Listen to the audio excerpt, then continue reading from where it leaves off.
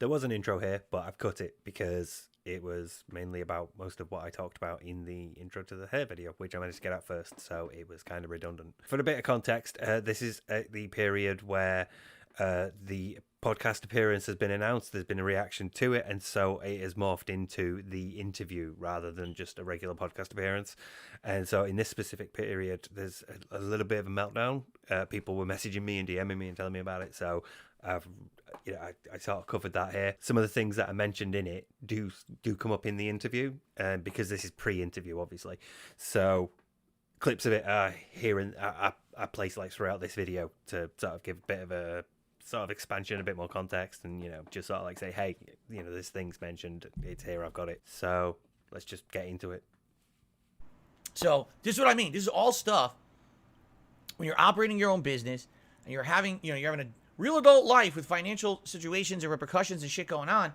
This could be stuff that goes on in the back of the heads of people, and you never know. Oh god, my heart rate's already going up, and it's not even this shit kicking in. Like the idea of Phil of all people telling you about, having actual adult responsibilities and working and operating a business. There's something still so hilarious about that. And I think it's the obliviousness of it all. I know that narcissists aren't really equipped with the ability to be introspective and self-aware, so it shouldn't really surprise me, but like, fucking hell, Phil. And it's weird because when I was younger, I would see like people who were like 40 years old, and a lot of them would be all stressed out and pissy. I was like, so who pissed in your Wheaties today, right? Like, who ruined your life that now you gotta be a jerk to everyone around you? And now I'm 40, right? I'm 40. I'm like, now I kind of get it, because you never know what's going on behind the scenes of someone's life. You don't know how stressed they are, or what could possibly, they're so afraid because something that could ruin their life could be lingering and they have no control over it. When you get to this age, there's so many factors going on. I mean, not only stuff like that, there's health factors and things. You know what I mean? Like, there's a million things going on all at once. Jesus Christ, Phil, breathe. Fucking hell, this is... Like, I speak that fast when I'm really running through something. That is frantic. There is nervous anxiety to that. There is... I feel like there's a lot to unpack there with what he was talking about as well. Because I feel it's not quite the closest he's come to being self-aware, but it's Freudian, right? And when we say Freudian, I know we think of like sexual related things, but Freudian in the context of a Freudian slip, this is that sort of unintentionally revealing aspect to it. That if you were self-aware, you either wouldn't have said, or you would have like worded it appropriately, to show that you were aware of it. I mean, he's sort of admitting that these things exist and they worry him without outright saying that they exist and worry him, and that's quite revealing because it shows that it's weighing on his mind internally. It shows that they do exist. And he's struggling to cope with them. He's struggling to block them out. His normal coping methods are not working as well as they used to. So they're starting to sort of, the worries and the anxieties and all, like the thoughts are starting to sort of manifest a bit more. They're becoming a bit more persistent, and he's really struggling to block them out. So I've said it before, we are heading towards like actual breakdown on stream territory. Like this is 3 days from the meltdown about appearing on the Side Scrollers podcast. Like, for this section here to come so soon after that, that's quite worrying. I mean, if he had friends, they'd be worried. That's another thing. Should I get into that now? I don't know. I feel like it's going to come up again later. But the fact that he has no one around him to help him, that's going to be a serious problem. And you could just be like, seriously, you're to the point where you never know what's going on in someone's life, right? Sorry, can we just point out, we know there's nothing going on in your life because you tell us like so many things about your life. You tell us like what you do on your day off, which is 95% of the time, and I'm only sort of like biasing because recently there are previous examples of Kat going out with him, but more and more recently she's been staying at home while he goes out, right? So we know what he does on his days off, and we know that he's here the other 6 days of the week, and we know that there's not really much going on in between these streams because he complains so much about having no free time. So let's take him at his face value and assume that he is busy with work, however you want to define work. Babysitting the uploads, let's go with that, right? And you have all these demands of your time that mean that, you even struggle to see your wife. So there's nothing going on in your life, Phil. Everything that happens in your life takes place within the confines of your house. The rare times when you interact with another human being, it's because you're out shopping or accepting a delivery at your door.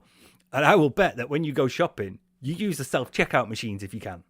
If they're not there, or, like the closed or they're all taken, you might go to a cashier, but most of the time you use the self-checkouts because it means that you don't have to talk to anyone while you're doing it. So I need to stop hitting this. So at least in this day and age, when I run into someone who looks like they're really upset or they're pissy or they're stressed and they're acting like a jerk, I at least kind of give them the benefit of the doubt for the moment.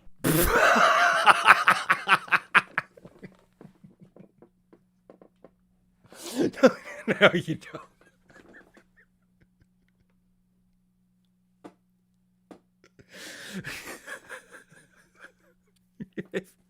If you thought for a moment that Snowkarl was acting like a jerk, you would call him out right there and then. You would not give him the benefit of the doubt and assume that something was going. Is this empathy? Is this like the closest you have come to empathy? You are considering other people. You are talking right now about, this is really important now, right? Fuck that comment about Snowkarl. This is the important thing now. You are talking about considering what's going on in other people's lives. You are talking about considering another person's perspective. We are at like base levels of empathy here. Is this like, this must be the closest he's come to feeling it. To sort of like this revelation, this midlife crisis of, oh my God, I understand why other people were assholes now. Is this empathy, or is this just you projecting because you've got all these things in the background that are stressing you out, and they're what's making you pissy? So whenever you get criticized, whenever somebody says, Phil, you're acting really pissy, you're acting very petulant, you're acting like this, you have the defense of, well, it's not my fault, I've got all this shit going on in the background. I think it is more likely to be that than actual genuine empathy, or at least like a struggling, fumbling attempt towards it, because it's not come from thinking about other people and then understanding their position. It's come from, I have reached the same point, so now I understand. There's a difference between the two, So it could be either. But I don't think it is. I don't think it's empathy. I do think, not still, that would assume I came into this with the pre-existing idea. I do think, having sort of like reasoned it out a bit, that this is more likely to be a justification for being an arsehole. It's not like, look, when other people were arseholes, they had all these things going on. And now, because I've got all these things going on as well, that's why I've been an arsehole. So it's not really my fault. It's other things. I've got all these stresses and bills and job responsibilities and operating a household, Do you operate a household? All that shit. So I fucking love operating a household. Do you operate a household? It's become one of my new favorites. I understand. Maybe they're acting like a jerk right now, but maybe there's a really good reason for it, because they're so, emotionally upset about stuff. Maybe that's why they're actually acting like that. You know what I'm saying? Like, maybe it's because there's so much going on in their life, and now I get it. Because now I've been there and I've seen that kind of shit going on behind the scenes in my life. Yeah, there you go. It's not like, you know what? I tried to think about what it would be like to be that person. and what they might have going on in their life, and I sort of understand why they behaved the way they would, and, you know, because they went through this experience and that changed them this way, and I can see that. So no, it's I've gotten to 40 and I'm stressed, so I understand why I thought everybody else was stressed when they were older. You know, when I was a kid and I saw adults being stressed, I now understand that because I'm an adult and I'm stressed.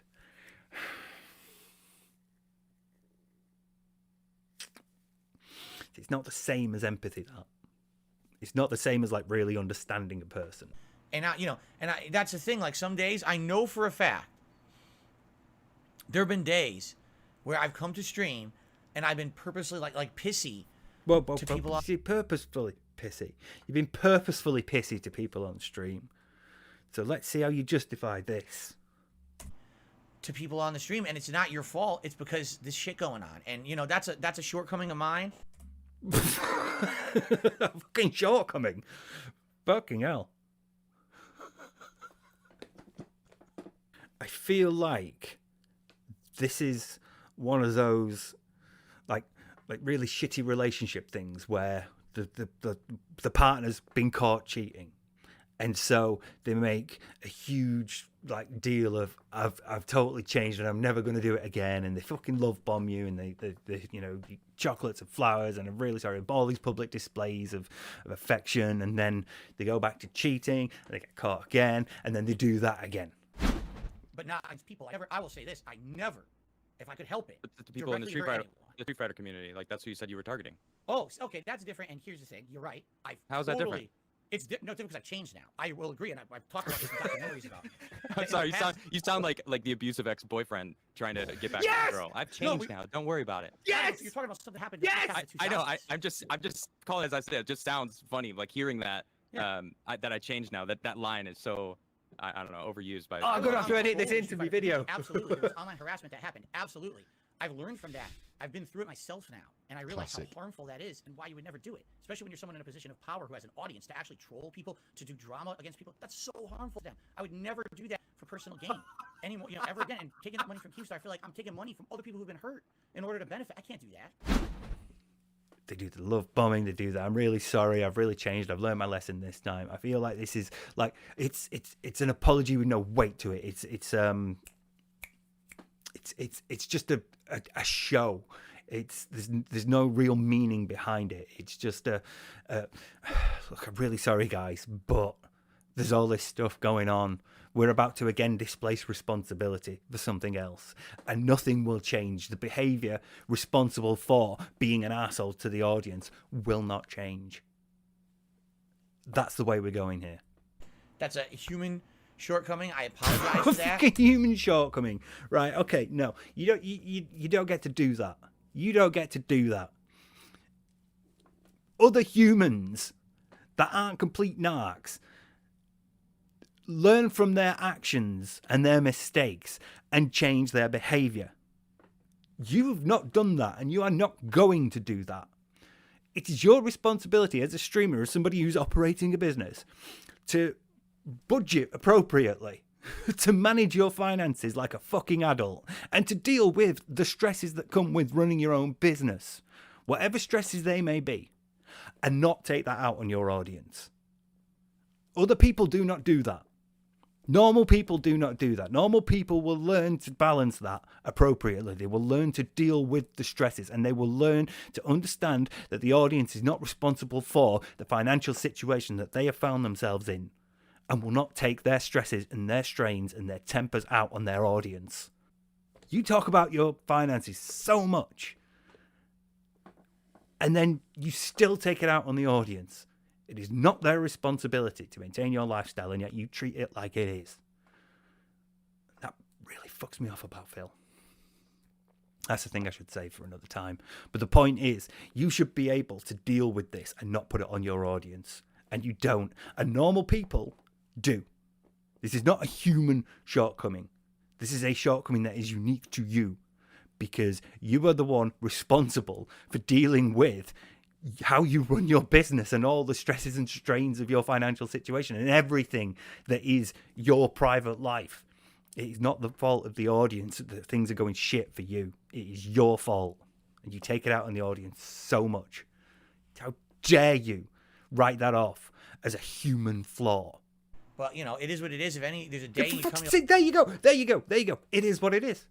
It is what it is. That's what you say when you've admitted defeat, when you've accepted powerlessness, when you recognize that you cannot change a circumstance. You know, I am on the waiting list for a spinal fusion surgery, but I am an elective surgery. I am not an emergency surgery. So if somebody has a car crash or a scan reveals a tumour on their spine, they will be put on the list ahead of me as emergency surgeries. They will get treated before I will, so I have to wait longer. That is a situation where I cannot affect change. So it is what it is. I have accepted my powerlessness in that situation, so it is what it is. That's not what you say when you are owning up to a flaw and accepting that, yeah, I need to change this. I recognize that this is a bad thing that I keep doing. But it is what it is. Like, Phil, why do you seem so upset today? That's probably why. There's probably stuff going on behind the scenes I can't really talk about. And it's affecting me in a real negative way. And it sucks because I'm a public guy. I can't just decide, oh, today I'm really upset about stuff behind the stream. I guess I won't go to stream today. No, I can't do that. You can if you want. You're in complete control of your own finances. You do that. You can take control of your schedule and your job and have a day off. But your financial situation demands that you can't. That's the problem. You know what I mean? Like, I have to be on stream every day and be a public-facing personality to make a living. This is my job, to be here on camera with you guys, you know? So it is tough some days. But being a public figure doesn't mean you have to share every aspect of your life with your audience. So, you know... You use privacy as a shield. You selectively decide when to use it. So, if you can turn a situation to your benefit, or if you can make a profit from it, you will absolutely monetize that. And if you feel like a subject matter, a question, a discussion is getting too close to home, then you cite privacy and immediately kill that conversation dead. If you are more consistent with, if you were like normal, you would be able to understand that. You would be able to understand which aspects of your life are better left private and which aspects of your life it's okay to talk about. So, you know, this is the thing that Phil has always struggled with. Phil has always overshared. Like everything. He did condo tours. He walked you around his house. He told you everything. So that's why there's a fucking search engine for you. You've said and done that much. To not have that negativity come through. And I apologize for that, you know? See, there we go. There we go. There's the apology. There's the I'm sorry about that. And what will come next will be a lot of excuses as to why it's not his fault. And a sort of token gesture at change. A sort of like, I will try to do better. And nothing will change. I also want to apologize because I got a couple of messages overnight from people saying they're upset with me. Oh. And whenever someone's upset with me, I want to seriously consider it for what they're saying at face value.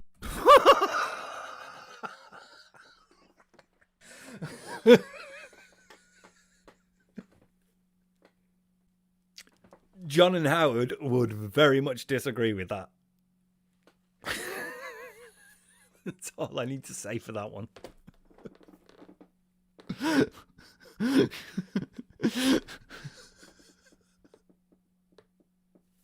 Oh my God. All right. And these are not people, these are not trolls. I want to clarify something. These were not trolls who messaged me. These are actually like fans, people who I care about because they care about me. Okay, so he doesn't really care about them. He cares about them because they give him money, right? These are fans of his. They've earned his trust one way.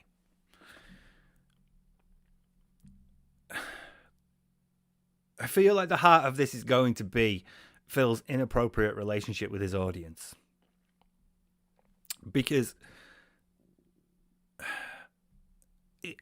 when you're at that sort of level of trust, as Phil is describing, you sort of crossing the line from a parasocial relationship to a relationship because you're directly interacting and responding with people. It's sort of like, well, it's like DMing someone on Twitter or Discord. You know, you're directly sending them a message, and if they reply back, they're directly replying back to you. It's sort of crossing that line. You're no longer watching and leaving comments underneath a video. The sort of fundamental mechanic of the relationship has changed. So the way you interact is now more akin to a social message. It's more akin to a social interaction because you would message them like you would message an actual family member or, you know, one of your real life friends. But Phil directly relies on these people for money, and he manipulates them into giving him money. So I don't trust that he is capable or willing to appropriately manage this sort of relationship with a fan. And we know he's not, because the only two relationships he's ever had has been with fans. So, and they're very upset with me. And so I want to apologize to everyone for the last few days. If you feel like I came across like yesterday or the day before and I was talking about tips and can you help me with tips and stuff like that. People don't like that. And they're pissy. Not pissy, excuse me. That's the wrong word, not pissy. There you go. There you go. That was very, very interesting, Phil. That is what I meant when I said Freudian earlier. That came out unimpeded and genuine. That is how he felt when he got those messages. He felt that they were being pissy. And he knows that he can't say that. Yet still he did. That was fucking glorious. Let's see that one again. And they're very upset with me.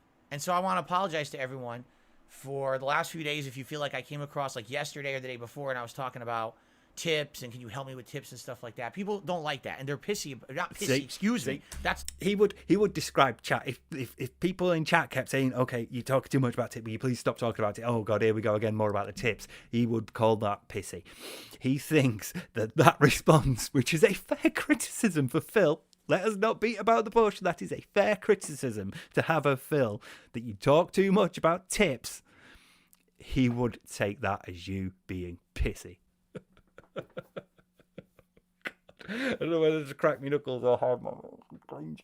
Oh, before I forget, also, there was that token apology as well. And so I want to apologize to everyone for the last few days. If you feel like I came across like yesterday or the day before and I was talking about tips and can you help me with tips and stuff like that. You know, I do want to say I'm sorry for all that, but, you know, not really.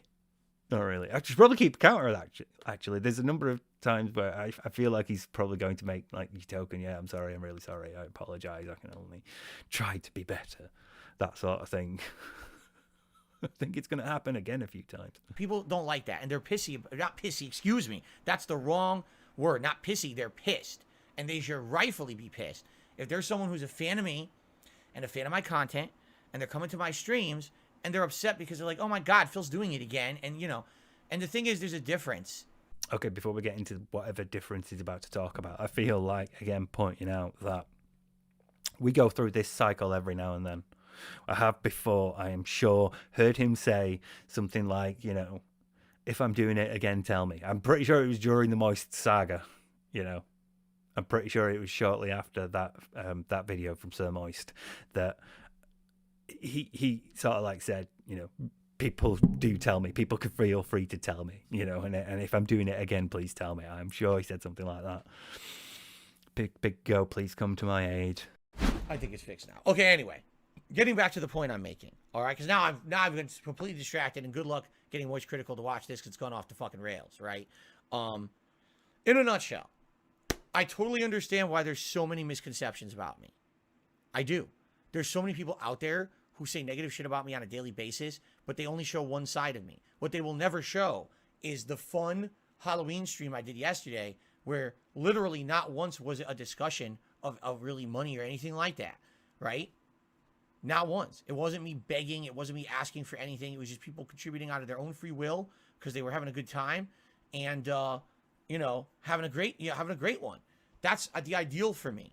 But sadly, I'm in a situation where I have to ask sometimes because if I'm having a bad week, I need help to get by. And if I don't get that help, I can't make a living. I can't pay my bills. You know, I got a family, you know, and I got to take care of that, you know. I understand the Scorn stream was bad. I outright admit it. I was emotionally fucked in the head because I was so upset at a bad week. I know for a fact there have been days where I've come to stream and I've been purposely like pissy to people on the stream, and it's not your fault. It's because this shit going on. On top of that, a bad game. On top of that, a bunch of jackasses coming to the stream to make fun of me. Literally none of them supporting anything. They were just there to be toxic. All right? And I'm a human. I'm a flawed human. That's a shortcoming of mine. That's a human shortcoming. I apologize for that. I'm not perfect. I have a lot of issues. All right? Be honest. I do. But, you know, it is what it is. If there's a day and you come, you're like, Phil, why do you seem so upset today? That's probably why. There's probably stuff going on behind the scenes I can't really talk about. And it's affecting me in a real negative way. But I have a meaningful business that I operate. People say that has meaning to them, that I make the content I do every day. It's not for the mainstream. It's for a small group of people. That's okay, because I can still make a living. Yeah, some people say it sounds like it's greedy when I'm saying, hey, can we get some more contributions? Can we hit a goal today? You know, and if that's how you take it, fine. Just know that that's not who I want to be. That's not who I aspire to be. And there's days when I'm not like that. It depends on what happens in my life. I didn't used to be like that back in the day. I didn't have to. You know what I'm saying? Okay, are we good? Thank you all for an episode of the podcast. I've been trying to take as much advice as I can recently. I really am. As people who concretely seem to come by and actually care. They're not just being dicks, but they're actually caring. These were not trolls who messaged me. These are actually like fans, people who I care about because they care about me, and are like, this is what we think. People don't like that, and they're pissy. So here's what I'm gonna do. All right, and this is what I've been trying to do recently. You know, try not to bring up, you know, money. Try not to do what people consider e-begging. I've been trying to cut down on that dramatically and just let the streams be what they are. You know, I'll mention the goals. I'll bring it up if, you know, it's something that we're near, like, oh, we're about to hit a goal or whatever. But outside of that, I just let it be and I don't harp on it, right? Now we got someone who just gave me advice. They said, if anyone tries to goad you into talking about those fucking memes, just ignore them completely. I'm literally gonna take this advice. And if I do it, you call me out. I'm officially stating this to the internet. If you see me falling back into those bad practices, call me out and say, you're doing it, Phil, please relax. And that's exactly how you should say, Phil, please relax. And if you say relax, I probably will relax. Because when you say stuff like that, then I realize I'm getting too worked up about bullshit. I'm like, you know what? They're right. Relax. There's nothing important here. And I will, and I'll calm down. But I need your help. Because again, I'm just a flawed human. I'm a human. I'm a flawed human. That's a shortcoming of mine. That's a human shortcoming. I apologize for that. And I need help to realize when I'm going a little bit too much, you know, one direction or whatever. Okay? Sound good? So hopefully this will be a great streaming week, great content. People will enjoy, engage, and yes, support. And it'll be not a concern. It won't be anything I have to talk about that I'm so nervous about stuff. You know, I just ignore it and just get back to enjoying games again, which is what I was doing for the last 2-3 months. And I really feel like I lost my way this week because of that. And I'm sorry for that. Okay? I'm going to do my best. I'm only human. I'm just a flawed human. I'm a human. I'm a flawed human. That's a shortcoming of mine. That's a human shortcoming. I apologize for that. I hope to not fall back into my ways, but I might. And I hope you will forgive me if I do. Call me out if I do. I want to be called out on it if I'm doing it. Please. And thank you for understanding. Really. You know? I don't want to be like that. I don't want to be someone who's all about income and money and shit. Oh my God, Phil's doing it again. I hate that. I hate when I mention it and I hear it back. I'm like, why the fuck did I say that? Oh my God, Phil's doing it again. But I get nervous. I'm nervous right now. Oh my God, Phil's doing it again. Because I did have a slower week. Oh my God, Phil's doing it again. I'm hoping next week's better. That'll help out. Oh my God, Phil's doing it again. And I won't have to worry anymore, you know? Or at least come to Editor Steve's aid. Between saying to you guys, you know, I'm stressed today because finances are going bad. Or there's a difference between that and saying, hey, by the way, send me tips, right? There's a big difference between those two things. Yes, there is, Phil. Yes. But they do have one sort of common unifying factor, and that is it's nothing to do with your fans. You are responsible for that, and you should not be putting that responsibility on your fans. I know your fans are the ones that actually pay for your lifestyle. I know that they're the ones that, you know, essentially pay your wage. But they are doing that to a disproportionate amount, and you are putting an unreasonable, unrealistic, and again disproportionate amount of pressure on them to do that. You are one of the few creators that begs like this. Most other creators are actually genuinely happy to get tips and support. I'm thinking of King Jad specifically here, because he always says it. He's always very grateful for anything anybody gives him. So most of the creators do not pressure their audience for money like you do. And so neither of those things should really be spoken about in that way. You know, it's fine to come on and say you're stressed. It's fine to come on and say, you know, you've got stuff going on and it's really stressing you out. But there is a difference between being able to do that and doing that like you do. There is a difference between doing that appropriately in a way that does not pressure your audience into giving you money and how you do it. And it just sucks because being that my major source of income is crowdfunding from you guys, right? Major. I mean, the only other thing that I really get income from that's not crowdfunding is ad revenue. And ad revenue is all over the place and you can't control it. Half the time my videos get demonetized. I mean, I couldn't tell you, probably 2 videos a week on DSP Reacts is monetized. Everything else is demonetized, right? So you can't really control that. And so when I'm in a situation where things are bad or tight, you know, it's like kind of going to a friend or a family member and saying, hey, things are tight. You know, you were already going to help because you probably were going to. Whoa. Right, okay. I was waiting for you to stop, but you just started like getting worse. There's an earlier point I need to address here. The only other thing that I really get income from that's not crowdfunding is ad revenue. And ad revenue is all over the place and you can't control it. Half the time my videos get demonetized. I mean, I couldn't tell you, probably 2 videos a week on DSP Reacts is monetized. Everything else is demonetized, right? So you can't really control that. You can't really control that. No, you can't. But you are responsible for doing that. This is the life that you've chosen to lead. This is the career you've chosen to pursue. You are responsible for controlling your finances. You are responsible for budgeting like an actual fucking adult. And so when I'm in a situation where things are bad or tight, that's your fault. That's your responsibility. That's on you. It's not it's not the responsibility of your audience. You know, it's like kind of going to a friend or a family member.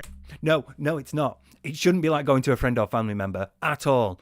That's a completely inappropriate comparison. You should not make that comparison at all. It is nothing like going to a friend or a family member.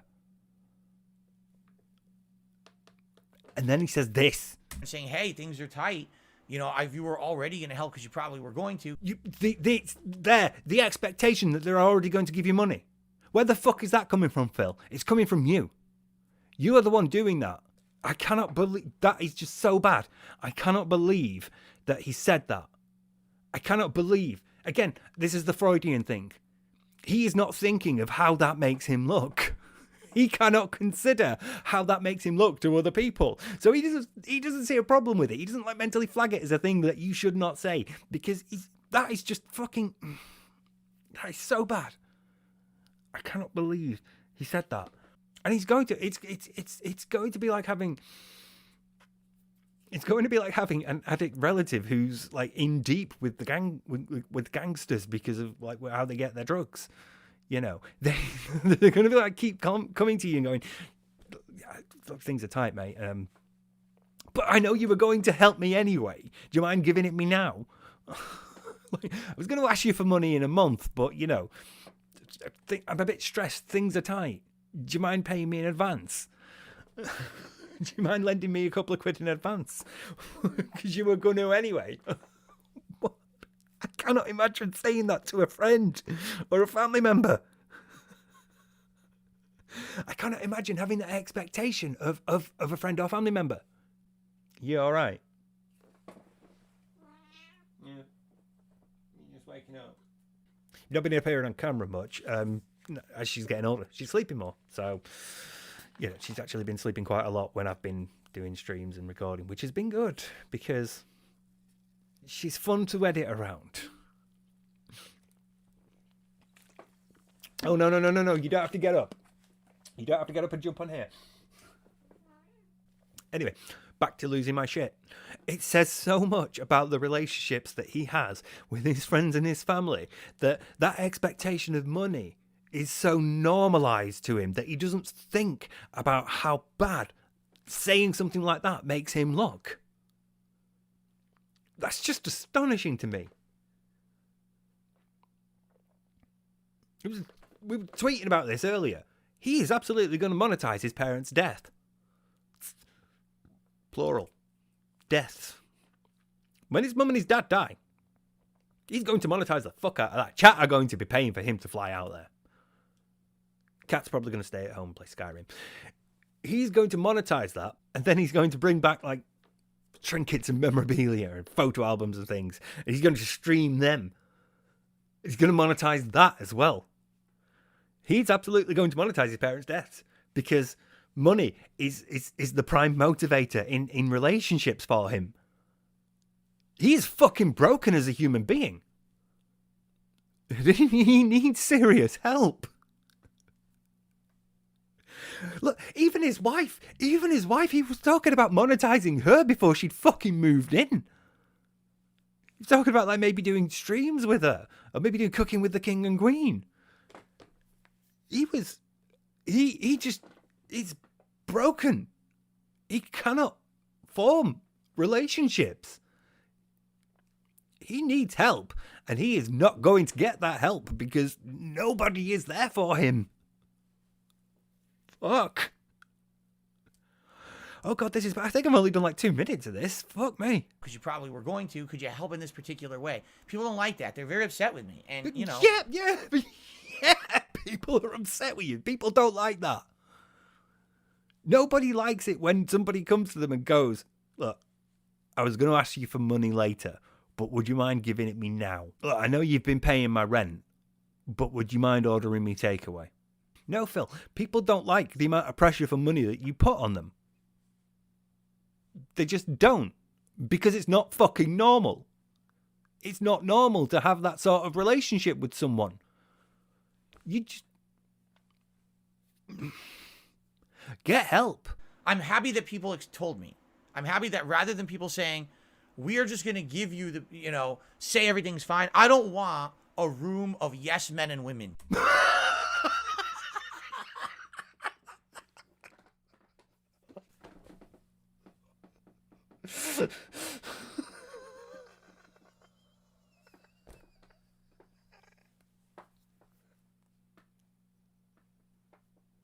Your chat is the literal definition of groupthink. You have cultivated and conditioned an audience of yes men.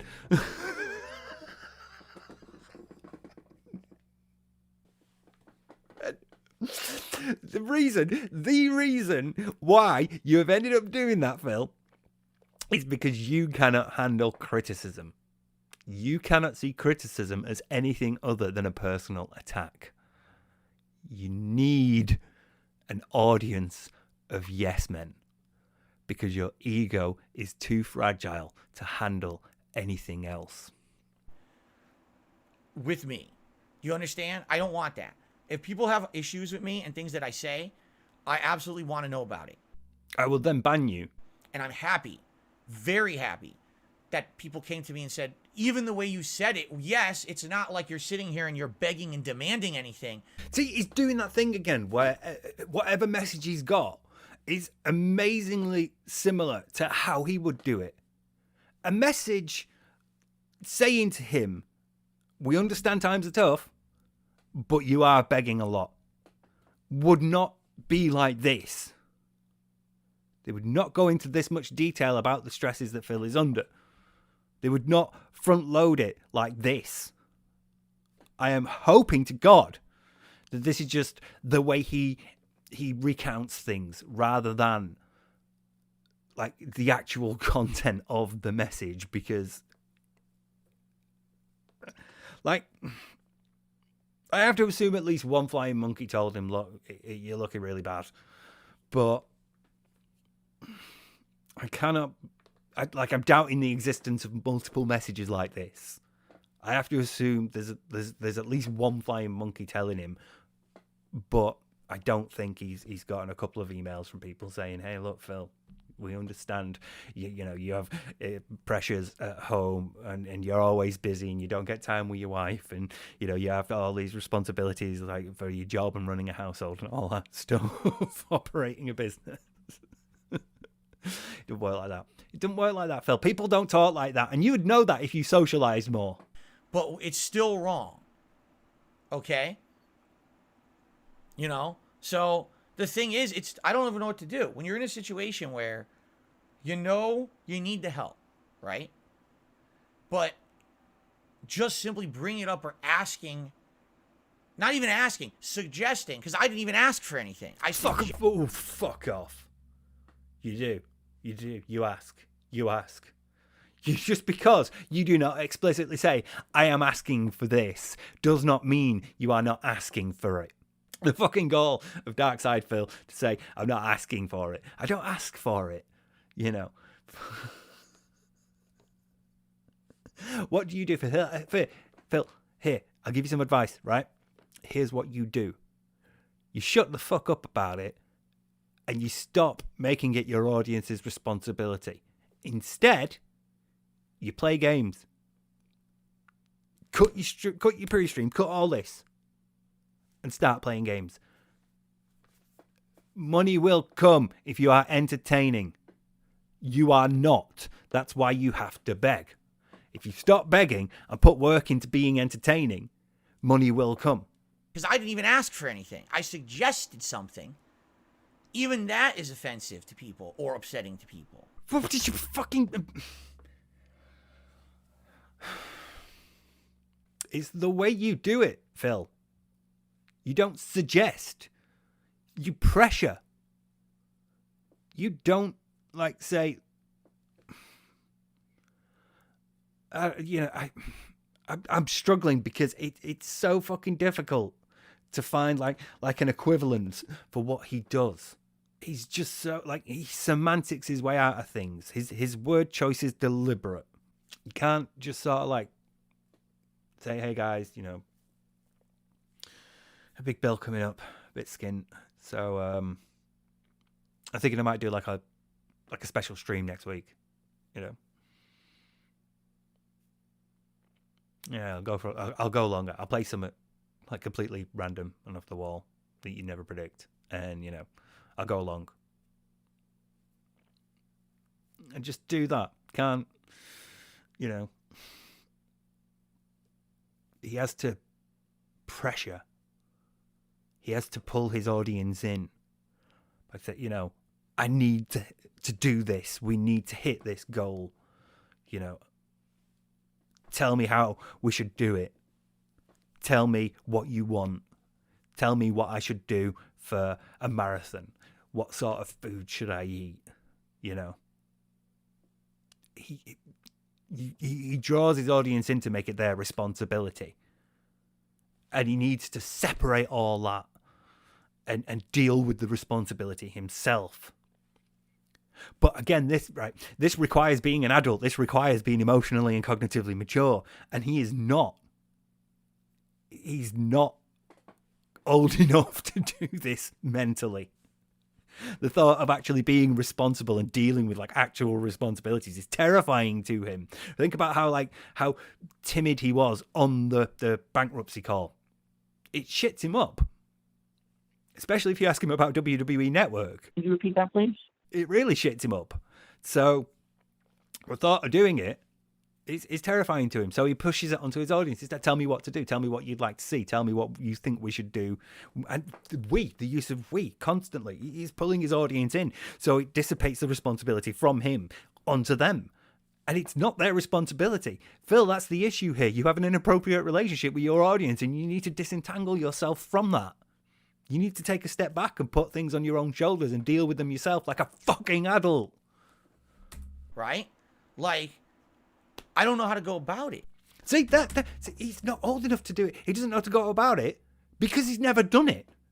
He's never done it before. He's never had to actually deal with this. He's always kicked the can down the road. Every credit card has been paying off another credit card.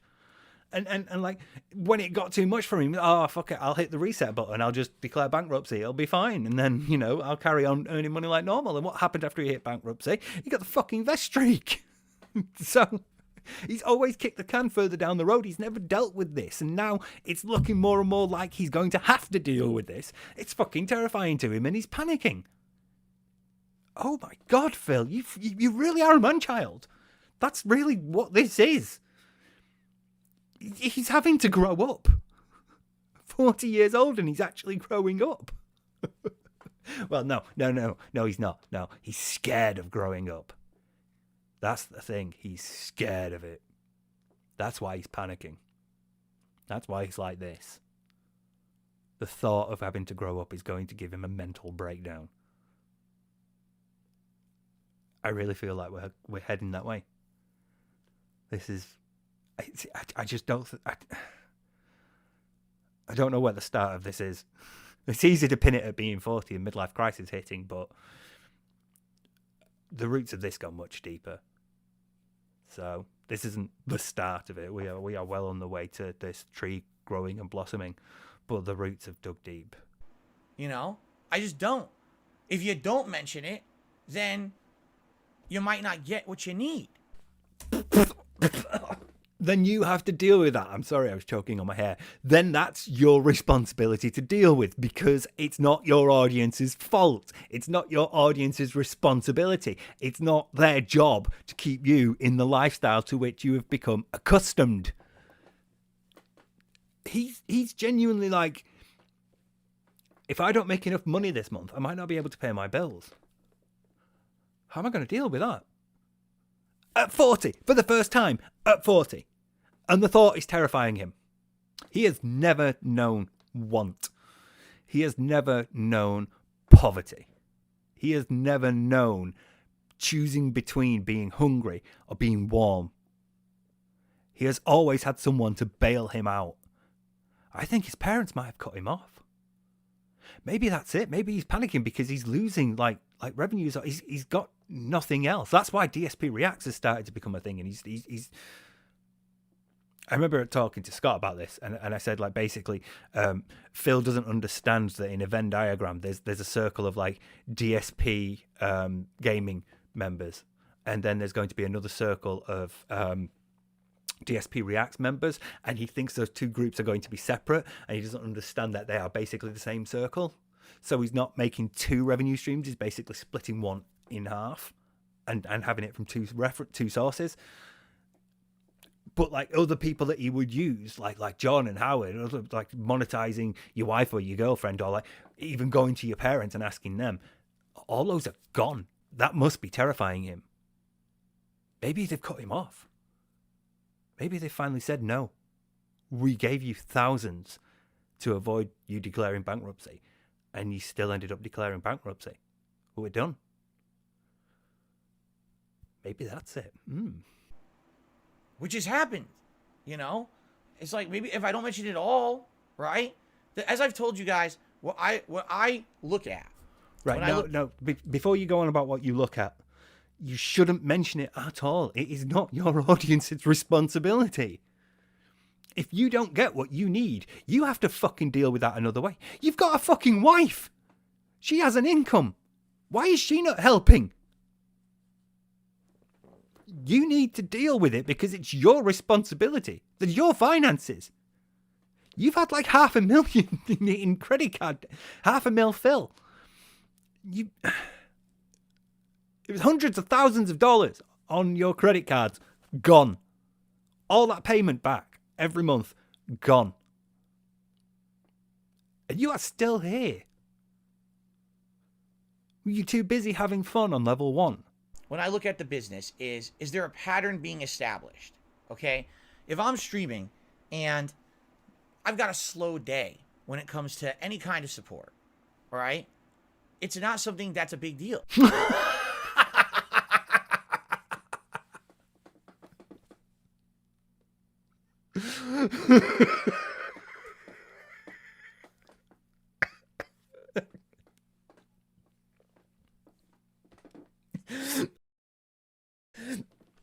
cut this.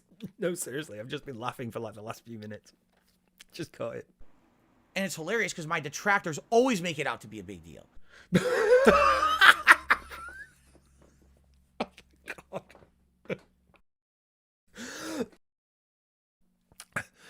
No. What we make a big deal out of is you making a big deal out of it. We don't care how much money you get. What we care about is your reaction to the amount of money that you're getting. It doesn't make a difference to us if you get $5 or $50 or $500. What matters to us is the response that you're having to getting $5 or $50 and not $500. So, yeah, I can't help but feel like this is one of many, many cases of you either misunderstanding or misrepresenting a detractor position. But, you know, let's save that for another time and just move on.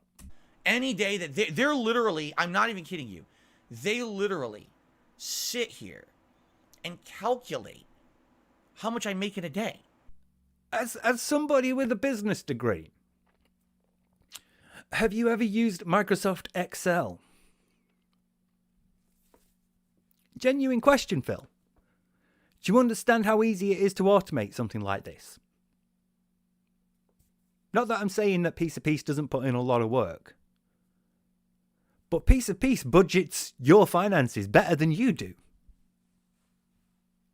So, it's not a difficult thing. I know it's, again, one of those moments where he's going to portray detractors a really bad way. But this isn't a difficult thing to do. Most adults do this themselves. Most adults keep track of their finances themselves. Like, my email inbox is just full of receipts for things that I've bought online. I never chuck receipts. I think I'm a hoarder. I think I might have a problem. Anyway, a digital hoarder, definitely, because there's no real limit to my email inbox now. So, fuck it. You can stay in the tens of thousands. Oh, I have a friend. I really should message her, because I've not spoken to her for a while. But it really got on her nerves that I didn't delete my inbox. So, Lindsay, I love you, and I'm sorry. And they post it all over their videos on the internet. Even I don't do that. Yeah, that's a problem. You don't budget. You don't keep track of your finances. Why do you not do that? Why do you think that's a good thing? Why do you think it's good that you don't do that when other people do it for you? You should be doing that. That's what a fucking adult does. They keep track of their fucking finances. They budget. The $5,000 business expense thing has been talked about by your detractors quite a bit. They say, what could you possibly be spending $5,000 on? Look, unlike you are a streamer who streams, by your own schedule. You're active 12 hours a day doing this, right? And there's and by your own back to admission, normal you speed. said like you didn't fix the set at all. It's been just a shoddy set for most of Oh, it's been over a decade of doing this. the little sound quality things at their end. So I thought it was because we changed the speed. There's this whole, like, what do your business expenses look like? I mean, I've done this for a long time. The business expenses are your initial cost of setting up your camera, your lights, and that's about it. And then after that, it's your cost Internet is your bill. time. The game. Yeah, is your time, right? And so walk me through, what does that look like? What is it specifically? There's this $5,000 business expense every month. Right. So Okay. what is this? Okay, so first of all, we're talking about things that came You want me out to pause? publicly during a bankruptcy. Yeah. Yeah. Right. proceeding. Okay. Okay, yeah. Right. So let's have a quick breakdown of the things that he could legitimately claim as business expenses. Right. He could claim his internet monthly. Like, these are monthly, not the one-off things like buying a monitor and a console. The monthly things. You can claim internet. Your internet bills you have to pay every month. You claim stuff like Xbox Live and PS Plus and all that, and you can claim like the games that you buy that month, right? Yeah.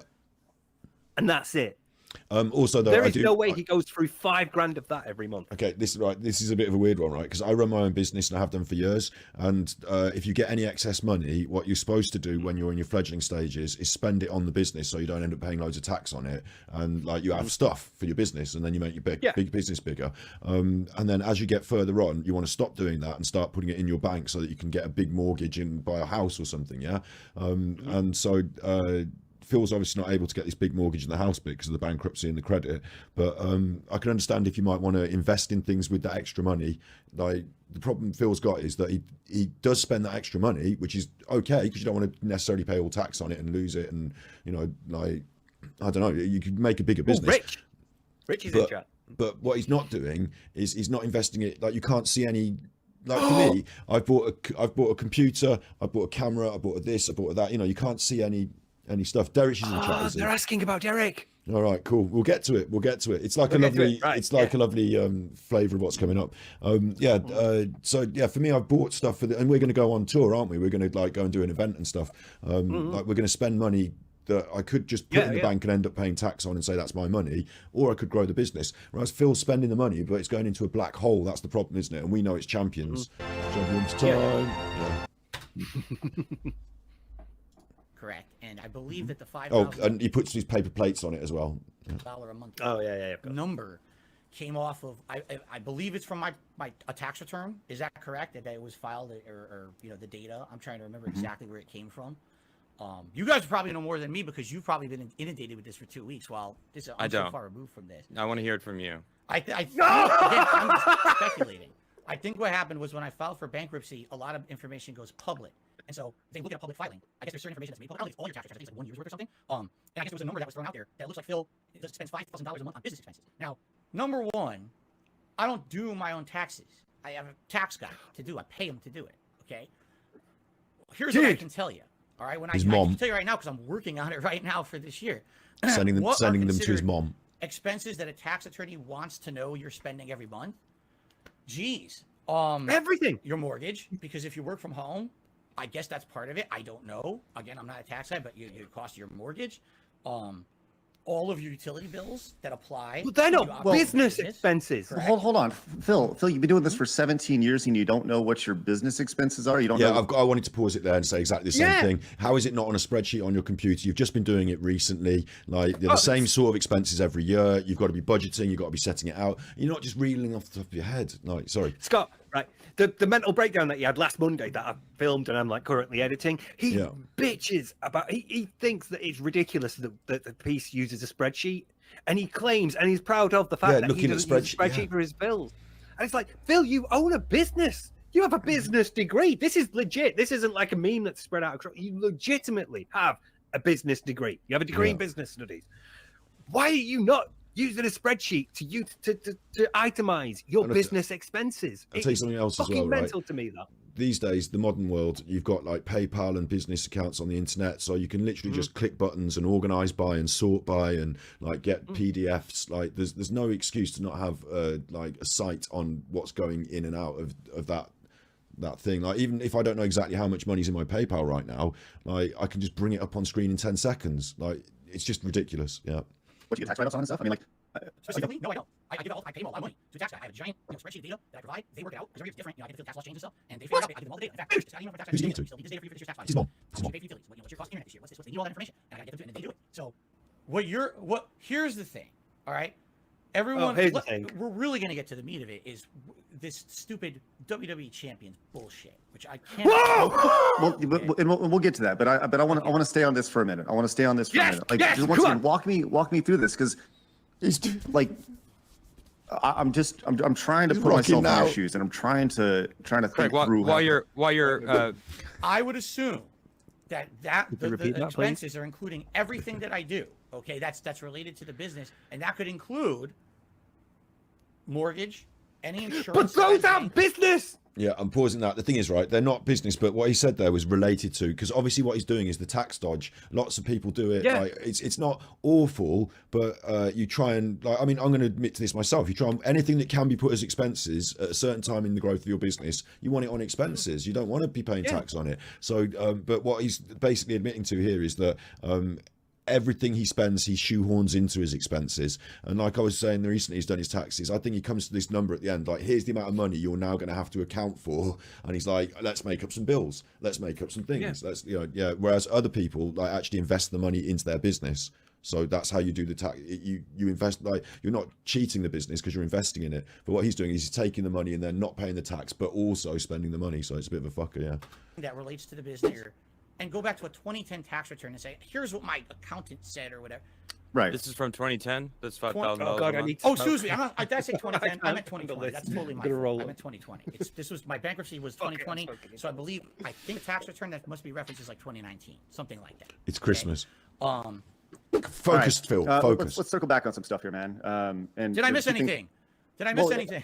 Yeah, there's a few things that I feel like we kind of went through, and I feel like we do need to kind of address. And I want to circle back to like the business expenses because we talked about the 5K, we talked about that, and but we didn't really get an answer, right? Like, and this kind of all ties in together. The idea of like as somebody who works online, I've been doing this for a long time as well. I understand that spending 5K on anything is a lot, and the idea of a mortgage being a business expense, that's not necessarily true. You can from a Again, I tax don't know. perspective, you can allow me to tell you because from a I tax don't know. perspective, you can You're 40! take the square footage of your office space in your house, and that can be deductible, right? And you can use that as a business expense. You can take the internet and do those things, but your entire house, your entire mortgage is not something that can be a business expense, right? Yeah. So with I didn't think all that of was But legal. you can't I don't claim think your that's car as a legal. business right, expense it's not. because you don't. It's not use your the car. way it goes. But with all that said, I feel like there's with everything lined up, right? There's still a lot. Like, are you spending that money on food, or what are you spending that money on? Because you can pay for meals out and things like that as long as you technically talk about business. I've done that hundreds of times where you go out to a meal and you say, well, we're gonna have a business meeting, and it's just you and your wife talking about whatever, right? It's just one of those things. But walk me through once again, like what are your month-to-month business expenses? What are you paying for as a streamer who works 12 hours a day? Kind of walk me through this. Well, again, I could tell you what I'm doing now. I mean, we're talking, what people are referencing is something from like 2019, I think, right? Is that a tax return? I'll tell you what, so I'm just going to pause quickly because he knows now, like, Keem's been on, this has gone this way. Yeah. Like, he's fully, like, he's not thinking I'm going to come back on this and deal with these people again. He's going to go on his decompression and fucking lay into them. Like, Now he's defensive. Now he's ready Yeah. for it. Now he knows the Keem's been back, so they're likely to press him harder. So. Exactly. And he's going to go with all his basic excuses, and he's not going to fucking give an inch now, I don't think. But I want to know about today. Like your expenses that you have on a month-to-month basis. What do those look like? Are your expenses? You know what? How about this? Give me 1 second. Sure, do your thing. Yeah. This should be What's fun. he doing? All right. Oh, is he turning the camera around? Looks like. I wonder what this could be a surprise. We'll see what happens. I'm an old man. Okay? Yes. Oh, he's got a I list. do something that no one else does. I use paper and I write on it. He's got a list. No one Okay, else now- does this, right? Now hold on, Phil. Before you show He's just been anything, doing his Oh, I'm not taxes. going to show. I'm Okay. going to read some things. No, I'm not going to Okay. show anything. I'm going to read some things. What I'd like to do is kind of go through here because people say every day, where does your money go? That's what essentially that's what he's you're asking. prepared this Right? Where does list. the money go? That's coming in. He's prepared a had- list. 100. But he's had to because he did his taxes with his mom last week, and she said there's a $5,000 black hole, and she said come back with a list of things that you spent this $5,000 on, and he's been writing a list, hasn't he? This is his taxes, like. You guys are shopping. Tell me. No, you're something, good. You're Russ. good. I'm Keep going. Keep going. Here we go. I'm going to go through this. I'm not exaggerating. Line for line, this is what I'm paying this month, and this is where Please. all my money goes, plus a few other things. Watch this, Okay, watch and this. this is literally all of it. There's a few other things. I have a subscription to Hulu. Tips. $10 a month. Business expense. Okay. Definitely not a business expense. I'm just saying this is where my money goes. This is everything. I'm No, serious. I'm it gonna cover can be. all. You could write it off as a business expense. I have my if you internet. react content I have about 2 it. internet lines that I pay for. Tips. They're very expensive because they're unlimited in my internet. head, I'm hearing the It's, Meerkat it's not an song. hourly. It's like you have to pay a ton of money. Yeah. Doordash, Hourly? Who pays tips. for hourly internet? No, not Tips. hourly. I said unlimited. Tips. Oh, I thought you said. Okay, you go ahead. I'm sorry. I I'm meant to say hearing data bag. rates, not hourly. My Got bad. it. Data rates. You know how much you use.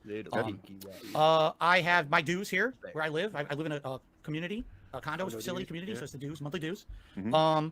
I've got. Let's see here. I mean, Game Pass. but you're reading off personal expenses, and that's no one's business. Right. I'm reading It's- off everything. it- I don't care.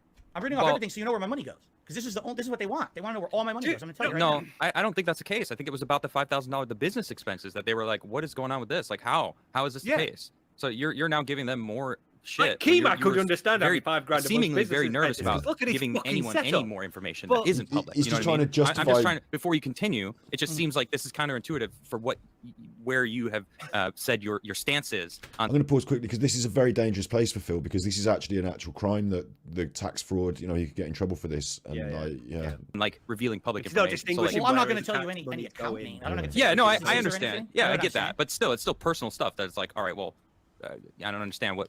That's not what the subject was about. It Right. was about the business expenses. Right. These aren't business expenses that you're reading off. This is personal stuff.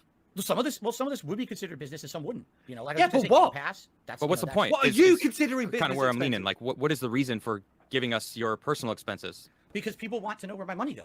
You're asking me Your business, what's- your So the business business. expense You're money. That's what specifically they're asking talking me- about. That's what I've seen on the internet. That's what I've seen that people are upset. There's the business expenses, the 5,000, and then like I don't know where this like $500,000 thing is or what that even is. But there's some questions. $500,000. Yeah, I don't know. I heard. I've seen. I didn't look into that much because I have multiple shows that I do, and I couldn't dedicate too much to learning about you. So I figured I'd come and just hear from you. You know, but like that's from what I've seen. It's the business expenses that's what people want to know about. Like how are you spending that much money on the business? Get to it. 13 Here's the credit thing. cards. If you were to nickel and dime every single transaction I do, when it comes to like video games and stuff like that, I don't think it gets close to that. I think I don't know how it was divvied out in those, in that report or whatever they used for the bankruptcy. I don't know how it's calculated. Oh my I'm not God. my bankruptcy attorney. I'm not my CPA. I know it's done right because I went through it with the bankruptcy judge, line by line. So is that where that large number comes from? Is the bankruptcy number like how much debt you had? Oh, I'm trying to take a. Oh, I mean, you would know, right? I mean, if that's what you I don't know. should know. Yeah. It seems like a pretty big moment in your life that you would know. I know. I didn't. How does I he never, not know? you know, it's not a milestone. Oh man, I'm so happy. I got $500,000 off my back. I'm not saying it's a good. How is that milestone. not a No, it's not a milestone? milestone. Something I want to move past and forget and get, put in the past. But I don't know. Maybe that's what that number is. But again, I don't Maybe. know. I can't go line item by line item. I don't know. It's from years and years ago. How do you not know? And guys, you still there? Yeah. Okay, You're you good. froze again. You're good. Jesus. You're good. You're good. You're good.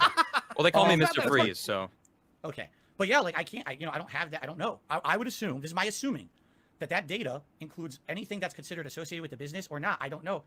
Again, I can without going through because I'm not going to go through all of it. Not his anyway. That would fault. be Somebody exposure else to has talk done about this. all that stuff. I feel. Okay, go for it. Okay. You were just A willing couple to things that outline no one every knows. I guess I expense have you've to. I don't want to do this.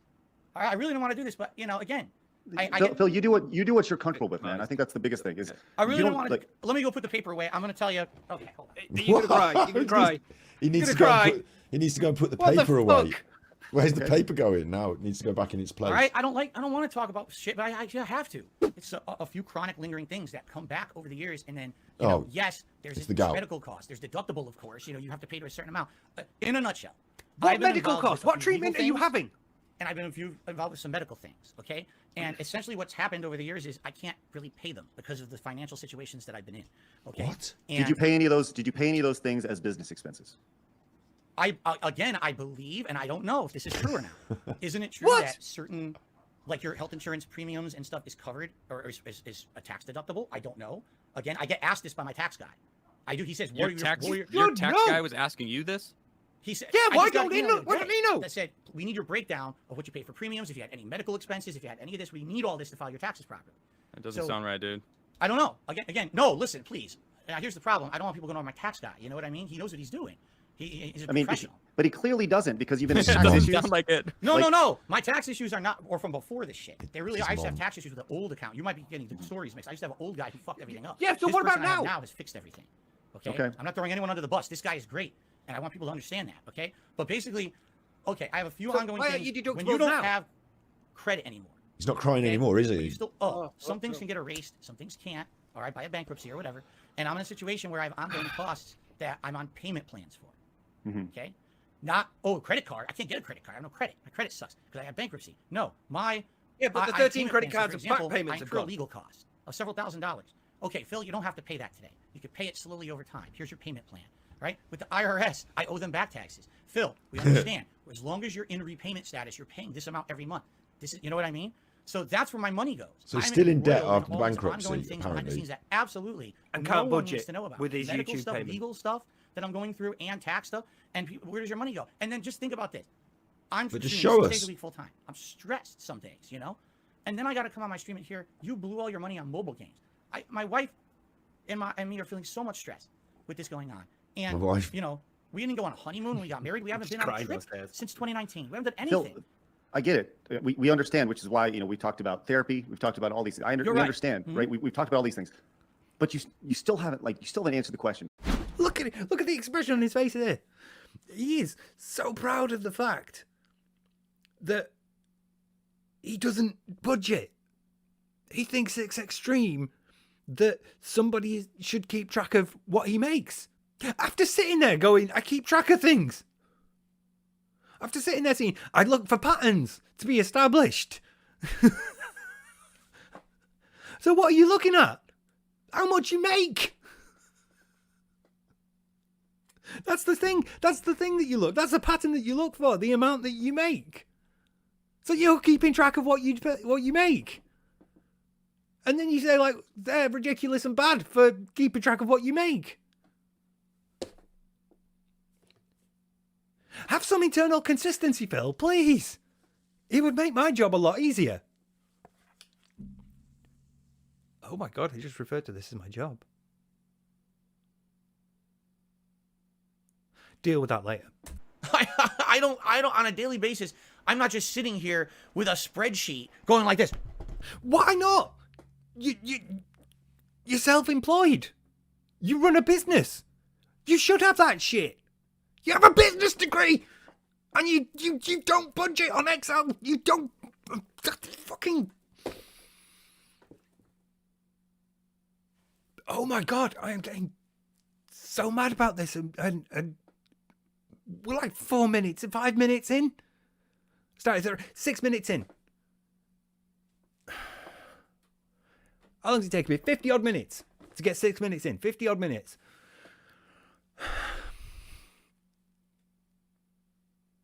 I can't believe he's sitting there going, I don't budget. Even I don't keep track of my expenditure on a spreadsheet. As a business owner, as someone who's self-employed.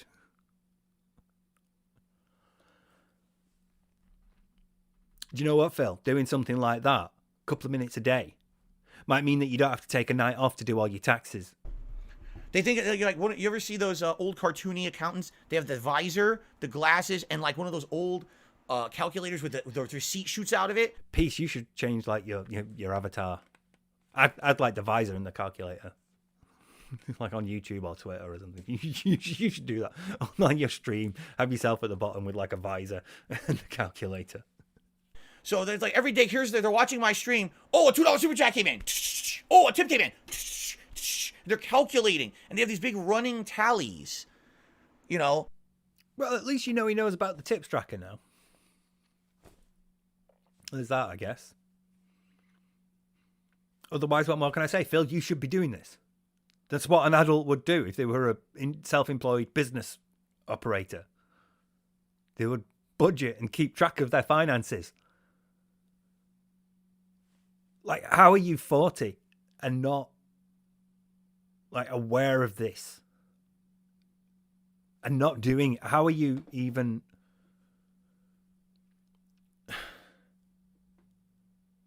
You pay a tax guy for the convenience of it all, don't you? That's what you do. Your tax guy ain't going to work for free. It's not like asking for intros and hoping that, Kid Flim submits one. It's paying someone to do it for you. That's worth it. That's worth it. That's why. I've got another hair tickle in my nose. Of what's I'm being made on a stream, right? Which is all wrong, because of course there's a million factors. There's chargebacks you don't know about. There's the fees associated with each and every transaction. What you see coming is not what a streamer gets. But, like, you could apply that on a spreadsheet.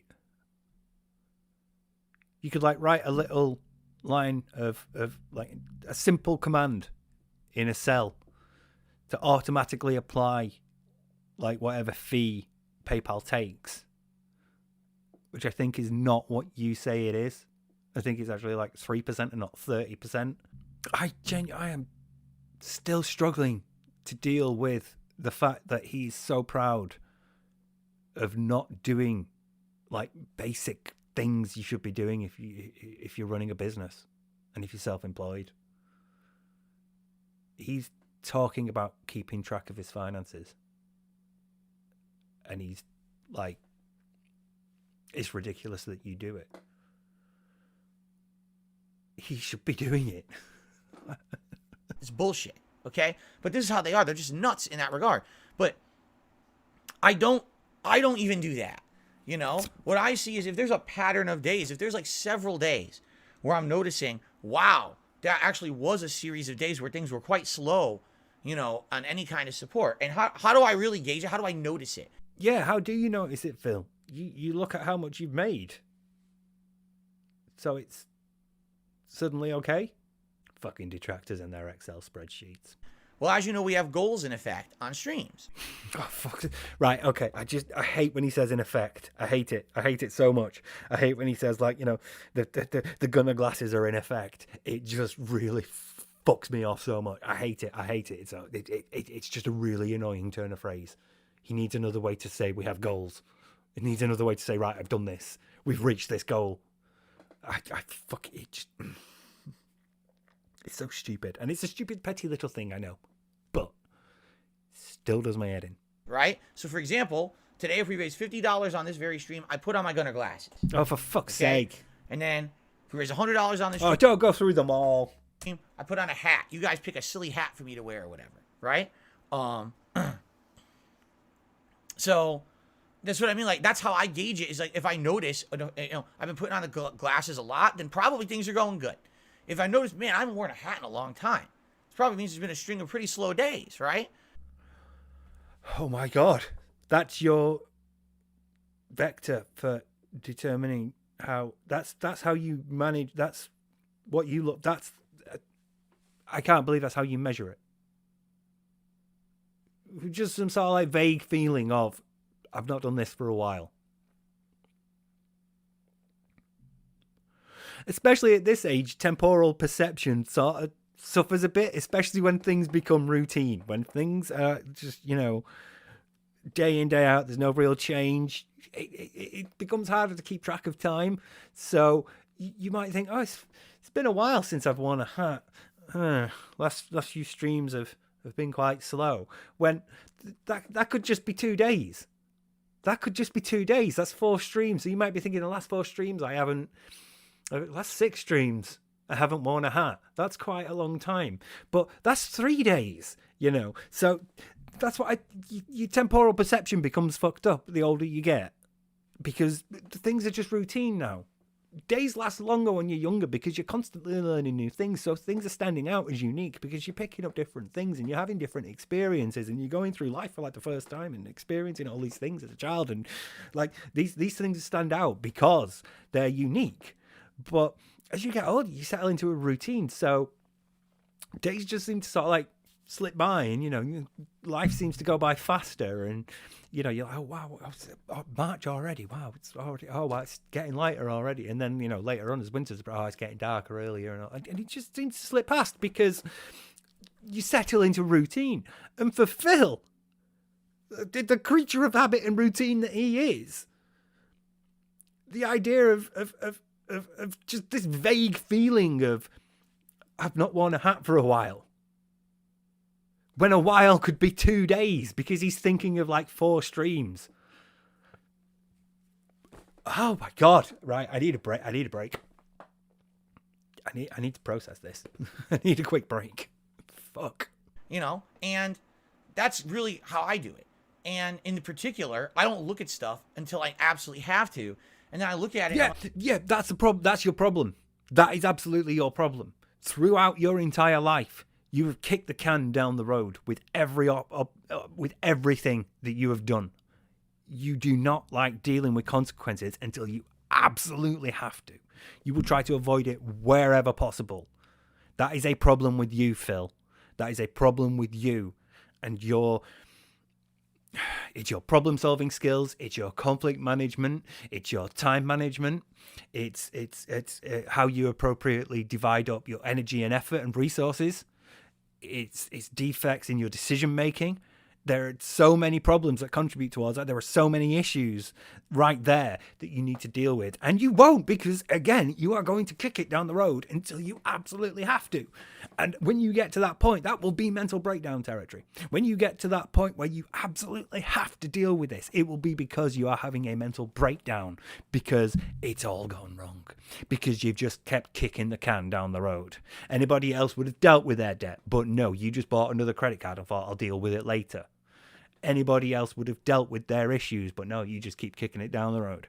Anybody else would have paid their friends for the work and the editing that they did, but you had the shits. So you emailed them to say you were sorry. You've always done this. You do not like dealing with the consequences of your actions. This is why we are having this fucking meltdown. And that right there is your problem. Like, oh crap. well, here's what's coming up. I got bills coming up. I got this coming up. And wow, because I've had a string of slow days that have happened within like a 2-week period, I'm in a situation where, wow, things are real bad right now. And I don't even know how I'm going to do what I need to do in the next week. Oh, if only you lived with somebody who had a job and could bring in a bit of extra revenue. Like, I can't imagine she's making as much compared to him, but still, Again, Phil, she's your fucking wife.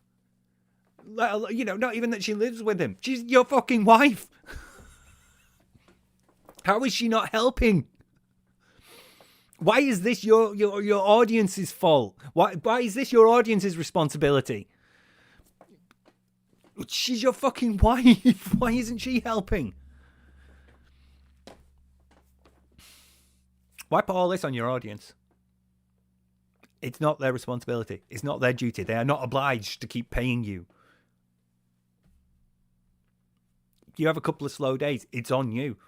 You need to deal with that. You need to find other ways. If this isn't working, Phil, you need to consider other revenue streams. You need to consider other things. But again, we're not going to get to that point. We're not going to get to the point where he's like, you know what, I'm thinking about doing other things. We're going to keep kicking this can down the road. And it's like, well, now what do you do? Say nothing. If I say absolutely nothing. Yeah, say nothing. Say nothing. It's not your audience's responsibility. Say nothing.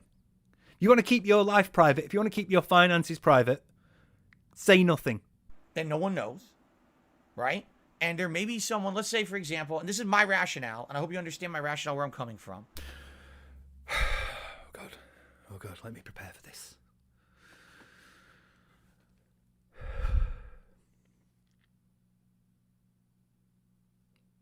I need to slow my breathing. I need to have a drink now, actually, before I decide I'm thirsty and I've got a mouthful as he says something stupid. It's easily a very distinct possibility.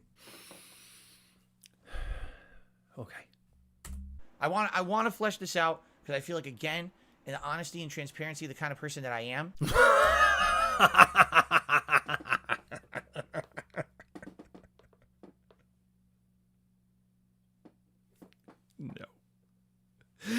No. No. No, just no. No. No.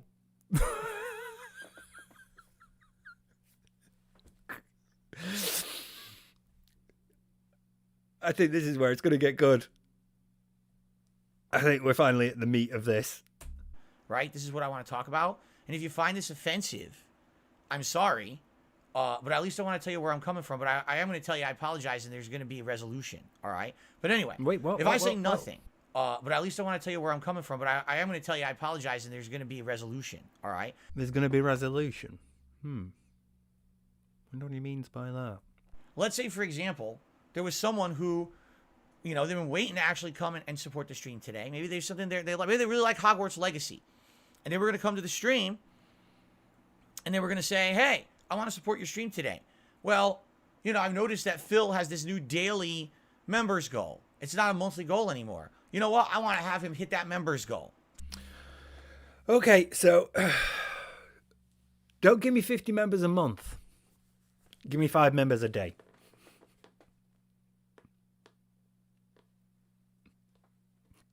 You fucker. You absolute fucker. One missed goal is all it took to completely abandon that idea. One missed goal. Rather than dealing with it appropriately and looking at why it didn't work and what he could have done to change and refine it and maybe make it a bit better next time, completely abandon the idea.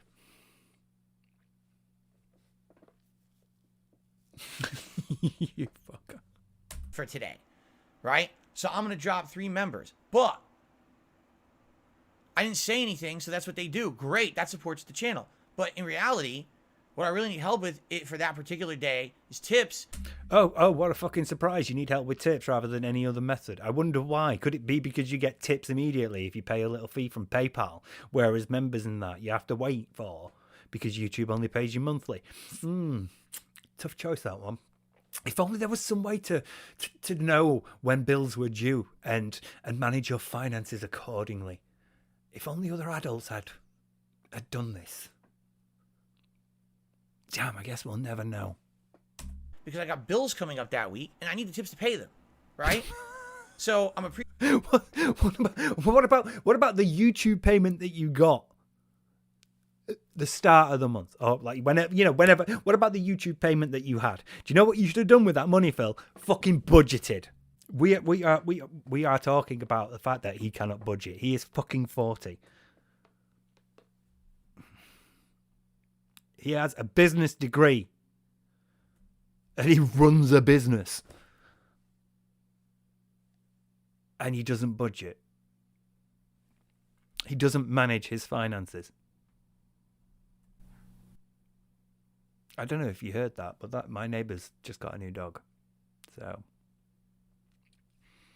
said the cat was a pain to edit around. Fuck. Appreciative of the support. It's amazing. But that person, maybe if I had said something publicly that they say, hey, just so you guys know, today would really help if you could tip me, because that's what I need right now. Fuck. That right there, Phil, is asking. That right there.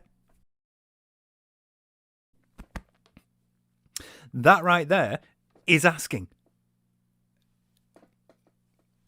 I cannot even. Where do you even start? Where do you start? What like how do you help him address this? How would you help him see that is the issue right there? And you have to consider that he is incapable of introspection as well. And the worst bit is, the odds are that if you did somehow manage to lead him down this path of like mental acuity that led to being able to recognize that behavior was bad and understand why it was bad, all you'd really be helping him do was refine his skills so that the next time he tried it, it would be more subtle and more successful. You're fucking doomed. You're actually doomed.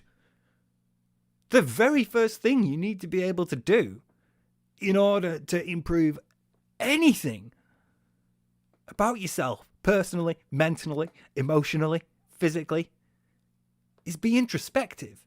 You need to be able to look at yourself and critically assess the things that you want to change. And if he wants to change how he handles this sort of thing, which he's apologising for, we're in the process of him apologising for being a bit of a knob because things have been stressful recently and you don't understand the stresses and what's really going on in someone's mind. He needs to be able to introspect and look at himself. And he fucking can't. So this is only going to get worse because he's incapable of addressing it. The members are great, but I don't get anything from them for like a month to a month and a half. A month and a half? How is it 6 weeks? It's every month. How would it be 6 weeks? A month and a half? Fuck off, you lying shit. Well, the tips I get now, and I really need the help now, right? But that's not your audience's responsibility. You should be grateful for any fucking support you get, regardless of whether it's memberships or tips. It's your responsibility to budget so that the money that you do get from YouTube is appropriately allocated. I cannot believe I'm explaining this over a man who is 40 years old, runs a business, and has a business degree. I feel like we have that relationship. Fuck, no! No, you shouldn't, Phil.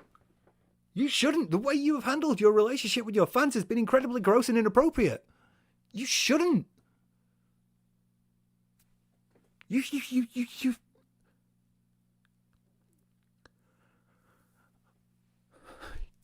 fucking, you.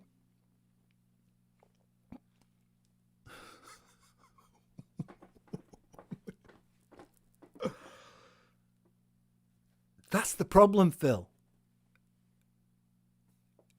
That relationship that you feel that you have with your fans is incredibly inappropriate to have with your fans. You shouldn't be seeing them like that, especially when it comes to money. It is not on them to keep you in the lifestyle to which you have become accustomed. You should not have that relationship with your fans. But maybe I'm wrong. Maybe we don't, right? I feel like we do. Oh, Oh, but Phil, you shouldn't. You shouldn't feel like you do. This is just so bad. This is like serious red flag stuff. He doesn't realize how inappropriate this is. He doesn't realize how bad it is. All he's thinking about is money. And because he's not getting that money, he's doing this. He's guilting his fans. He's saying, hey guys, I always thought we were closer than we were. But I guess I was wrong about that. I guess we're not. That's incredibly disgusting. See, that's the sort of thing that really should get you banned from a platform. But there's no rule about that. There's no rule about like what relationship you can have with your audience. So he's allowed to develop this. Like, it's just, I'm struggling to explain how inappropriate it is. I really am. You shouldn't be thinking like that. The last few years have broken his brain to the point where he thinks that this is okay. Worse, he celebrates this. He's like, God, we did it. We reached this goal. Guys, the support's been great today. We've had a great time on stream. We've chilled and we've interacted and people have told me it's been meaningful. We've been doing this. We've reached this goal as a community. We've made this marathon a success. You guys tell me you enjoyed it. You guys love feasting with the king. You guys love when I put on the hat and blow bubbles.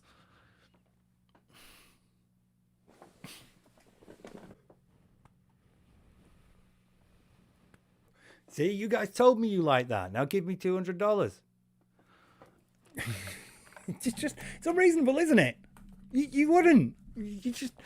It's so inappropriate. It just shouldn't happen. I've got so much soap over this now. Fuck me. Oh, I need to clean that. This is just fucking unbelievable. Suddenly just launch back into it. I'm fucking hell. I can't get over this. I cannot get over that he thinks this is okay. He doesn't, again, he just lacks the introspection. He doesn't realize how bad this is. He doesn't understand because he can't see himself externally. He can't put himself in another person's position and consider how he might look to them. And most people do this. Most people are self-aware enough to have like an internal sense of how they want to look. So, you do your hair a certain way, you wear certain clothes, you change your appearance for different social contexts and situations.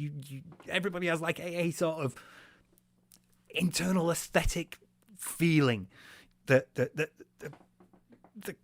lets them consider their appearance and how their appearance looks to other people. I can't believe that he thinks this is okay. Because these streams are small. Look at how many viewers I got. 300 some viewers. I'm talking with an audience of probably 20, 30 people in the chat right now who are directly talking with me. And I feel like we're having a conversation. You're not, though. You're not having a conversation. You're talking. They're sending you messages. But you're not having a conversation. Yeah, see, even she agrees. You're not having a conversation, Phil. You are literally talking to a camera. Like I am doing right now. It's taking suggestions. It's reading comments. It's having messages. It's not a conversation.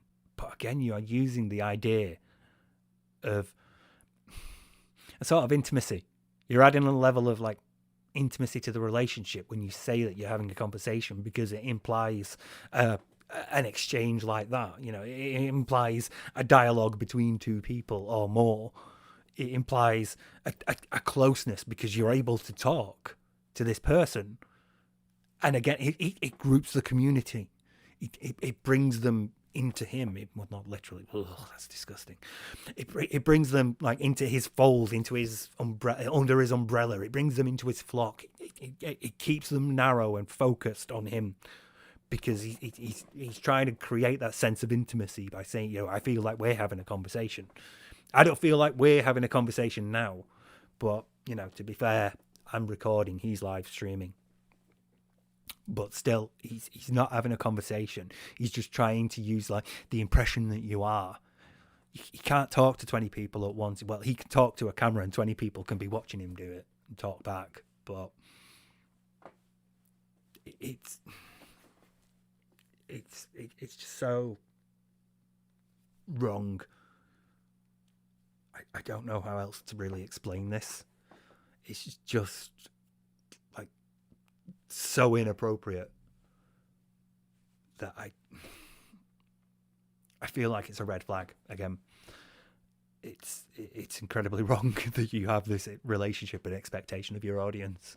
I don't feel like this is me transactionally talking to a bunch of people who throw money at me. I don't feel that at all. I feel like we actually have a friendly relationship. Oh, no.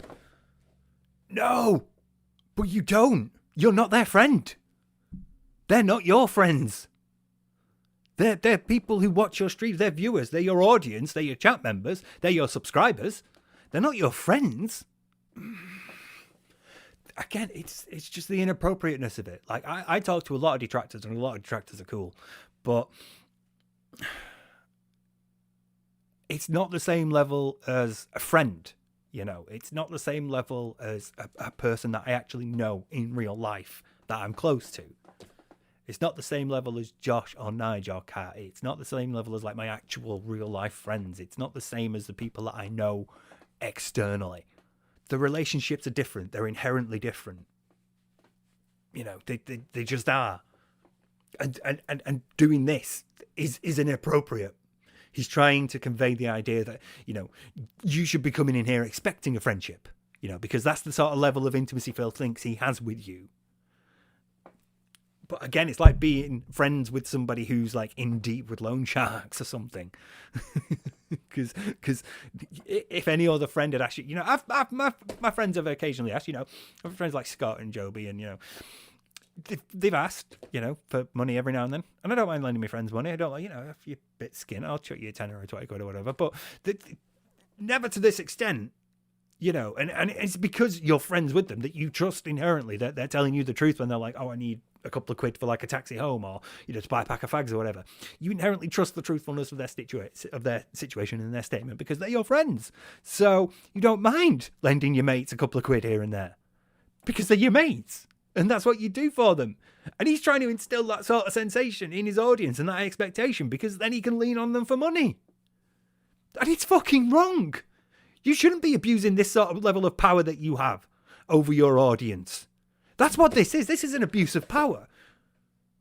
You shouldn't be doing this to your audience. You shouldn't be saying, I have this expectation of my relationship with you, and you are not matching up to it. I think we should be friends. Why aren't you acting like friends and giving me money? Like you were going to do. But could you give me earlier? You shouldn't. This is wrong.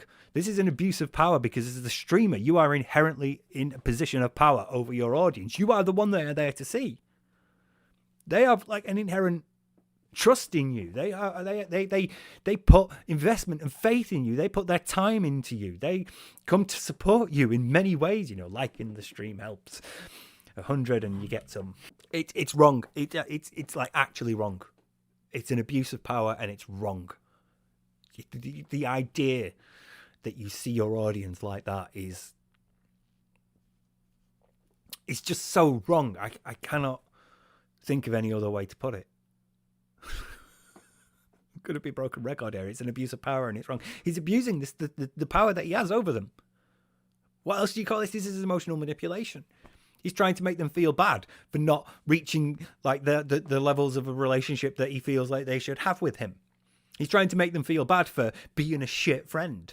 You know, they were supposed to help him. They're supposed to, you know, support him. And, you know, he thought that, you know, we were closer. He thought that he was close to them. But maybe he was wrong about that.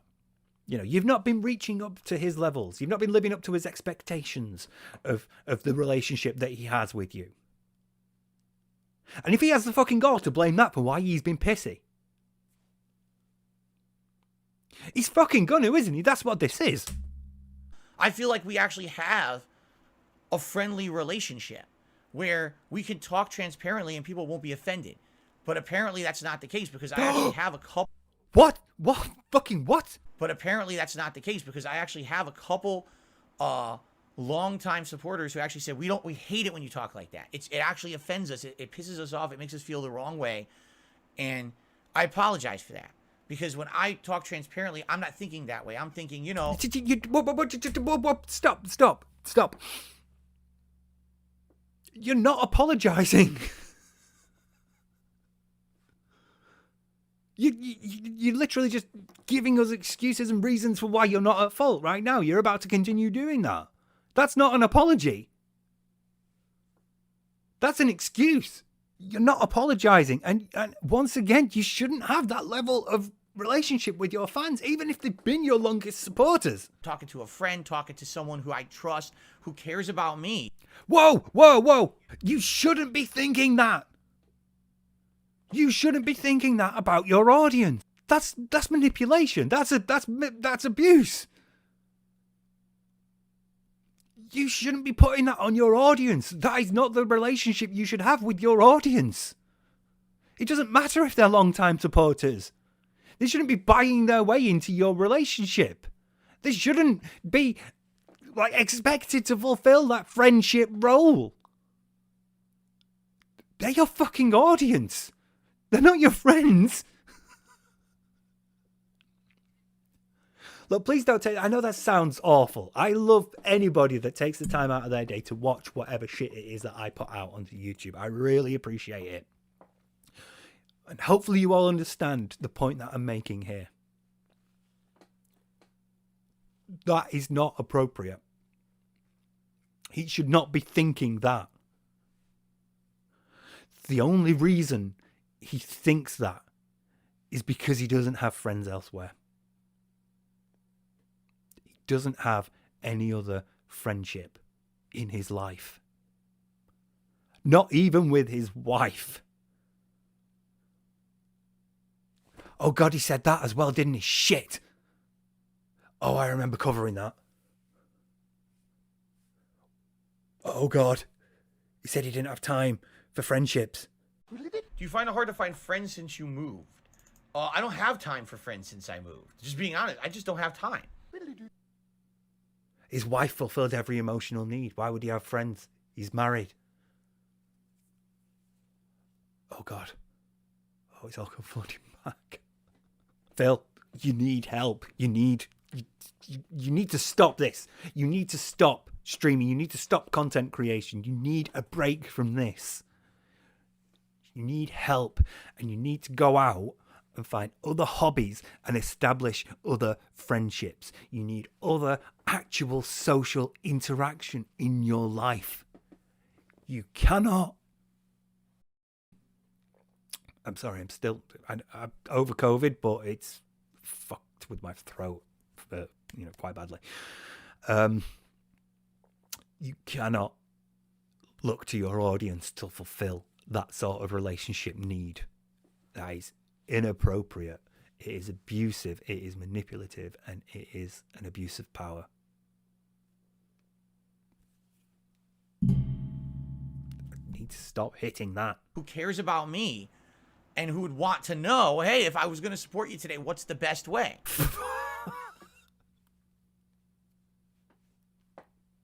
Okay, surely we are at the point where if you're a long-time supporter of Phil, you know the best way that Phil likes to be supported.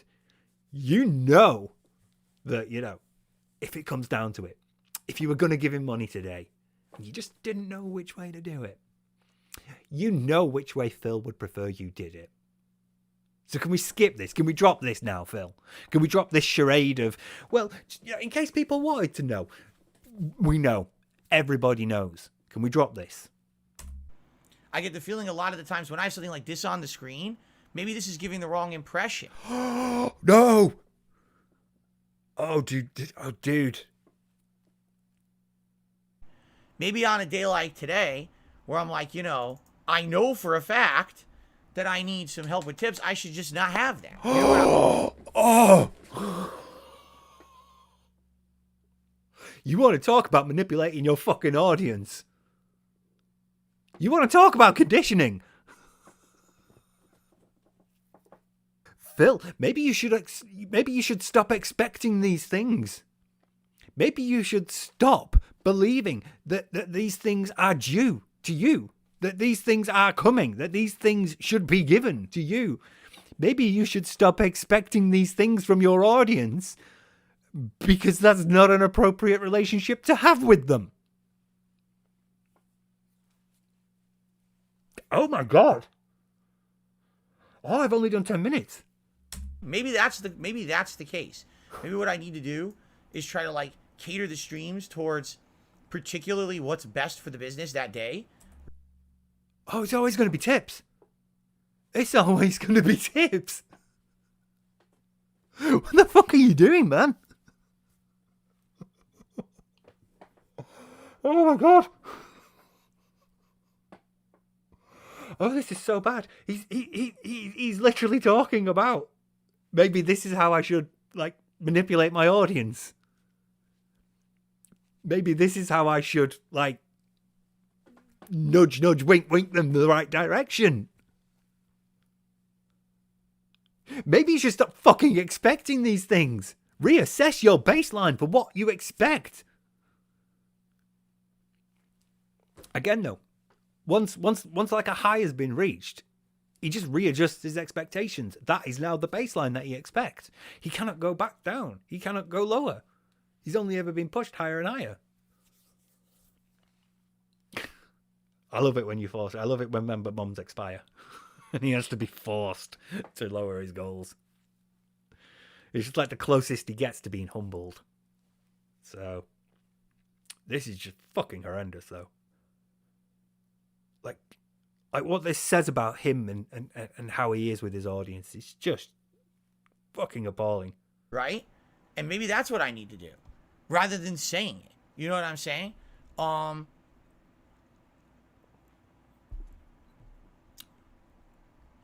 guess we gotta just figure this out. Fucking no! See, look, there you go. I guess we've just got to figure this out. No, you do. It's your responsibility, not your audience's. The people who will watch this video are not responsible for paying for my weed and Lucasade. That's me. Oh my God. You know, together. See, no, you should not have that relationship with your audience. There's a difference between, like, you know, asking for feedback from your audience and this. What he does isn't asking for feedback. It's begging. It's being like it's asking. It's pleading for people to tell him what to do. Please just tell me the right button to press, the one that makes money come out. He's a rat in a maze. And I think it is a growing process. It's an evolving process. But the thing is, I am... No, it's not. It should stop. It should not be a growing and evolving process. It should fucking stop. These are inappropriate ways to view your audience. Holy shit. I am upset. I'm upset that people are upset. Fuck off. Fuck off. No. You're not upset that people are upset. You're upset that you're being called out. There's a very, very subtle but significant difference there. You are not upset that they're upset. You called them pissy earlier. They're pissy. And you meant to say that. You are not upset that they are upset. You're upset that you are in trouble. You're upset that you are getting criticised. You're upset that you are getting called out. You're upset that you are sat outside the headmaster's office waiting to be called in. You are not upset that they're upset. You're upset that you didn't get money that day. I don't like people being upset, especially people who I care about. I'm so sorry. This is getting ridiculous. I just can't.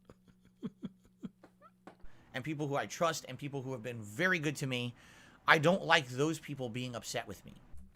You don't like your whales being upset with you. That's what that is right there.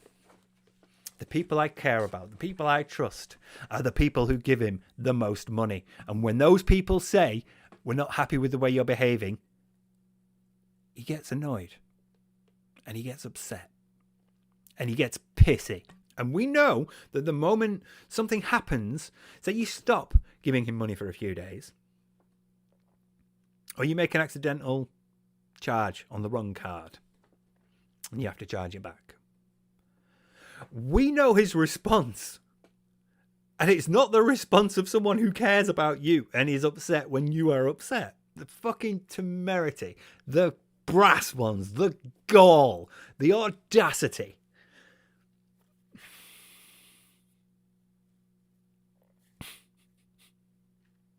I cannot.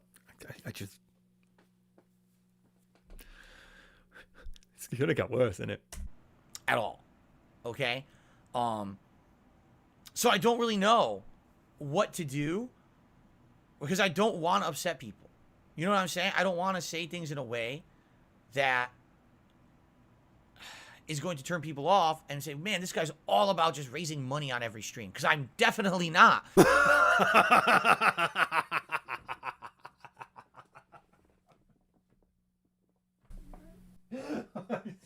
I'm sorry. I'm so sorry. Good girl. Good girl. You see that, Phil? You made me wake up my cat. You cunt. How dare you make me wake up my cat? She is old and she likes to sleep. How fucking dare you?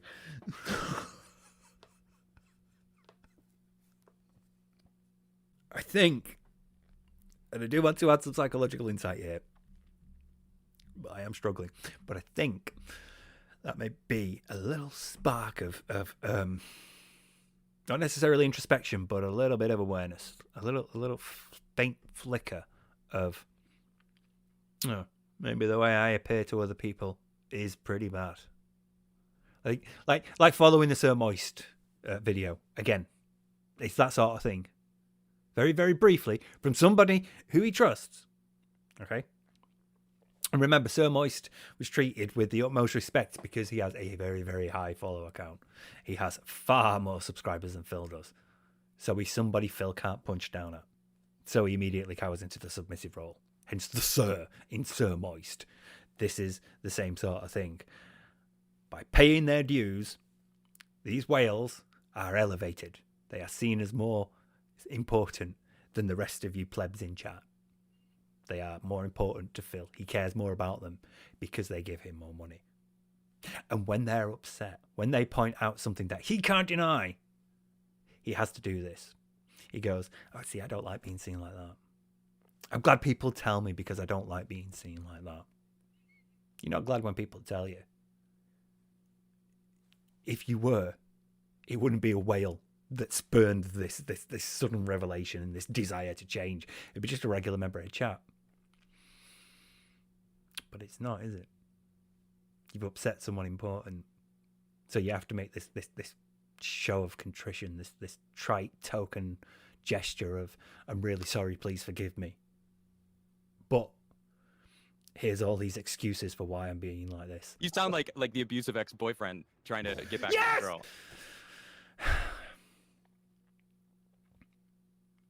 I just cannot with this man right now. There, how many days are we're playing games like Like a Dragon Ishin. We're playing games like Oblivion. Those streams are late night chill streams. They're not usually insanely profitable. I do those because they're fun to do with you guys. If I wanted to play every game was insanely profitable, here's what I'd be playing. Every memeable game on the internet, every new hot memeable game, I'd be playing every single one at launch. Just like every other streamer that does it. I'd be doing that, all right? I'd be jumping on the bandwagon of every popular game, and I would try to beat that game within like 3 days. Get the new game done. Yeah, God, imagine that. Like actually playing the game that people want to see. Rather, the guys, we've done 2 hours of Hogwarts Legacy. You're now going to have to wait for tomorrow or the day after that. Or let's see, let's have a look at the schedule, see where we can fit it in. Because I can't not play Skyrim, right? I can't not play Oblivion. I can't not play the chill streams. Can't give up the fishing simulator or like flight simulator. No, those need to stay there. Like, most streamers do that because it's what people are there to see. Fucking dumbass. And also, yeah, God, imagine beating a game in 3 days and not dragging it out for like 170 odd hours. And it's now all rush for those day one views. Rush to have the playthrough done so you can move on to the next project. What, you mean like you used to? Fucking what? Wait, I need to go back for that. Just briefly disconnected and I'm sorting out the keyboard thing. Sorry, right. We were going on about how you're not like you used to be when you were all about getting a playthrough out straight away and rush, beat the game. And it's now all rush for those day one views. Rush to have the playthrough done so you can move on to the next project. You know what I mean? Like, there's all these things I do that have nothing to do with profit.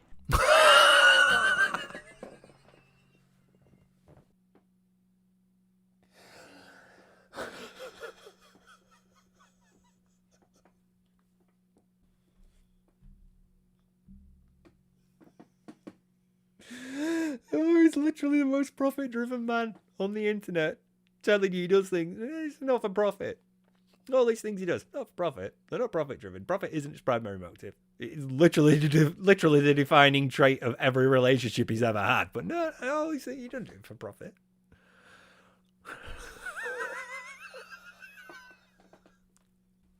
I want to hear it again.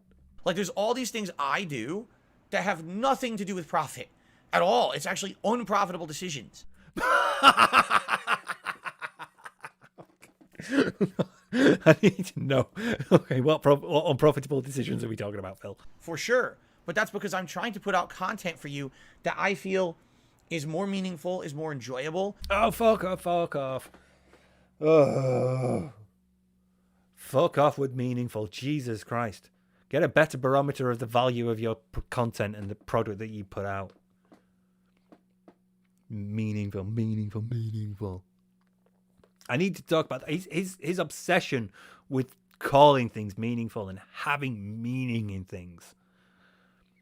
It's just like the sign of a desperate mind. It's like I have nothing to give to people positively. I have nothing that I can give in terms of like entertainment value or the level of interaction that you have, or you know, like the variety on my streams, or the sort of agile responsivity I have to suggestions and things, where it's like, oh, okay, I'll pause the game and like go down a YouTube rabbit hole and watch a few clips and things like Fantastic Mr. Sam keeps saying, and as a valid criticism of him, because he can't fucking do that.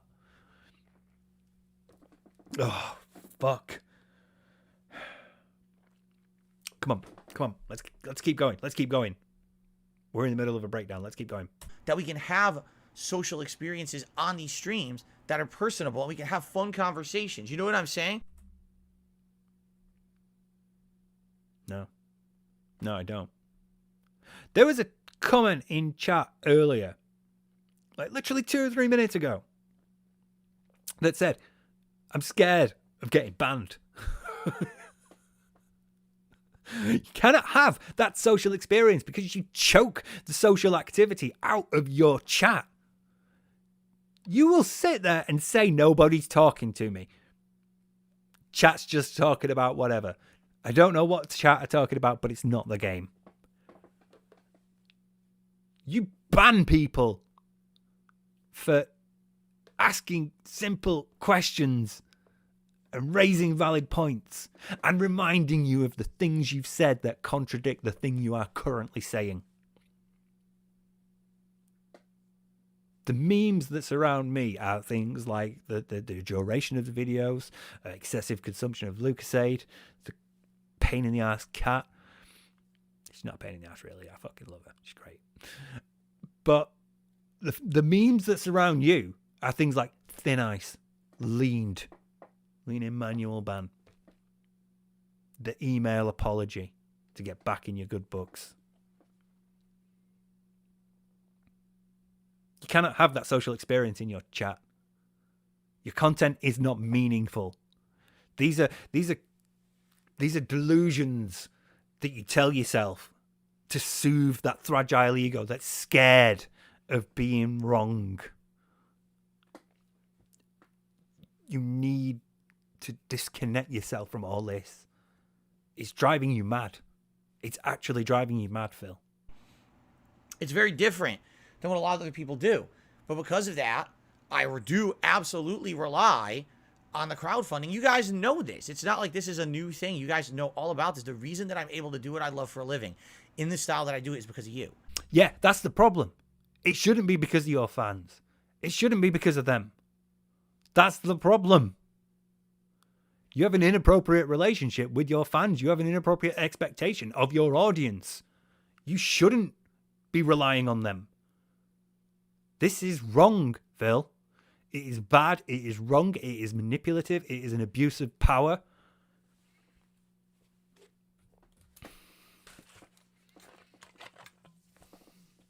He also has this idea that the larger streamers cannot interact with their stream. This strange idea that once a chat becomes so big, it's basically illegible. You can't make sense of it. You can't read it because it's moving too fast. But when you watch larger streamers, people like Maximilian, they do talk to chat. They do catch comments every now and then. On both thus and that being said, we have larger audiences than Phil. And we interact with chat a lot. We shout out good comments. We answer interesting questions. We ask them things like, so chat, have you had any experience of this? If you've had any experience of this, let us know. Here's the question of the day.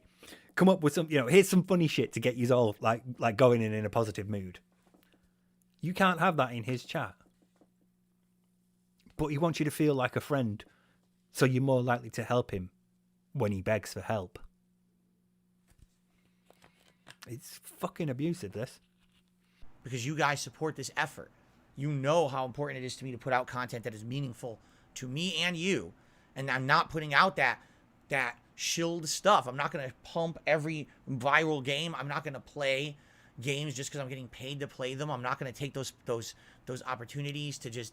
Every indie game, I mean, my God, I still to this day, I get offers almost daily about indie games. Play this indie game, we'll pay you for it. No. I mean, I'm going to play games that I like and my audience wants to see.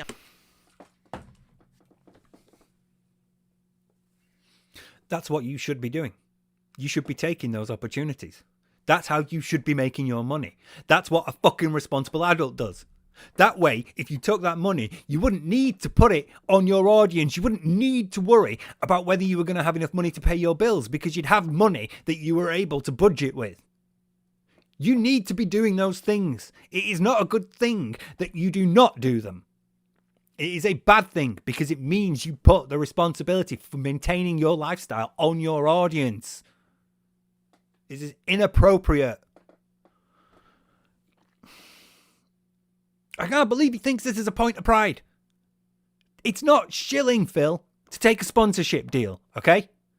If an indie company wanted me to play one of their games and do like a video essay on it, say we're doing a psychological horror game, we'd really appreciate like a psychological review of it, and we'll pay you for it. I'd fucking do it. I wouldn't sit there on a podcast, which I have 2 of, by the way.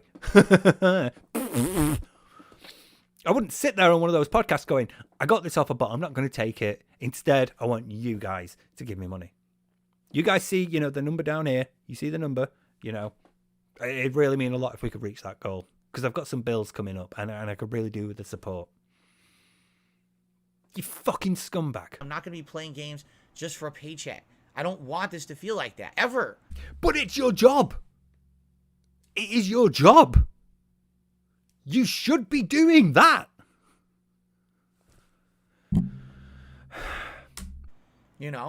But then when it comes time, oh my God, things just didn't go well for a few weeks. I feel like, I should be able to talk about that publicly.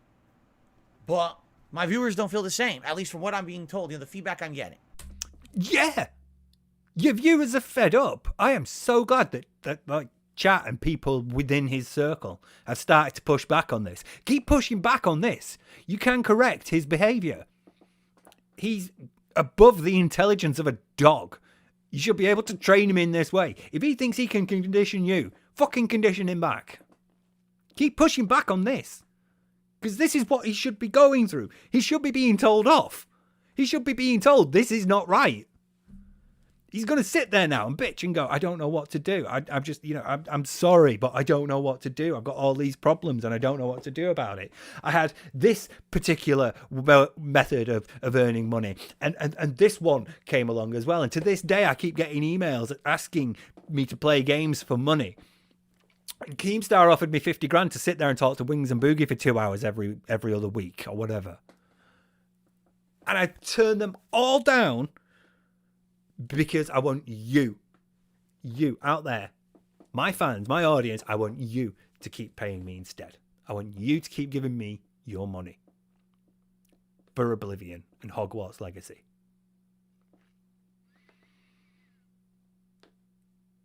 And he thinks that's a point of pride. It's fucking disgusting, this.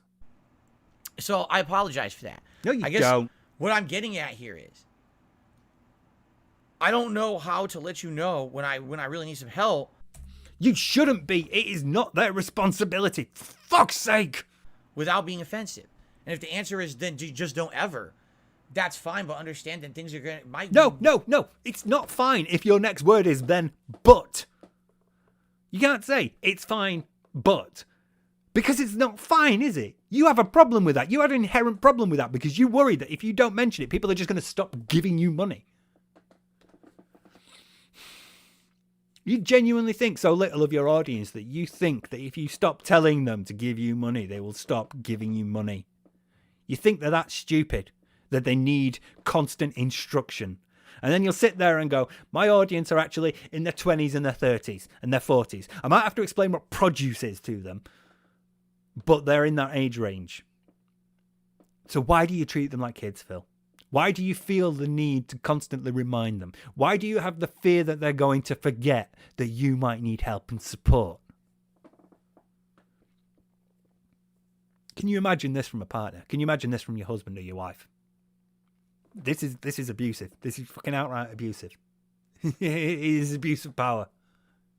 He has the power in this relationship and he's fucking abusing it.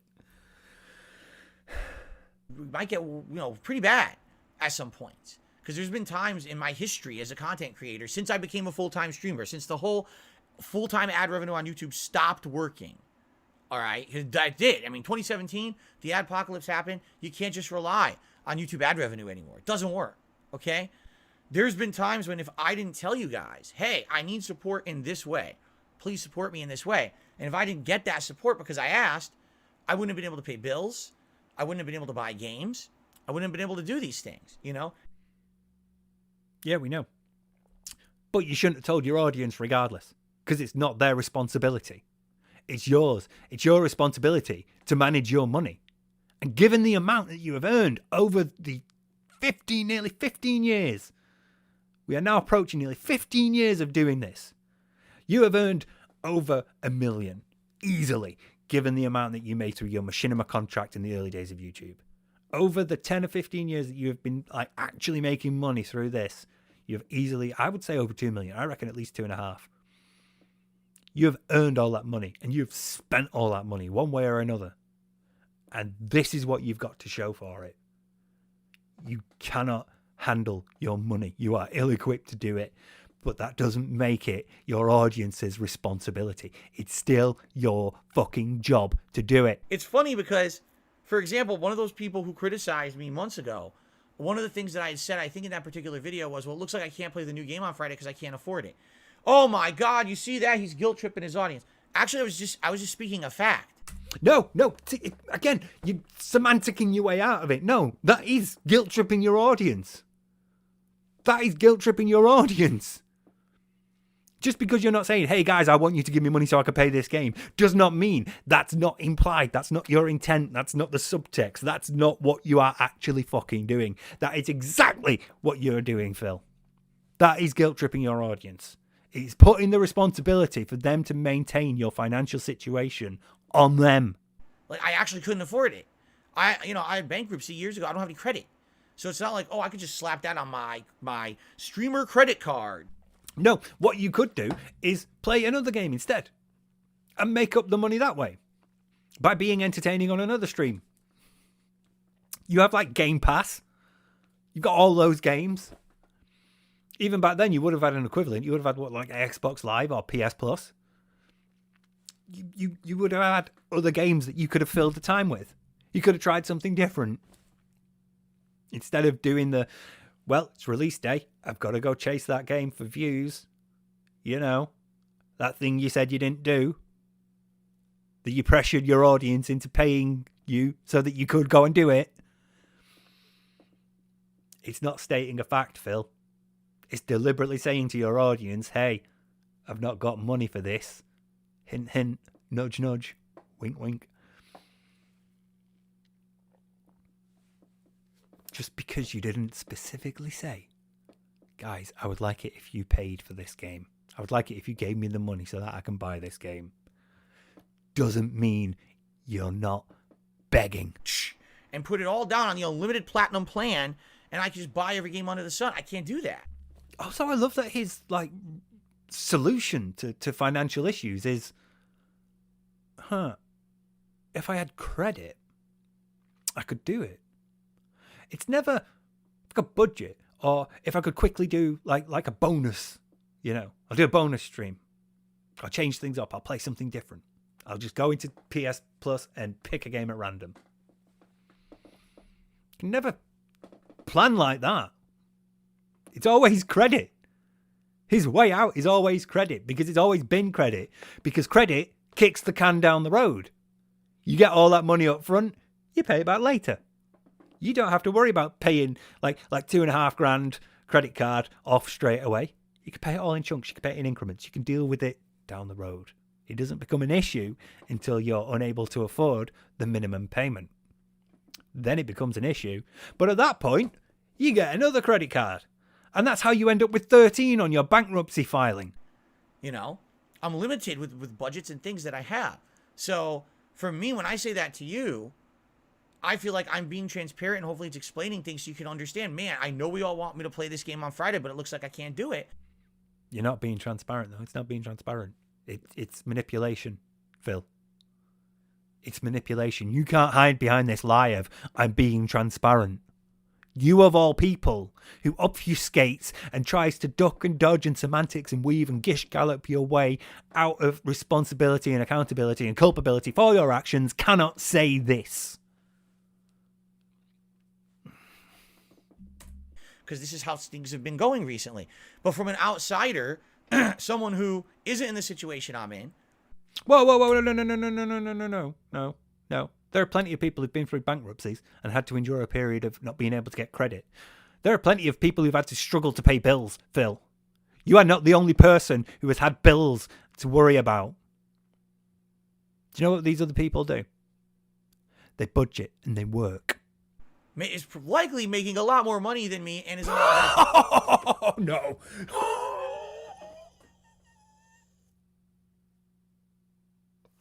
He earns over $100,000 a year. Like, I don't think that's like top 10% of earners. There is a fucking vast gulf between what a nurse or an ambulance worker or a fireman or a teacher or a police officer earns compared to him. There is a fucking huge jump in social strata considering what he earns. The likelihood is everybody watching this earns less than him. It's fucking unreal, this. And is in a lot better position than me. They're looking at that and saying, oh, that's, you know, what a horrible e-beggar.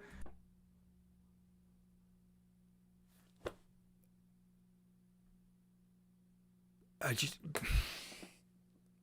fucking said that. No, Phil, no. Most of the people outside this looking at you do not earn as much as you. That's why you look like a horrible e-beggar. You earn so much per year. Let's not beat around the bush. Let's stop fucking lying about, oh, they keep a tips tracker. Oh, they keep track of how much. We know how much you earn in a year. We have a rough estimate. You know how much you truly earn in a year. Well, no, actually, no. You would know if you fucking budgeted properly and kept track of your finances and your accounts.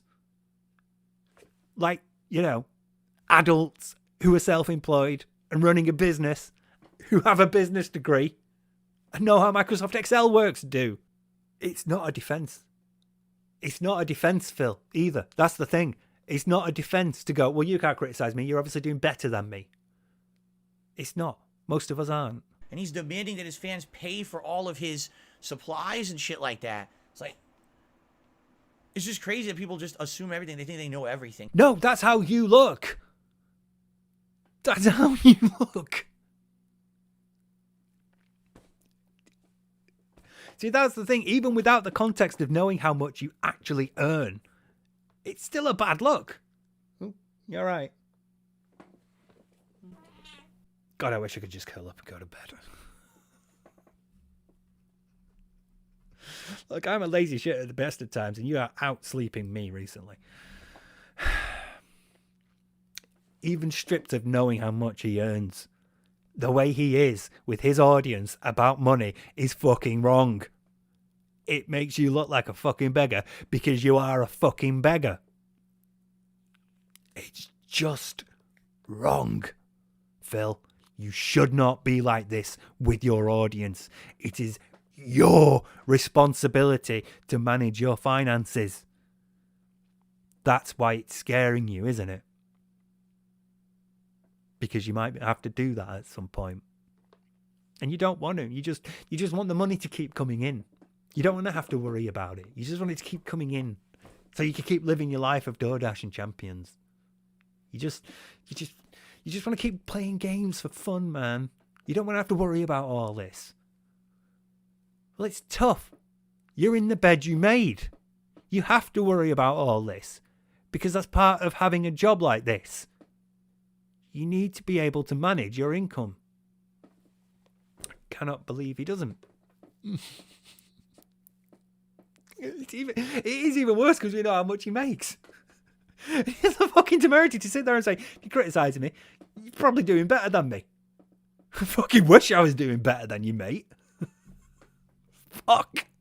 Because again, what it is they have this big, ridiculous orchestra of bullshit around them that they believe. They believe there is some absolutely like secret limited secret limited video that might tell the truth about where all your money's going. Huh? Yeah? No? You know, gambling shit going on. Oh, there we go. Yes. Yes, there we go. There it is. There's the bullseye. Now, please, Phil, please tell me how it's bullshit. Go on. Without directly addressing it, please tell me. I'm curious. That's not going on. Oh, there we go. It's not going on. No, wrong. Debunk never happened. Fuck me. Wrong. Debunk never happened.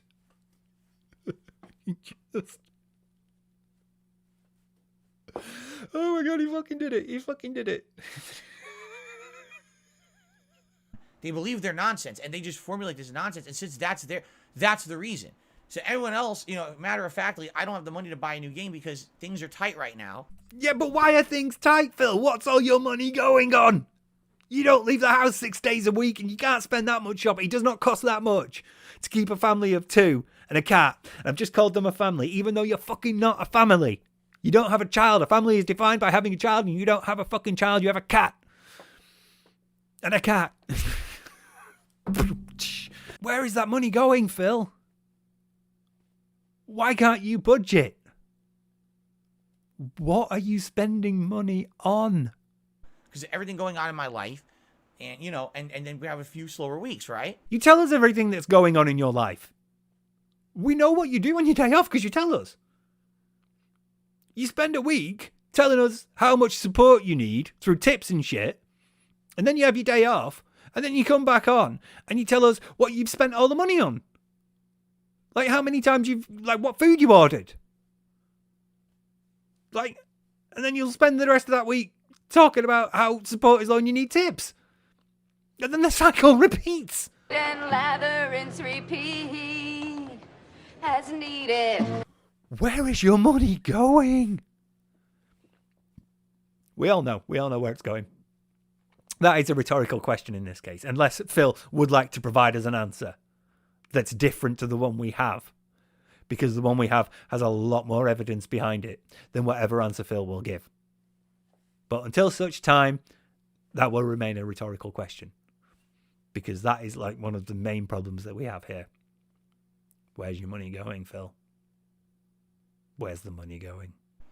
To them, it's like, oh, it's because Phil blew all his money on mobile games and was irresponsible with money over here. And he gets someone just said it to me yesterday. Why do you get $200 of Doordash a week? What on earth are you talking about? What they're talking about, Phil, is the fact that you order food quite a lot. This is another one where he's semantics in his way out of this. It's like, I have never said I spend $200 on Doordash. I don't know where you're getting that from. It's like, that person picked a figure that's probably quite close to accurate, let's be honest. In fact, they're probably underselling it a little bit.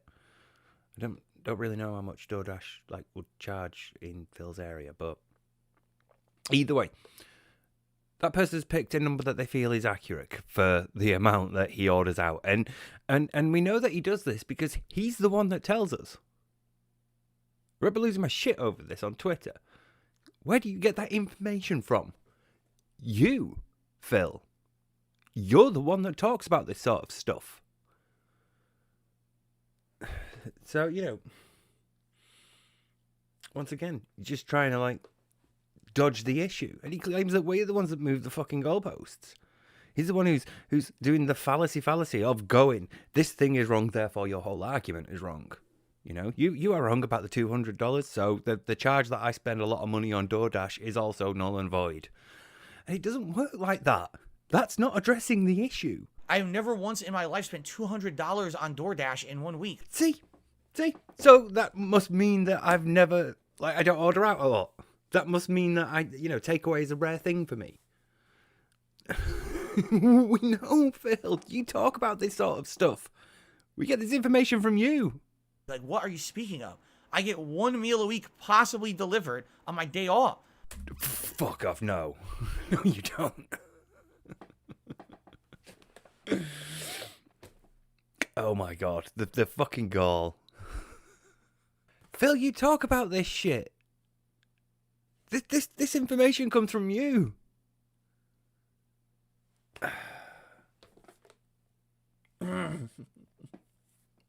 But this is what I mean. They formulated these crazy conspiracy clouds of bullshit, and they believe it. It's a crazy conspiracy cloud of bullshit that you order out a lot.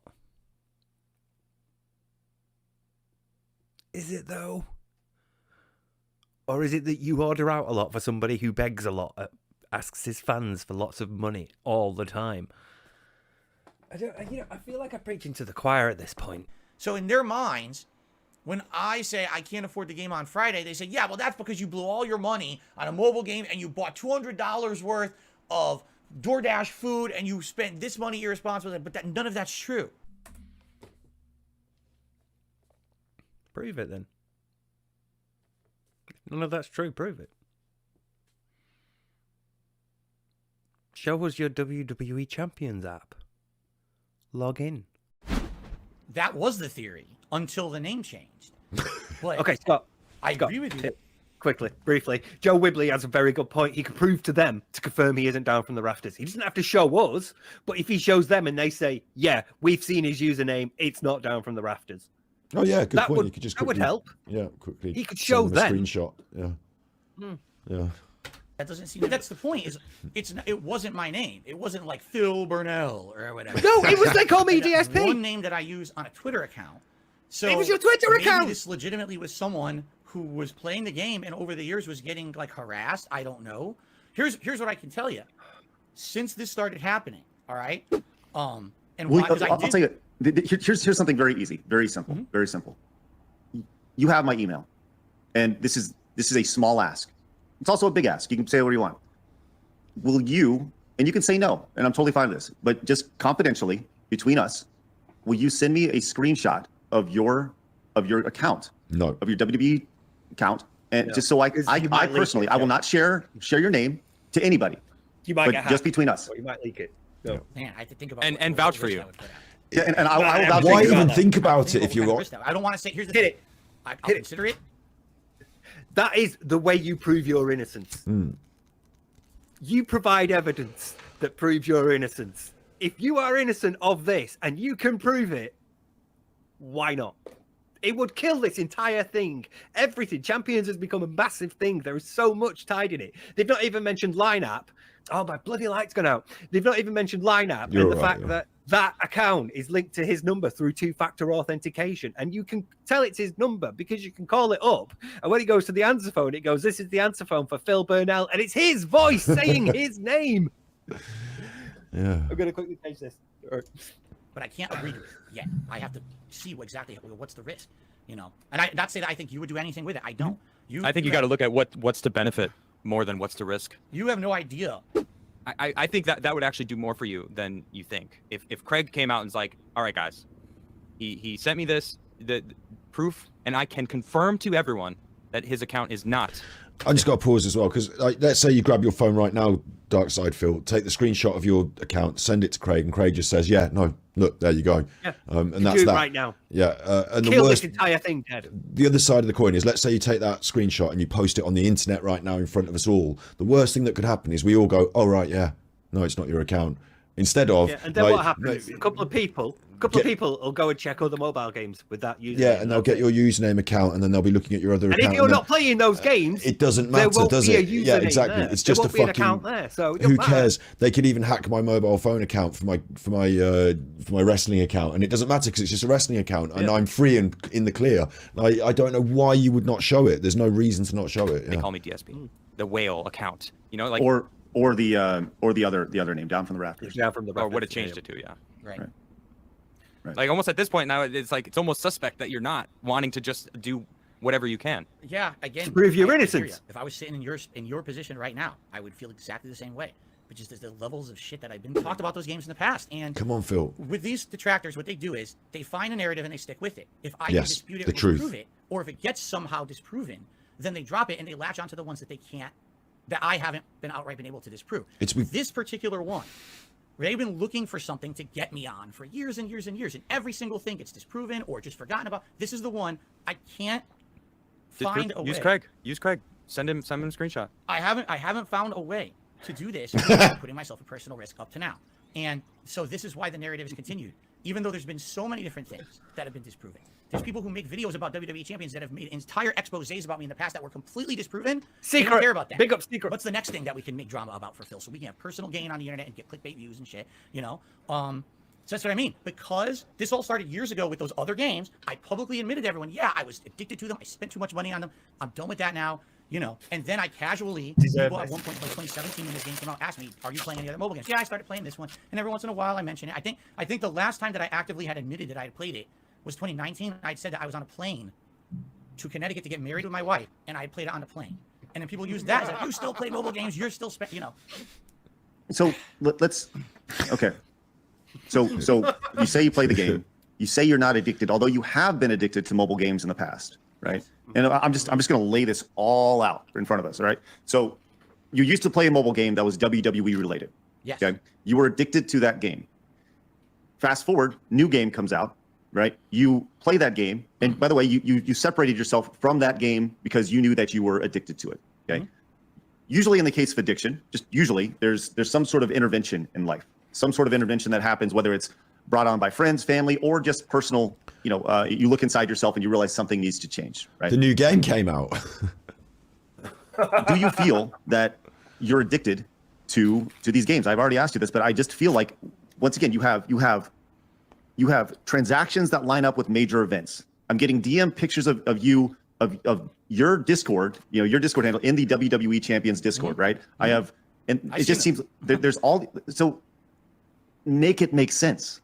Like, this doesn't make sense. Make it make sense. I have such a hard time believing that there is a group of people that are so hell-bent, this evil plan to make you look bad, that they're willing to spend thousands and thousands of dollars on WWE champions just so they can make you look bad. I don't buy it. Over 100 and once again, there's an grand. easy out here, Phil. I'm offering you the easy out. all you got to do is just take a quick screenshot. You can email it to me. It's done. Or we all move on. The detractors move on, and everybody goes, okay, you know what? You know, and we all move on. That's it. It's very simple, man. And we want to make this happen. Like I want you to be able to move on from it. I want the detractors to be able to move on from it. I want the internet to move on from it. I want all the WWE content to be done. Like it's there, man. It's there. Like let's make this happen. Like, and then we all move on and we can start talking about other things. Like I said, I'll think about it. I gotta see how I can do it. And you know, again, what liability? I'm not gonna 100% agree to it, but I'm very strongly considering doing it. Let's see if we can do it before the end of the stream. We have a captive audience here. They want to know, right? I have said before he's avoiding. I told you I'm not even doing anything with my phone or anything on the stream. He's not doing anything with his phone on the stream. It's just, you know, you gotta understand there's liability here. This is not just a discussion for me either. I'm talking to my wife, you know, everything here. Because if this account gets out, that's a lot of stuff that now can be compromised. Okay, all right. Like I said, family, I get it, right? Totally understand. Okay, but then you know, when you decide that this is something that you're comfortable with, you can email it to me. The email will only be seen by me, not anybody else. Okay, and I will delete it immediately after, and I will, you know, I will serve as your confidant in this process. So, all right, well, I mean, I don't really know how to move on from this. I don't know. You had an opportunity on this show, and I watched it, to just pull up the screenshot and show the WWE account, and you didn't do it. Your internet cut off. At that point, when your internet cut off and you were DDoSed and you were gone off stream, the opportunity is now gone. It's gone, because while your internet was out, you could have made a fake screenshot. All right. You're never, ever going to be able to prove what your WWE account was or is ever again, because people will say he just photoshopped it. He just made it up. You're never going to be able to prove that anyway. You had one opportunity to do it right away with these guys, and that was it. And you didn't take advantage of it, because I personally, watching it, and so did the audience, thought that you were lying. You only get one shot. Do not miss your chance to blow. And you're not being honest. If I were you, this is the best advice I could give you. Right? It's just be like, this was my account. This is that. I would. You're going to submit ask for a clean slate, and I would do things different, because this restarting level 1 over and over and over again is the root of all your problems. If that makes any sense. I appreciate the input. It's not true, so I'm not going to. I true, I would fess up to it. Thank you guys. Thank you guys so much for having me on. Sir, thanks. Appreciate it, man. I'll appreciate you hopping on. Really appreciate it. Definitely. All right. Hey, Phil, you've been throwing curveballs today, which I did not see coming. So Craig said this. There's a lot to net up here, Phil, and this is your chance. I feel you're letting the chance go right now. And they did say, do you play any other mobile games? And then Phil again goes into his smug, yes. Yes. Yes. Yep. Yes. Are you addicted to mobile games? No. Which mobile games does he play? He plays the obvious choice, which is the new Street Fighter mobile game that has, from what I've seen from people in the Discord, it has pretty predatory gacha style mechanics. So I'm looking forward to that saga. Guys, I bet you played that Marvel one. Oh yeah, definitely. Advertised on YouTube. Is it like the card battle one? I think I don't know what it is, but there's a Marvel one that's out now. You'd be playing that. One Phil skill we don't give enough credit for, his ability to get over addictions. It's really incredible. Also depression. Yeah. Former alcoholic. Former alcoholic. Still can drink now though. Awesome. Yeah. I mean, that's incredible. Former gacha game addict. Still plays mobile games. He could keep it under control. That's what I really respect him for, is keeping it under control, not spending $100,000 on mobile games. It's really cool. Not getting hammered on gin every night. $10 to $15. That's it. Oh, 10 to 15. I mean, what's that? That's one DoorDash fee. That's nothing. Yeah. It's just another thing they could have pressed him on, isn't it? Because I don't think they did with that. They could have said, "Wait, you used to be an alcoholic, or you used to be an addict." I wish they did. I lost my shit at that bit. He did have a response on his addressing their post show, where it was basically, "Oh, you guys don't believe that people can grow and evolve?" Oh yeah, because they mentioned that. I think Adam mentioned that on their decompression type thing, and then DSP reacted to it, and that was his reaction basically. Yep. All right, so let me kind of that felt like a big moment there. You felt the kind of the pressure of the room was there. You really felt that kind of drama, and it was a chance. It was a chance, and that kind of passed. A little bit of air went out of the room for a second, and they all said, "Hey man, this is your chance. It's it. All right, we got to move on here." They kept going, and then again, Craig said this line: "I'm offering you an easy out here. Take a quick screenshot, email to me. This is the chance. You know, you could shut up a lot of people right now." And yeah, he said it's very simple, man. And then the response was, "I'll think about it."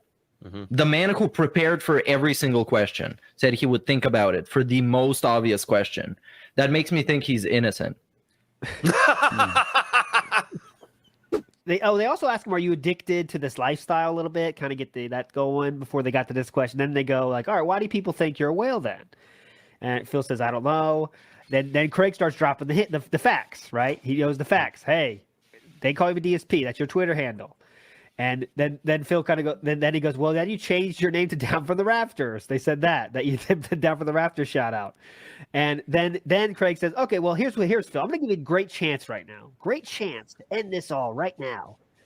Show me a screenshot. Finish it. Finish this, Phil. Finish it right now. This is your chance. And what does Phil do?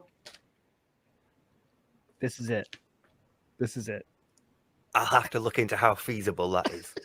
Yeah. I think it's the exact phrase. He said he sort of muttered, I need to go or I need to think about this, or I need to go and speak to my wife about this, or something. What is she going to say? Yeah. Okay. What has she got to do with this? Let me ask you this, guys. And as Craig said, make this make sense, please. A person who has prepared perfectly for an interview, and he knows that nothing is off the table. He knows this is exactly what they're going to ask him for. Yep. And he got to tell you that he has to think about how feasible this is. He's not prepared for this question and to provide proof. Great point. Then it kind of seems like he doesn't want to provide proof.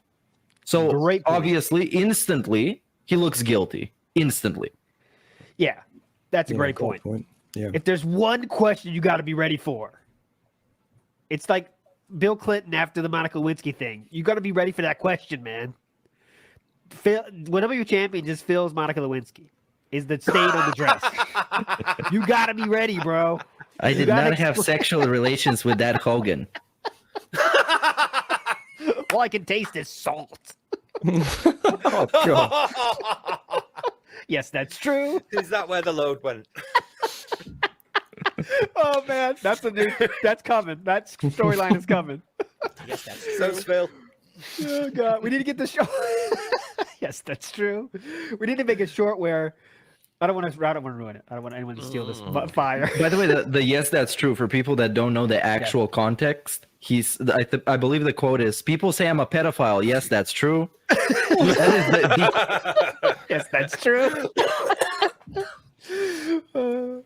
So then Craig and them start going through the bank leaks in tandem with the WB champions. Mm-hmm.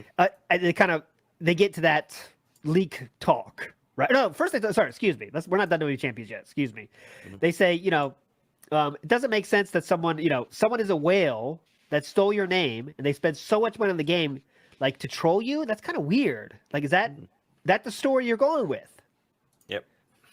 Just want to make sure. They said that a few times. Like, I just want to make sure this is the story you're going with. Yes. And that was it.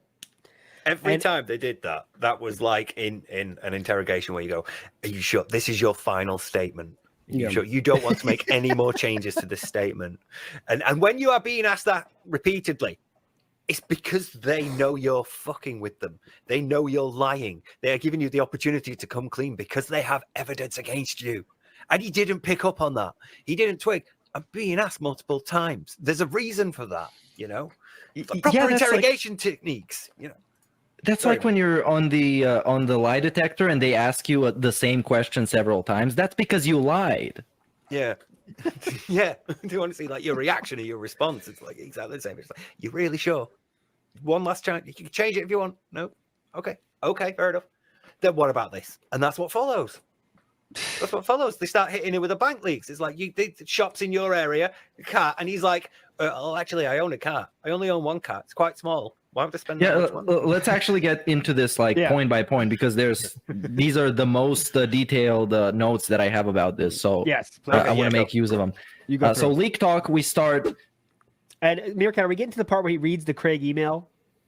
That's coming up, right? Yeah, I think so. I don't really have it pulled up, but essentially it was in response to Phil's email. So. Yes.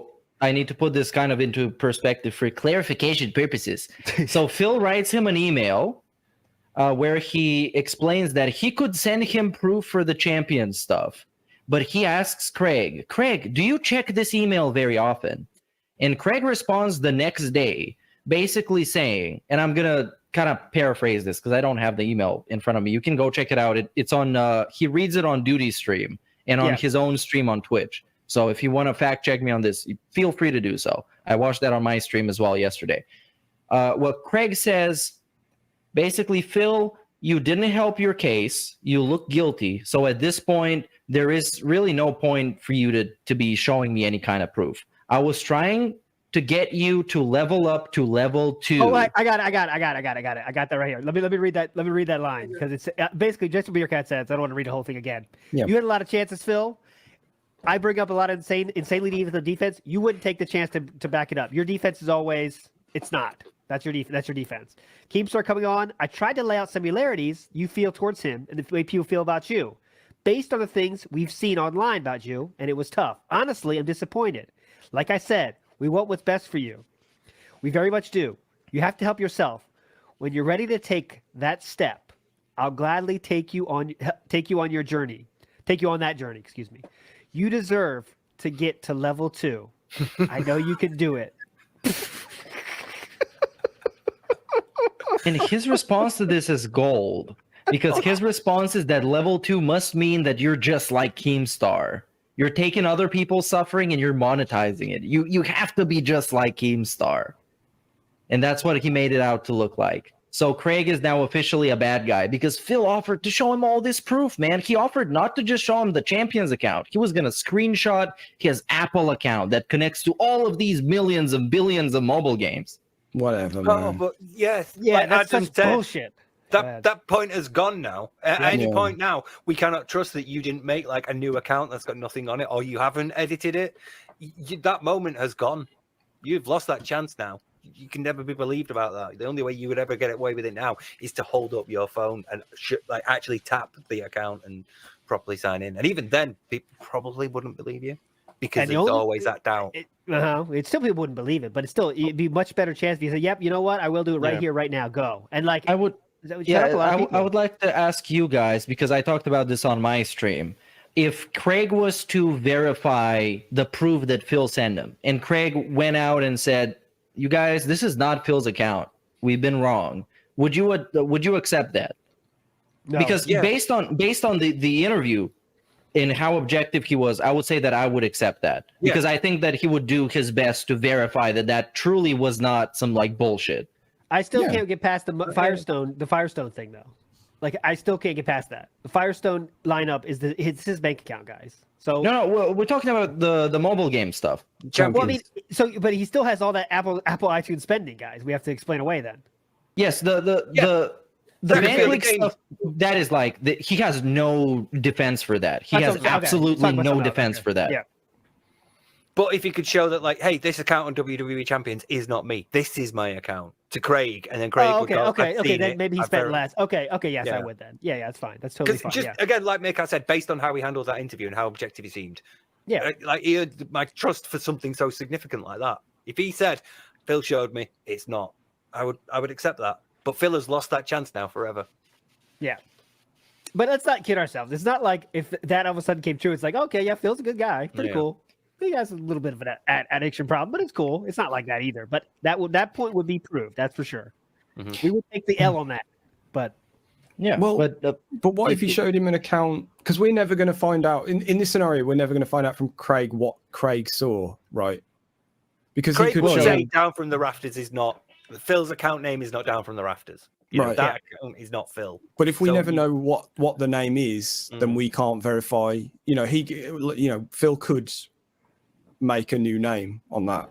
Yeah, account. It's kind of like absolutely. Yeah, hypotheticals or whatever. But I do want to talk about because we got to move on here a little bit. But when the narrative becomes believe the bullshit, right? Then I can't ever win anyway. No matter what I do, I'll always be I'm always look like a villain.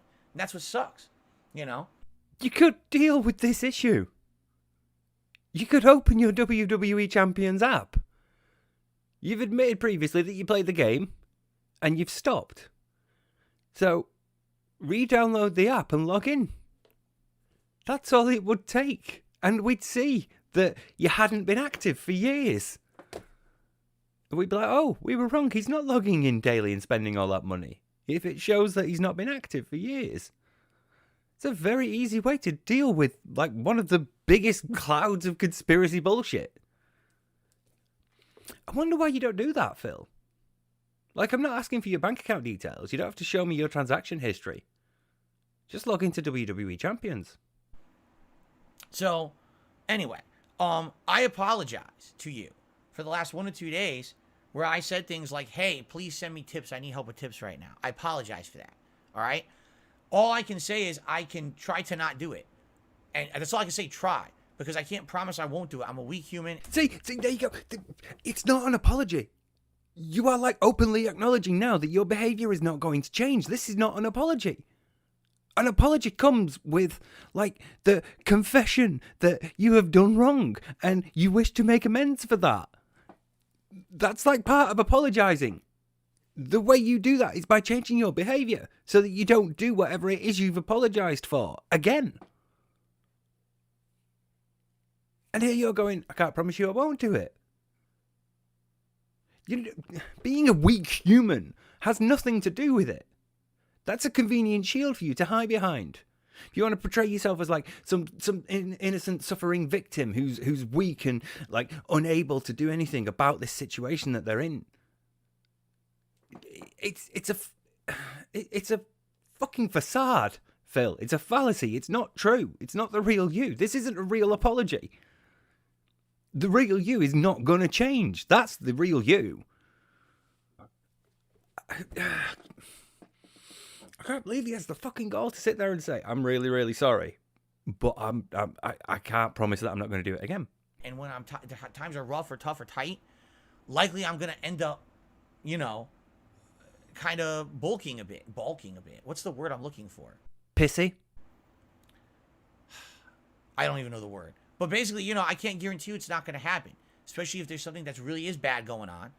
And, you know, I need the help right now. And I know people are going to help me. Something bad going on. I need the help right now. I know that people are going to help me. There's 3 things there that we need to deal with. And they're going to be recurring themes. There's something bad going on right now. Well, there's something bad going on in most people's lives. It's not a good time right now. There's a lot of shit going on for a lot of people. We're not all taking it out on our friends and family like you are taking it out on your audience. We're not making it other people's responsibilities in that way.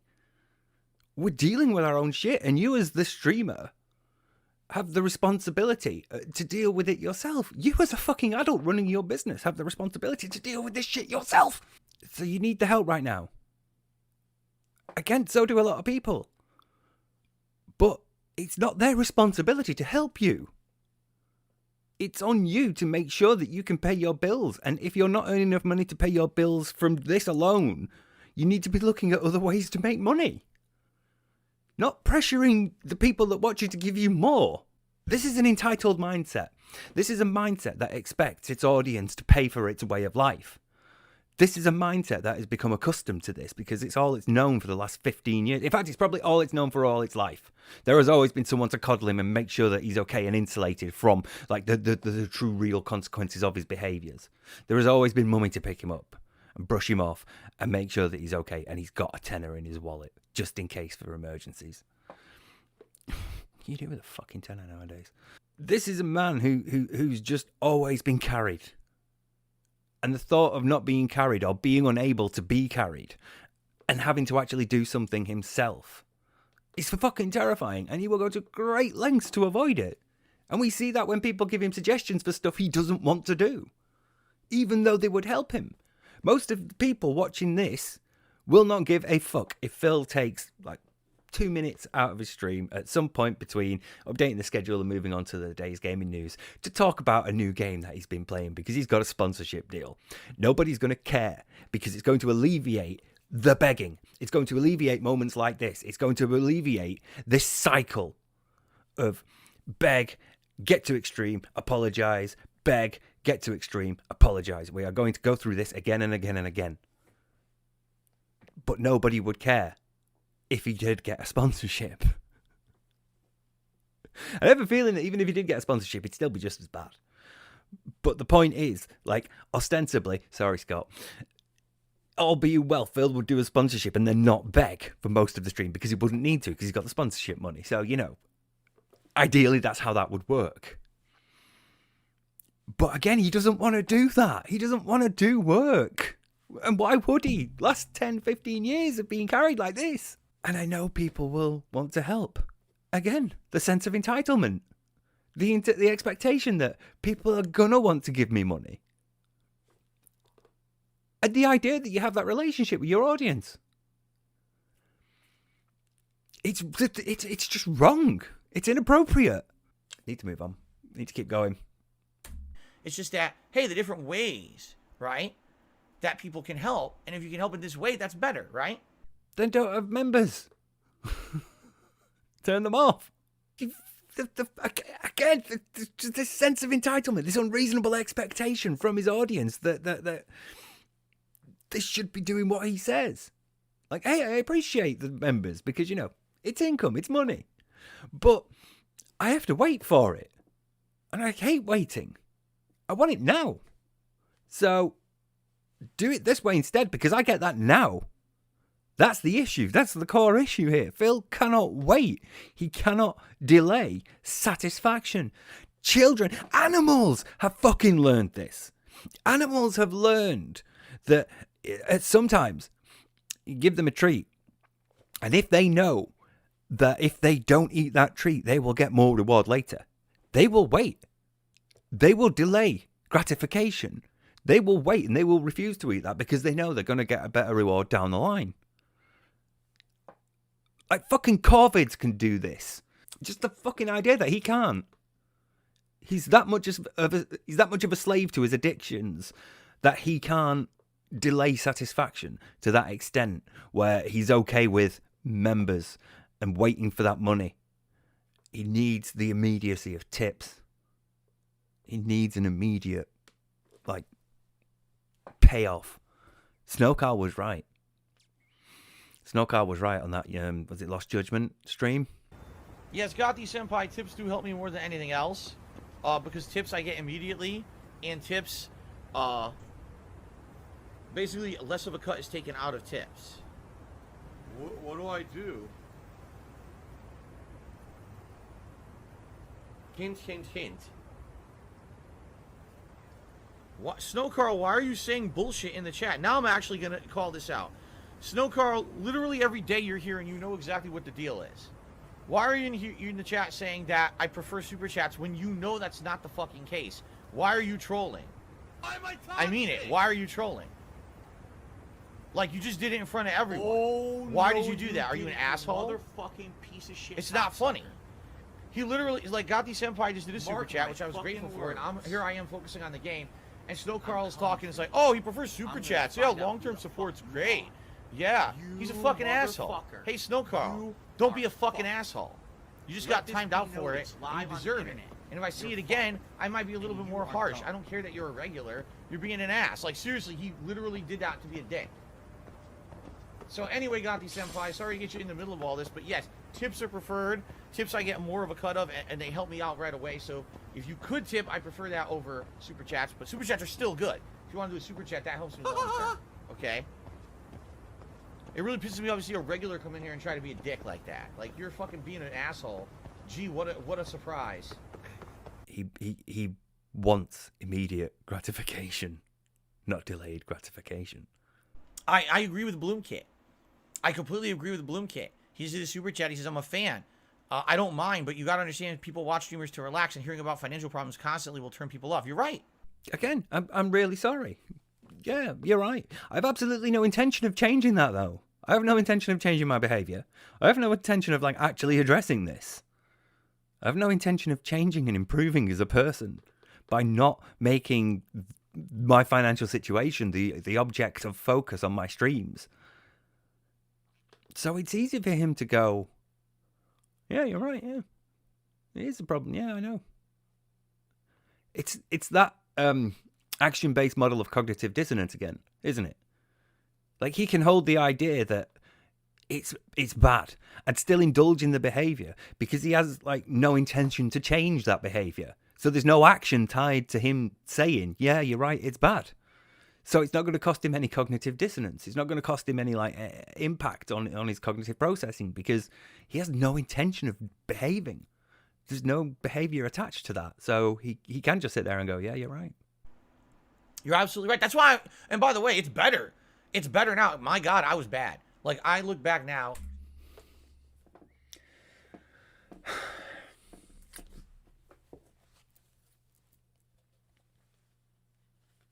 I'm going to bring up, in fact, I'm going to say nothing, and I'm just going to bring up the trend for tips. That's a hell of a roller coaster, that. I'm going to try support. That is an amazingly similar graph.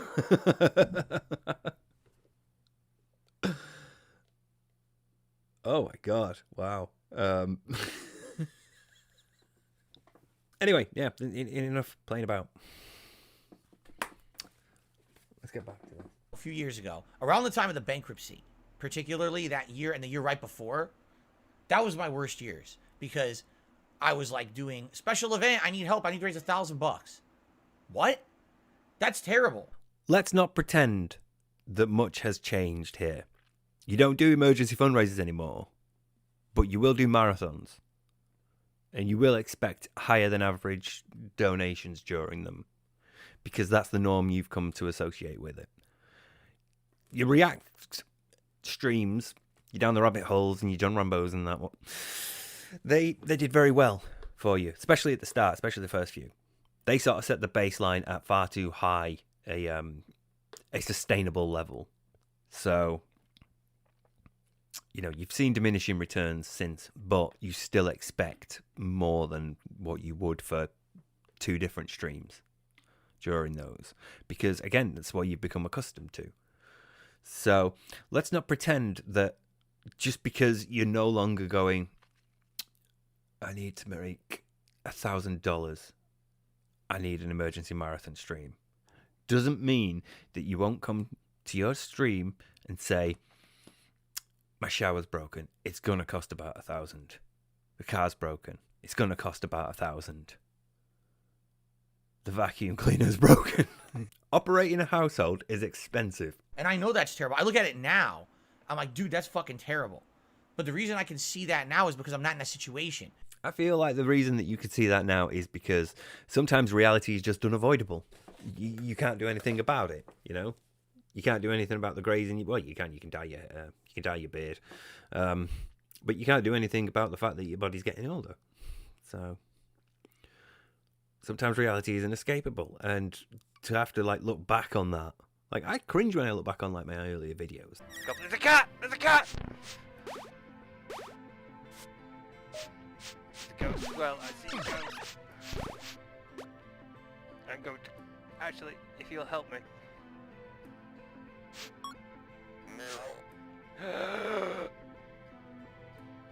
Oh, I wear it on my head.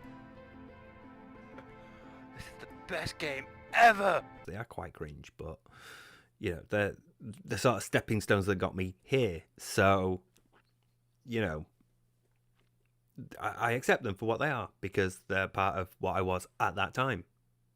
It's part of natural growth. But to look back on it and think, wow, I was begging pretty hard. And not wonder if you're still doing that. Which I think maybe is what we're going through here. Because it's one thing to sort of like look back on stuff through like a retrospective marathon, maybe. Or, you know, hearing that certain streams become memes. And thinking, that's pretty bad, that. And it's another to be told it by people who you see highly because they give you money. When you're in that situation and there's no other way out, and you know that your viewers are very much the people who are your income, you know? Yeah, they are, but that doesn't mean that they're responsible for giving it to you. That doesn't mean that you should expect it from them. She's cleaning herself right now and it's a little distracting. I mean, she's trying, it's very sweet, but obviously she's got a bit of a bad back, so there's like certain areas that she can't reach. You're right. Good girl.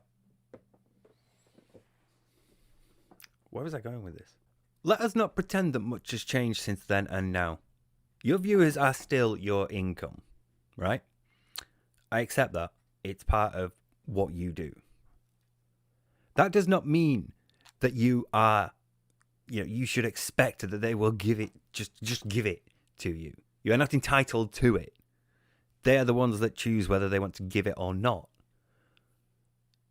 You should not be in that sort of frame of mind where your expectation of your audience is that they will pay for everything and they will give money willingly. You have to fucking work to earn it, Phil. Let us also not pretend that things have changed in that you do not beg as much as you did back then. You are literally having a meltdown right now about being told that you are begging too much. You are in exactly the same situation. In fact, you are in arguably a worse situation than you were back then, because now you've been bankrupt. Now you've had to declare bankruptcy and you don't have credit anymore. You don't have access to credit. Maybe your wife still does. I don't know. That's a whole rabbit hole I could go down. Things have not changed that much. Your audience are not obliged to give you their money. You are the one that has to put on an entertaining enough stream that they feel that it is worth celebrating that and saying thank you for it by giving you their money. Repeating myself, broken record, round and round again. The cycle will never change. I'm like, why? Why am I talking to a brick wall? What will this achieve? We know what he's like. And that's it. It's either do this event and hopefully raise it, or you can't pay stuff. It's like do or die. But that's not your audience's responsibility. It's not their duty or their obligation to pay for that. That's on you. If you're not making enough money from this, you need to find other ways to make money. You are 40 goddamn years old.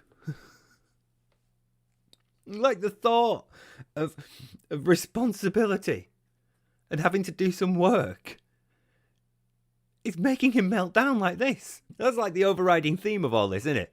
That's his response to responsibility. That's his response to thinking, shit, I might actually have to be accountable for my actions. I might have to go and, like, find money elsewhere. And again, I look at it now and I say, that's terrible. In the moment, I couldn't see that. You were in your mid-30s in this time period that we are talking about now. This is not the defense that you think it is. If you couldn't see it in that moment, that's your fault. That's on you. Again, that's you not seeing, not being able to see, not being able to consider other people's opinions and perspectives and think how you might look to them. That's on you. That's all on you. Nothing has changed. It's just as much on you then as it is now. It's just as much your fault and your responsibility. I'm getting distracted again because she wants to go out. Okay. I bet you're gonna have a poo, aren't you? And again, I look at it now and I say, that's terrible. In the moment, I couldn't see that because it was my only option, right? No, it wasn't. It's not your only option. You can fucking take sponsorships. You keep talking about all these emails you keep getting to this day from like indie games saying, hey, play our game. Fucking do it. Find other ways of making money. Ask your wife to help. There are ways for you to make money that don't rely on mentally abusing and manipulating your audience into giving you their cash. It's because the other stuff involves work. Even if it's just 2 minutes of saying, today's sponsor is HelloFresh. HelloFresh delivers a wide range of fresh and exciting recipes for you to try. He can't do that. He can't script his own little 2-minute promo. And most of the time, they'll give you like a fair bit of leeway to be, as creative as you want and tie it into your brand. The the best are internet historians, because they're completely in line with how he does the rest of his content. Phil could easily adapt a promo into how he talks about this thing. He could easily do sponsored streams. If he keeps getting all these email offers from indie games saying, hey, play our game, play the fucking games. Do a stream or two. Get paid. It's mental. It's mental. He's just like trying to avoid responsibility to this extent. Did I hear somebody cry then? Come on. Just remember that every time he says there's nothing else I could do, that was all I could do in the moment, he had other options. He has always had these options available to him. Now, thank God, right? That's not this. You know what I'm saying? Like, that's not the situation. Like, it's not, oh my God, I need to raise $1,000. That's ridiculous. Thank God, right? I'm way more responsible now. No, you're not.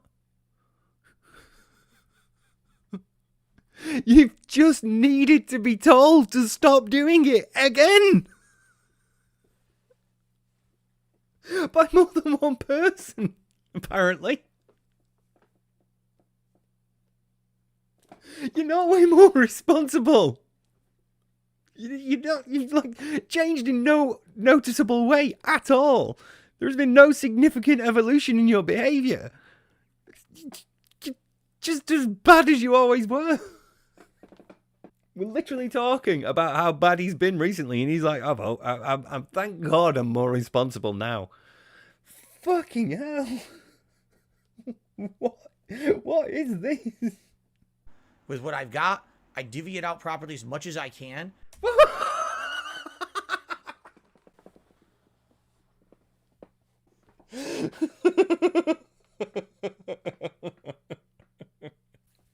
How much do Costco paper plates, Phil?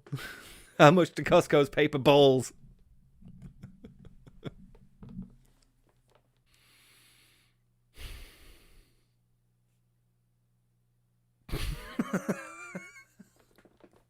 God. He really said he's more responsible and he divvies everything out. He really fucking said that. I mean, I just like, seriously, what is this? What is this? How can you be this delusional? How are you this, like... You have to be lying. You cannot be this unaware of your own self and what you do. You need to be told to stop doing it. You cannot be this self-aware, Phil. This has to be a lie. There's, like, no evidence of you doing this at all. And he's now here saying he budgets properly and responsibly and divvies everything out appropriately.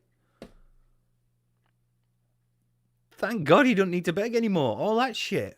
I mean, fuck me running, man.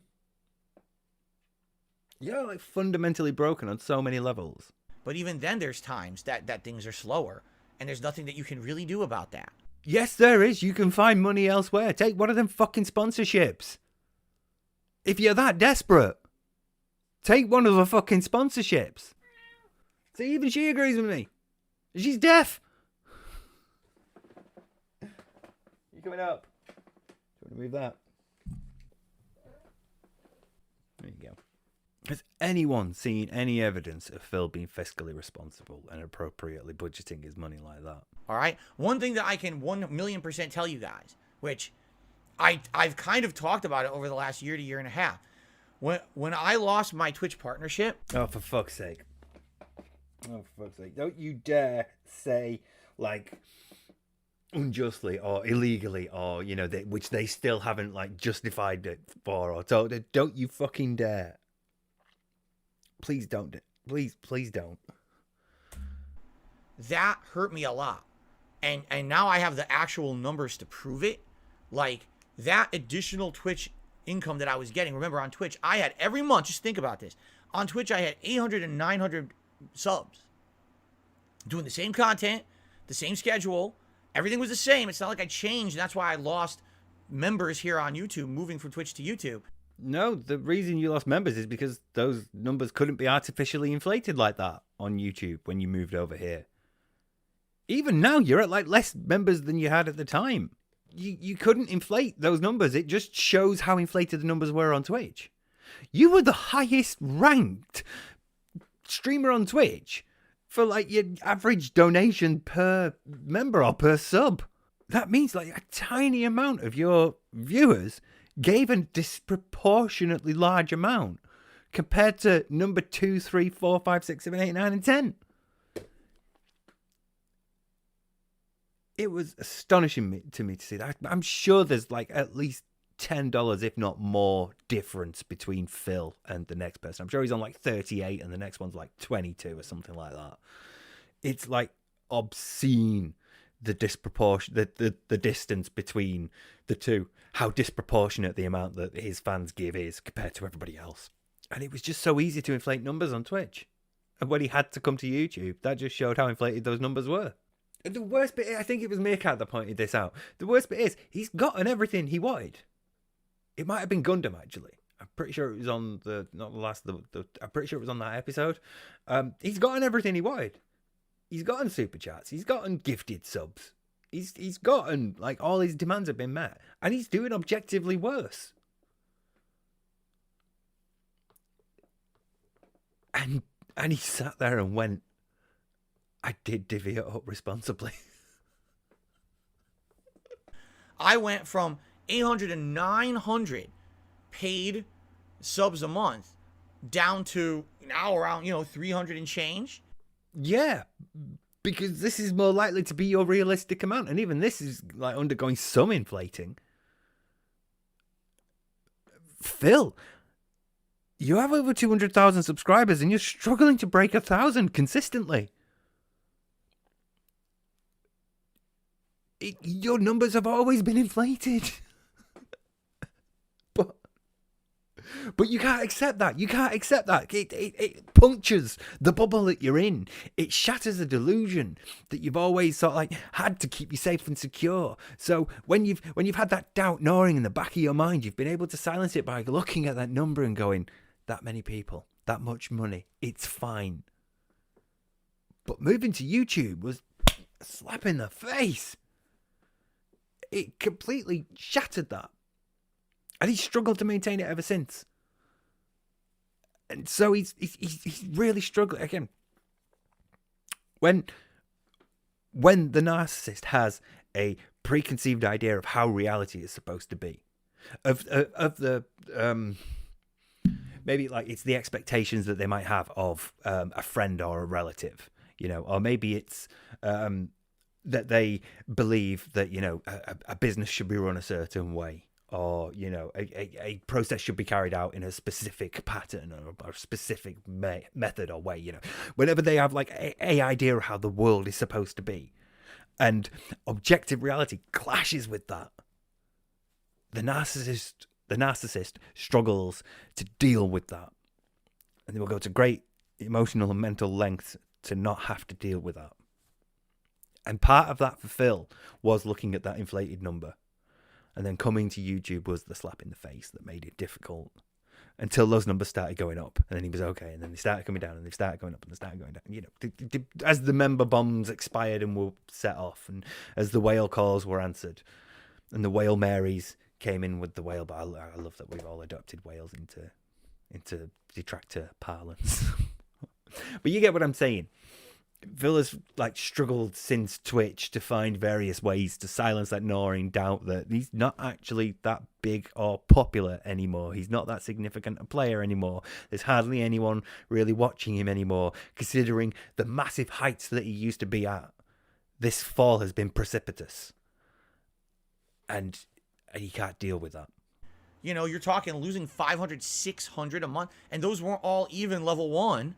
Those were level 2, level 3 memberships, or excuse me, subs over there too. And yeah, over there, the cheering, like with the bits and stuff, was very prominent. Like it was all the time just a common thing. Someone would come and drop a big bomb of cheers and stuff. And it's not as prominent on YouTube. It's just not. And why? Because YouTube, admittedly, is not as good of a streaming service. They don't offer as good benefits. There you go. An external force. Again. This is your external locus. There is an external cause, an external fault, an external source of responsibility. It's not anything I have done. It's because YouTube is bad. Even though they have objectively given me everything that I wanted from them as a streaming service, They are bad. And that's why I've not got an extra 500 or 600 members on this. I've not got another 500 to put on this number here. I was doing it down there. It should have been there. Sorry. As Twitch does, correct? They don't. There's no YouTube Prime memberships where you get a free membership if you're a YouTube's premium subscriber. They don't, that you can't use emotes carrying over from channel to channel. We know this, right? And that just telling you. You should be thankful, of all people, you should be thankful that people in your chat can't use emotes from other channels. Do you know the amount of, like, burgers you'd be getting in your chat if that was possible? If people could do that? It's been rough, okay? It has been rough.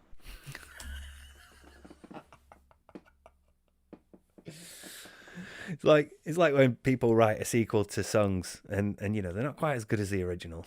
I prefer It's Been Tough to It's Been Rough, if I'm honest. But again, it's like, oh, it's all YouTube's fault, this. That they're just not as good as Twitch. It's like, it's not anything I could have done, you know. Couldn't have treated my audience better, you know. Couldn't have changed how I do things here. Couldn't have, like, tried new things. Couldn't have taken sponsorship deals. Couldn't have, you know, done that podcast with Keem and Wings and Boogie. It's nothing I've done. It's YouTube's fault for being shit Twitch. Because I'm looking now at my financials. I just did my taxes last night, and it's like, dude, my income from 2021 to 2022, my income went down a lot.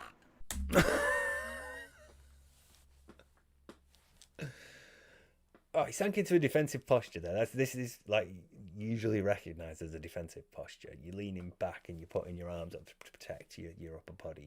You know, you're getting a bit fed up now.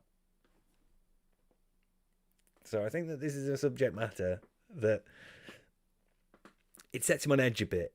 It makes him a bit guarded and a bit defensive, because obviously now we're close to talking about information that could put his family at risk. We're talking about financial stuff. We're talking about the great tax sagas of years gone past and the knock-on effect that they've all had, to the point where he has to stop a stream and cancel it so that he can do this, rather than doing it on his day off like anyone else would, because, you know, you have to. All right? That's all I'm going to say. I'm not going to say how much. I'm not, you know, because that's exactly what these idiots want. They want to know. And that's the hilarious part, is because these idiots sit around and they pretend to, oh, I'm calculating everything Phil makes. Well, if you're calculating everything I made, how didn't you know my income went down? We did. We've been saying that. Like, for a while. Like, you know about Piece of Peace. You should be listening to what he's saying.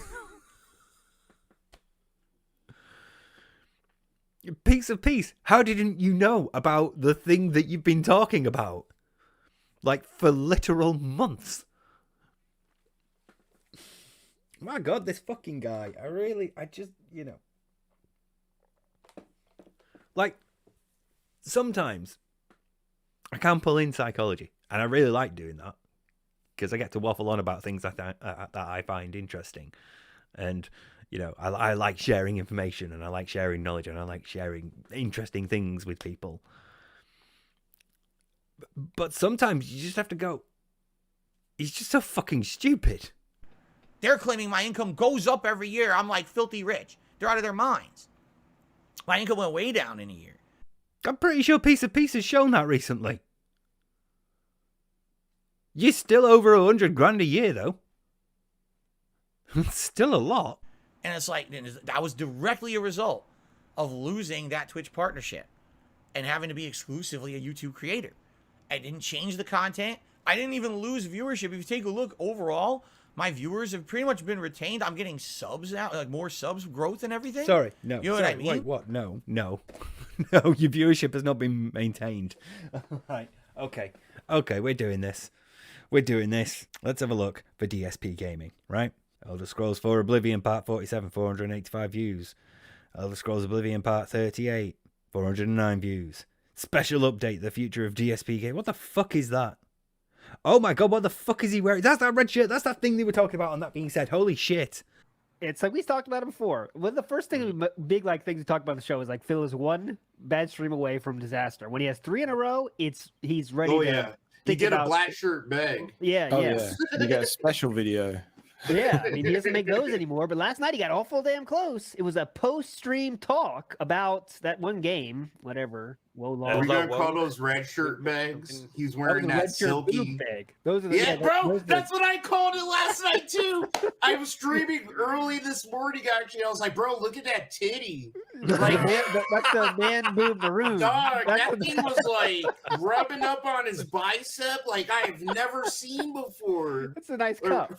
Like, dude, at least black is slimming. Like we're all wearing black. Yeah. I'm assuming yours is kinda... I'm assuming yours is a Costco shirt, and Sam has a wonderful hoodie. That, yeah, definitely. Merch, maybe. Oh, wait, what are we talking about? Is it? Yeah, it's available now. Oh god, I'm gonna need to watch this. This is 18 minutes. Oh fuck! I can see how that's got 3.4 thousand views though. Because I mean everything else. Daily Wrap 450. Level 1 podcast March 7th, 526. War Long 827. War Long Part 9, 333. War Long Part 8, 465. Like a Dragon Part 11, 476. Like a Dragon Part 12, 372. You are struggling for views. It's just YouTube streaming is not as profitable. It's just not. You know, it's not as good as Twitch. And there's nothing you could do about that. Sadly, YouTube, in my opinion, has become the better place to stream. It really is. Better video quality. I can actually control the chat better. There's just a better mentality of how this business is run versus Twitch, and their ridiculous management decisions and bullshit, and the way that they police their community is a joke. Completely unprofessional over there. Oh. Of course he's going to be like that. Twitch has wronged him. He's not going to be any different, is he? He's not going to be like, yeah, well, Twitch had its benefits, but, you know, ultimately I do prefer YouTube. No, of course he's not going to be like that. He's going to absolutely shit on Twitch because Twitch have wronged him. So, you know, they're up there with the helicopter company and Burger King and Machinima. So, it's a better place to operate a business. At the same time, it just doesn't have the features that Twitch has, and it's like, why not? Seriously, why not? Because it's not Twitch, it's YouTube. If you want the features that Twitch has, go to Twitch. But anyway, yeah, things are rougher, and you know the way I see it is I need to tough it out a little longer. Things will get better soon. See, you're kicking the can down the road again. You have always had this mentality of I just need to tough it out. I need to get to the next hurdle. I need to get over this hurdle. Brighter days will be ahead. The grass is going to be greener on the other side. Trust me, you guys. I just need to jump the fence. You are not actually doing anything, though. Just kicking the can down. I'll tough it out. How? I don't know. I just, you know, I just need to get to the next bit. Well, okay. How? What are you going to do to make money if you can't make money off this? I'll just tough it out. Something will come along. Don't worry. It just kicks the can down the road. He doesn't want. It's not working. He doesn't want to work. He's like, he doesn't want to take accountability for his actions, be responsible like a fucking grown-up, and try to make money in a different way. He just wants to keep being carried by his audience. Like forever. Well, at least until his parents die so he can cash in his inheritance, sell off the house and monetize their deaths.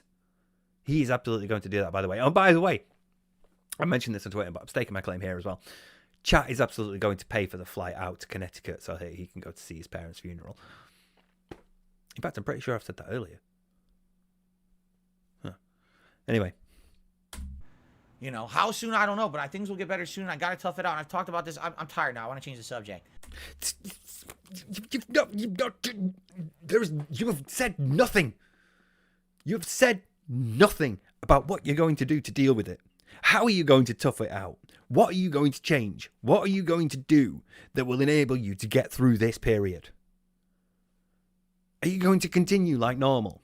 Are you going to continue as you do every day? Ordering Doordash, playing on that game between streams, drinking, and begging? Or are you going to cut back on things?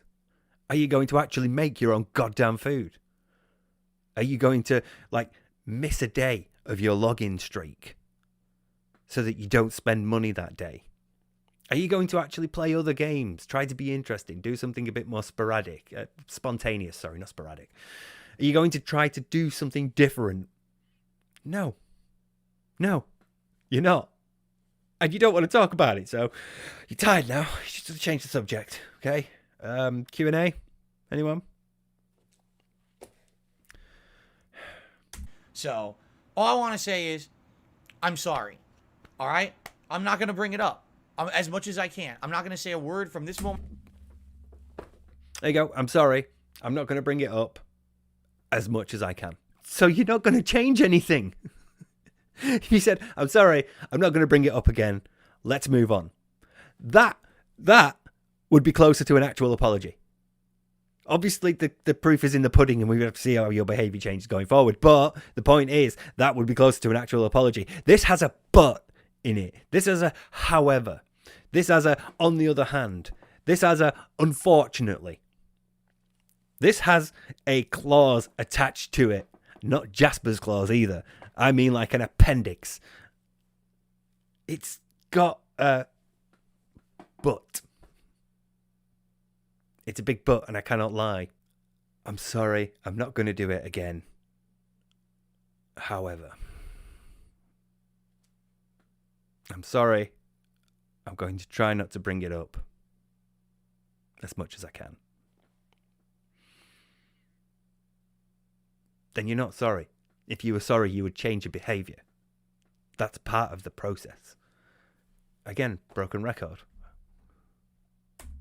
As much as I can. I'm not going to say a word from this moment on. I'm not going to say a word about, hey, tip me because that's how you can help me out more. I'm just not going to say nothing. I want to check out Snort Hogan. I'm pretty sure that Snort Hogan has in the time since this, probably uploaded a video where Phil's complaining about tips. DSP late night chill begging on Oblivion stream 12 hours ago. DSP unrecorded end stream upset people came to laugh, not give money. No, what was that? Oh, piss off, Ebony. Yeah, give him money. Yeah, I was right.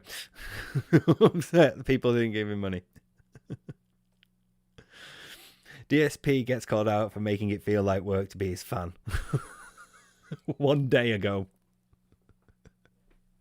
This is after this. This is after this. Aquateal. I'm sure Aquateal's got one as well.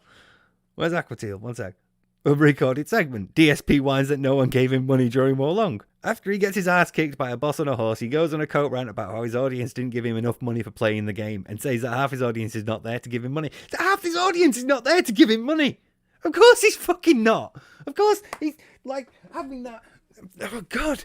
Of course he's having like that opinion of his fans. Of course he has that expectation.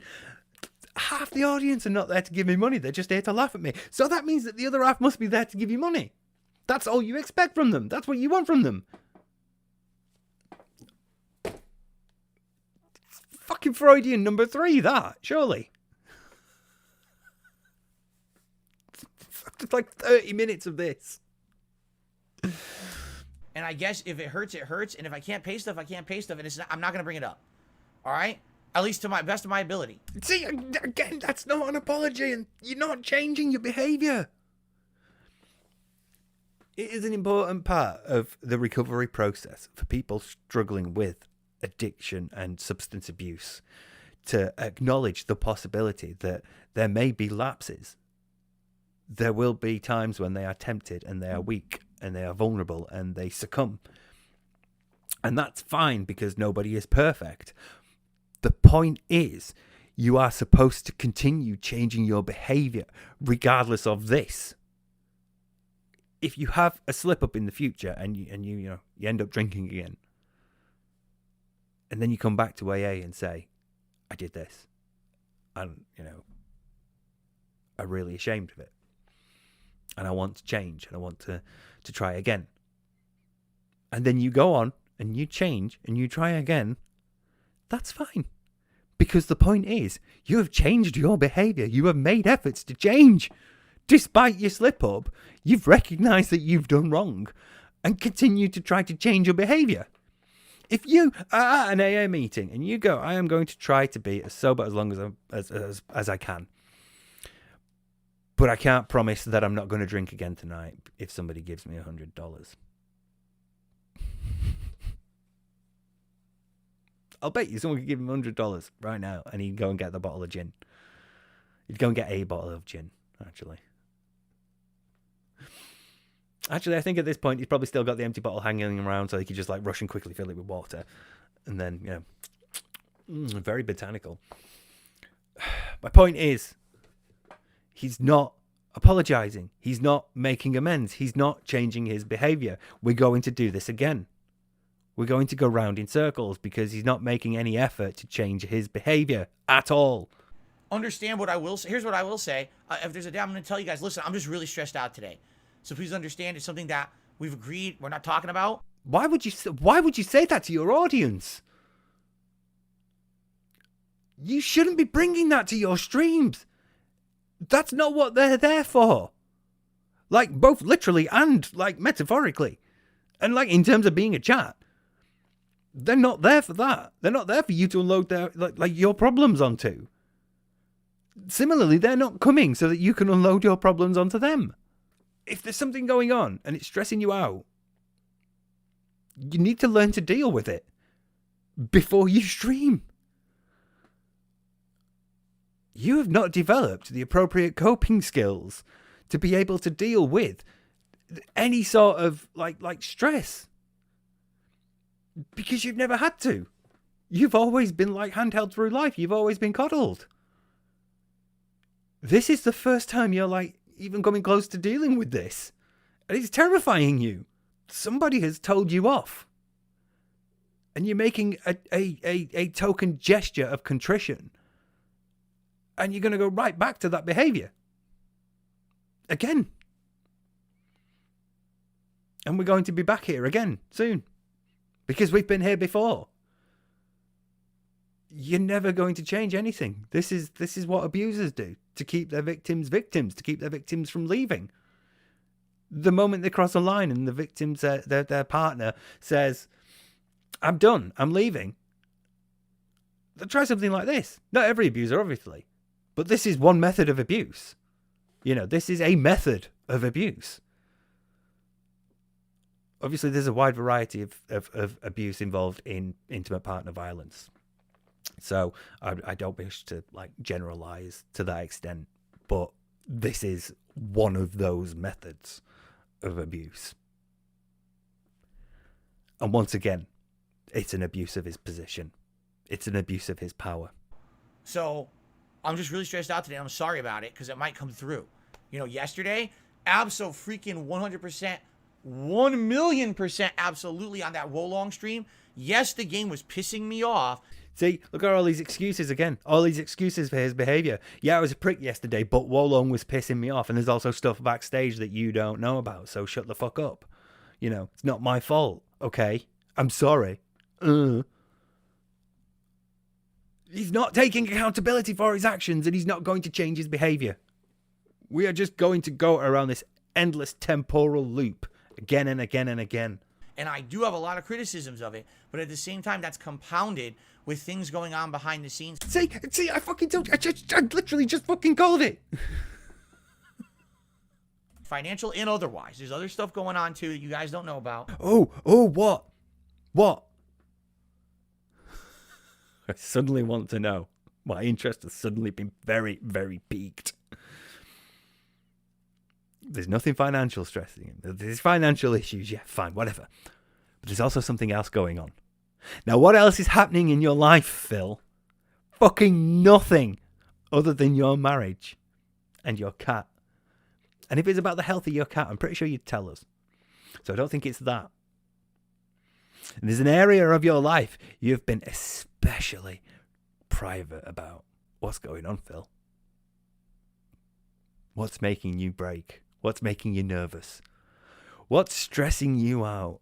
See, anybody else would have appropriate coping methods for this, but somebody hasn't socialized enough to learn how to do that through their friends and other relationships. And it all adds up. And it really stresses me out. But it's not your audience's responsibility to deal with that. It's not appropriate for you to put that on them. So stop doing that. And then it comes through in the content, you know, and I apologize for that. But I'm going to do it in future. I'm sorry, but I'm going to keep doing it. It's going to happen again. You're just going to have to fucking accept it. Suck it up and deal with it. All right? So that's that. I'm not bringing it up. I'm done. I said my piece. All right? And I got it on my chest, and I apologize to everyone who I offended. I'm sorry I even brought it up. Bro, you're not sorry. You're not changing anything. You're going to keep doing it in future. You're not sorry. Stop saying you're fucking sorry. You are not sorry. You fucking, no, you're not. You're fucking not. If you were sorry, you would do something about it. You would change your behavior. And you've not. Now, I really am, because I feel like I was doing better. And now things aren't as good as they were those few months that I was doing better. And now I'm kind of, you know, I don't want to revert back to old Phil constantly bringing shit up like that.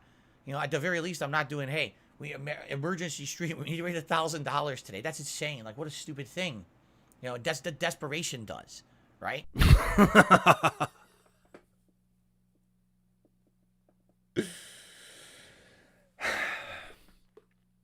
Yeah, Phil. Yeah, it is. It's what panic does.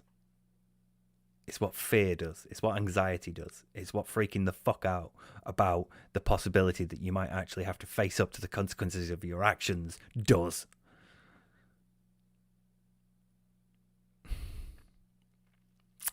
If only there was some way he could learn from that. It's such a shame. It is like just totally beyond the ken of mortal men to know how to learn from their past experiences and change their behaviors. Such a shame. It's exactly what desperation does. It changes you. It turns you into something you don't like and you don't respect. Once again, for the benefit of those in flash photography, it's on you to deal with that. It is not your audience's responsibility. It is not fair for you to put that on them. It is not appropriate. It is a bad thing, and yet you keep doing it. I want to be able to wake up in the morning and look in the mirror and say, hey, I'm good with what I'm about to do today.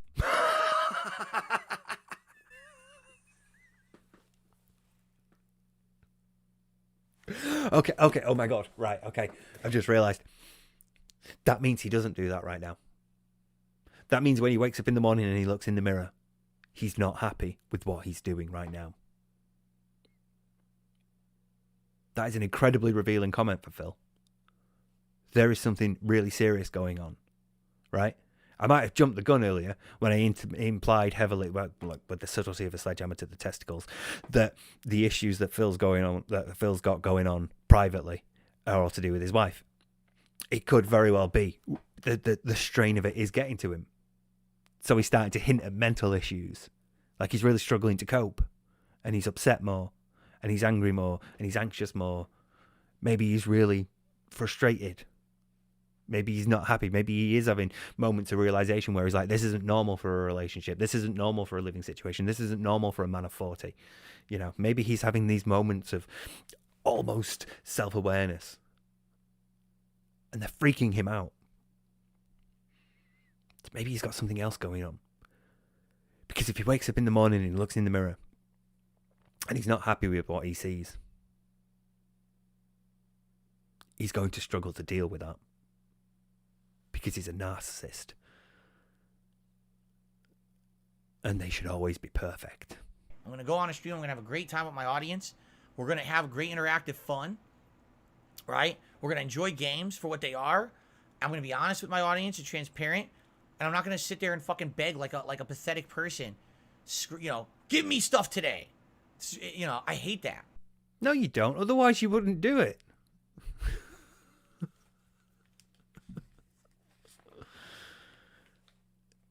The lengths that this person goes to in order to avoid doing work, it's amazing. Like, why wouldn't you just do a fucking sponsorship? Shill Kamikoto knives or fucking that entitled deed thing that was a scam, you know? I'm fucking amazed he's not got DSP NFTs. I'm amazed that we've come to this. This has been insane, and I really think that his coping methods are not working anymore.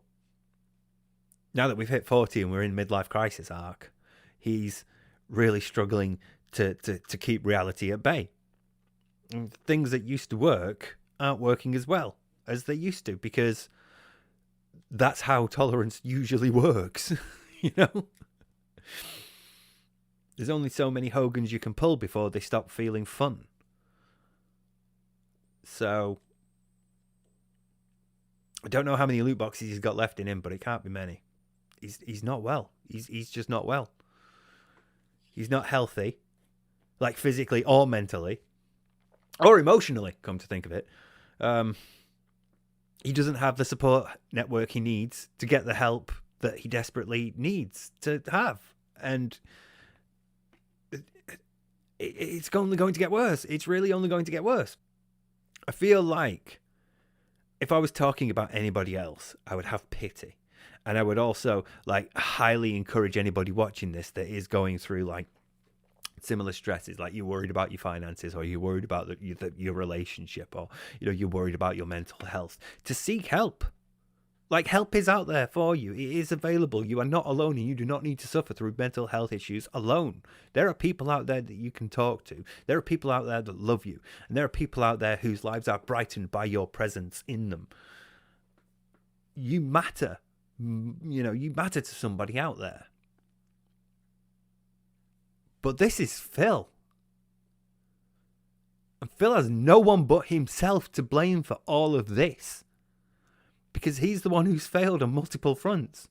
He doesn't even have, he can't do like a guest show. He can't do like a guest stream. He can't jump onto like multiplayer or, do a react stream with someone. He can't like have somebody over onto his stream to do some multiplayer. There was like the one guy who he had over for like 10 rounds of Street Fighter. And that was like the first time since Anthem or Apex, that multiplayer one he did with, was it Kekken? He hasn't maintained the relationships required for that professionally, like in terms of friendship, personally, interpersonally, intimately. He's not got intimate relationships either. There's no way the relationship that he has with Kat is intimate. If anything else, it is the most platonic marriage you could find on the planet. So he's got nobody to blame but himself for all this. And he can't accept that. Because again, he's supposed to see perfection looking back at him in the mirror every morning. And he's not. And that can't be his fault because he's perfect. So it must be someone else's fault. And he's really sorry. But until such time as that external fault has been dealt with, his behaviour might happen again. The bad behaviour that he's apologising for. He's going to put it forward again. He's going to behave like that again. And then he'll probably apologise for it again like this. This cycle's going to continue until he breaks down on stream because he's not going to get the fucking help he needs. His parents are going to outlive him. I'm staking my claim there as well. And I hate looking at myself and saying, man, I did that yesterday. And I'm sorry if I came across that way because that's not what I was trying to do. I was trying to be honest and transparent. People were like, nah, even then, even the way you did it, it's not acceptable. I'm like, all right, fair enough. But you don't understand why, do you? You don't understand why. You're just accepting that those people are telling you that. You go, okay, fair enough. You've not expressed why. You've not explained why that's bad. Because if you could do that, you would then take steps to change it because you'd know why it was bad. You'd like truly understand what was wrong about it and not do that again. But instead, you're just going to go, I'm sorry, but, in future, it's going to happen again.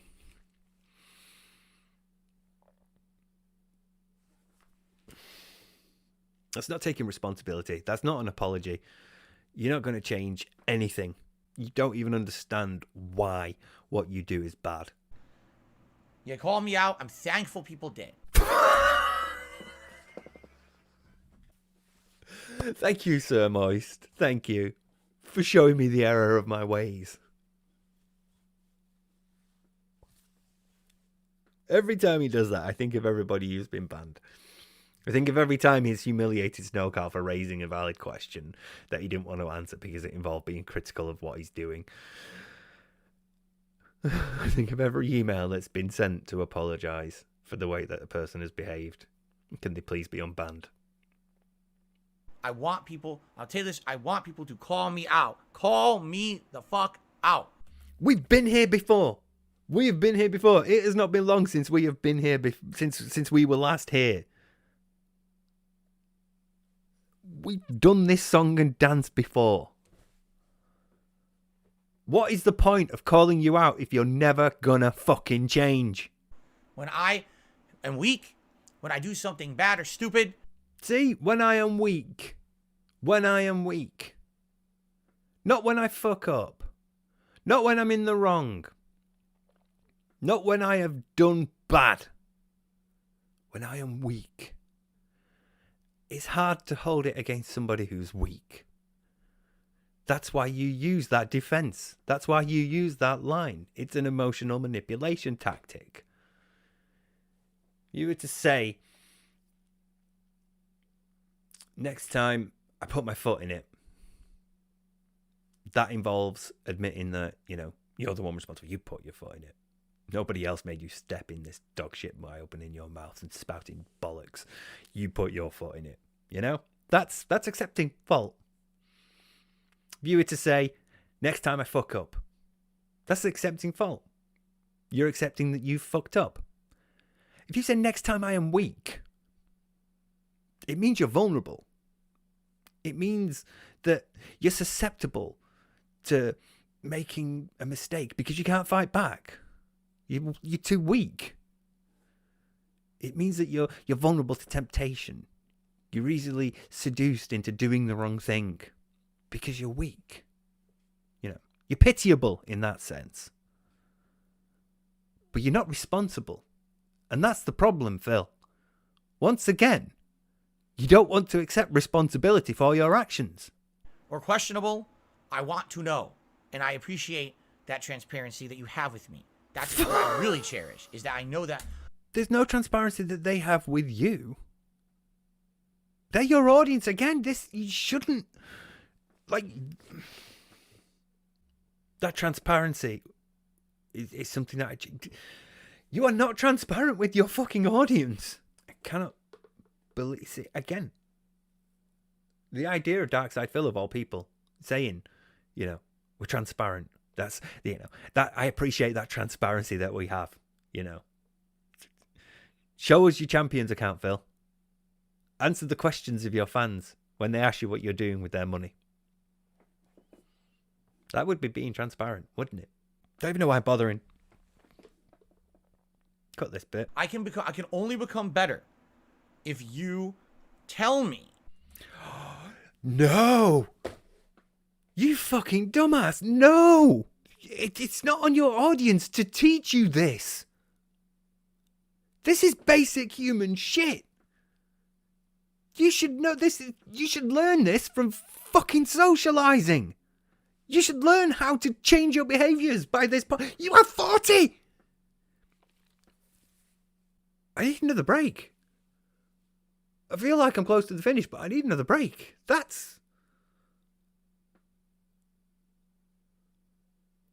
He shouldn't be expecting that of his audience. He just shouldn't. Holy fuck. Oh, fuck me, man. The problem that I have now is that he's going to try and wrap this up. He's done. He wants to move on. We've got the shit to talk about. But I have a feeling that there's going to be like a question or a comment or a super chat from someone in a bit. There's going to be like another spark that causes another one of these. So I think the only thing I can do is carry on. I can only become better if you tell me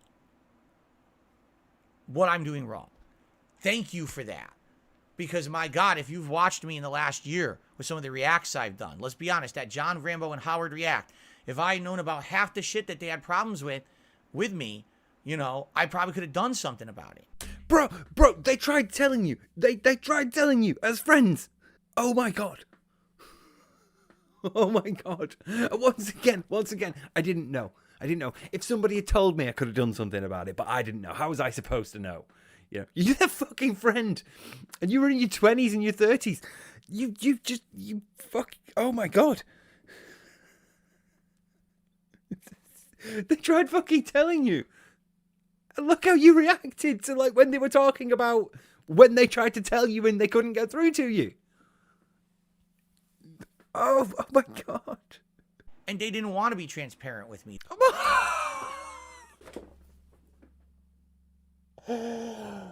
Oh, fuck.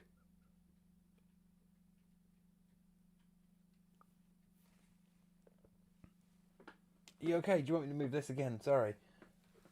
I'm in a little bit of shock right now, so you're going to have to give me a moment. He still has, like, no idea how friendships work at all. None. He cannot understand simple concepts involving friendship. That stream just reiterated that. It reinforced that belief for me. That Howard and Rambo react was just a whole other level of DSP not getting what makes human interactions work and not understanding how relationships work and just like the end result of him seeing profit as his primary motive and money as like the prime motivator for people's behavior. Oh God.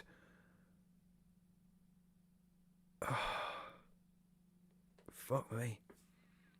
They kind of held it all in, and now those are friendships that are irrevocably broken and will never come back because no one was being transparent. They were. They tried to tell you like multiple times about different things, and you just fucking weren't listening. They tried to tell you to give some money to Respect the Pact for the work they've done. And instead, you emailed them and told them you had the shit, so you couldn't meet them. And they told you about that. And they told you how shitty that was. And they use that as an example of how shitty you are. And you're like, no one was being transparent. Fuck off. Oh, God. Like I said at the start, one of the videos that I've been editing was the Evil AJ stuff, and in that video, I actually made like mention of doing, because it's that long ago. It was filmed in like August last year, so it's been a while. And at the time, I was like, I could still do something with the Down the Rabbit Hole streams, and that sort of slipped like further down the list as other things have come up. But the Howard and Rambo stream, holy shit, I really need to do something with that, because it just revealed so much about how Phil doesn't grasp human interaction at all. He doesn't understand how relationships work. He doesn't understand how friendships work. Like the closest thing he's had to like proper emotional intimacy with someone, like to the point where you could call them a friend, was John Rambo. And he still misses that. And that's like, you know, part of the inherent flaw of narcissism, because narcissists still want those things. They still want that sort of relationship with someone. They just can't have it. They're held back by stuff like this. They're held back with like not being able to like fully emotionally open up and express themselves. They're held back by like their own insecurities, but they still miss having relationships like that. They still miss friendships and things, and that's why a lot of narcissists will like put in the effort to at least maintain the impression that those relationships are worth keeping around. Narcissists can have friends. They can be charming people if they're socially adjusted enough that they can properly handle and manipulate people. So he wants it so bad and he misses it, but he can't accept like responsibility for it. He has to displace it onto other people as well. Him saying nobody was being transparent is him spreading the blame. It's acknowledging that he's at fault, because obviously this is a two-way street, or a three-way street. You got John and Howard. But, you know, it's like relationships are give and take. Relationships are a two-way thing. It takes two to tango. So, you know, he's aware that he has a part in it as well. And he's also aware that, you know, it's an incredibly shitty look to go, yeah, well, you know, those relationships are irrevocably damaged because of what they did. Not anything I did, what they did. He knows that's shitty, so he's not going to say that. But he still has to blame them as well. He still can't fully accept the responsibility. It still has to be their fault. They still have to have done something wrong as well. He cannot get how this works.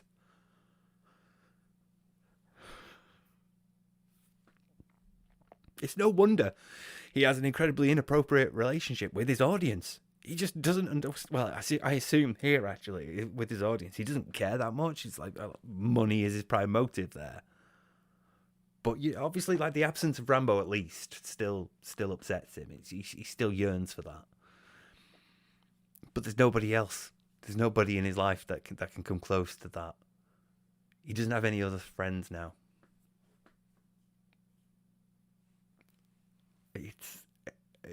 It's so alien to me, this sort of mindset. And I know it's like quintessentially narcissistic, but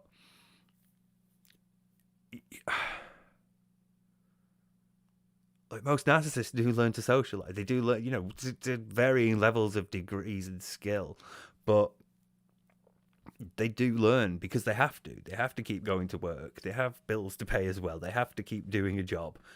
They have to maintain relationships for, you know, to benefit them. So, you know, most of them have socialized to some extent. But, like, I swear the last time he went out with a friend was on one of them convention trips with John. When was the last time he went out with a friend for a night out? When was the last time he went round to a friend's house to just chill, to just hang out, to just chat shit for a bit, catch up, a couple of beers, smoke or two, play some games, just chill? When was the last time he just hung out with a friend?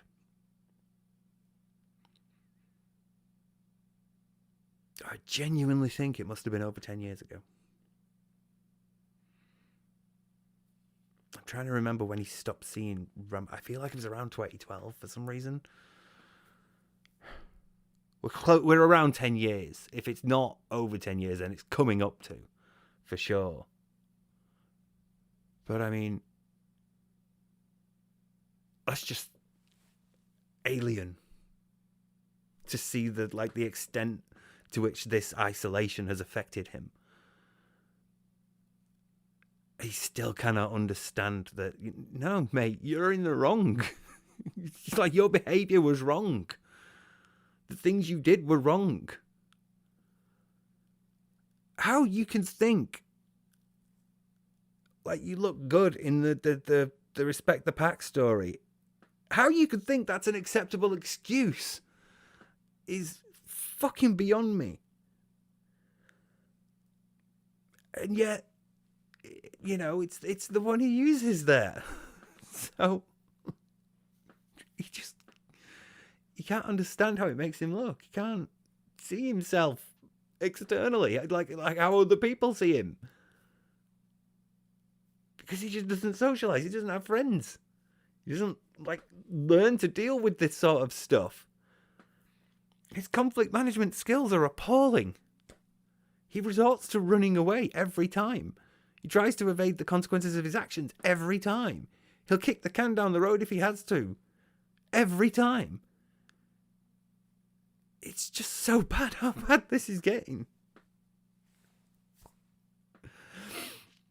I feel like I need to run to a rooftop and pull a switch and a light will just burst Baxter Zevchenko's symbol into the sky, and somewhere out there in the world he'll see it and he'll understand and he'll start working on another video.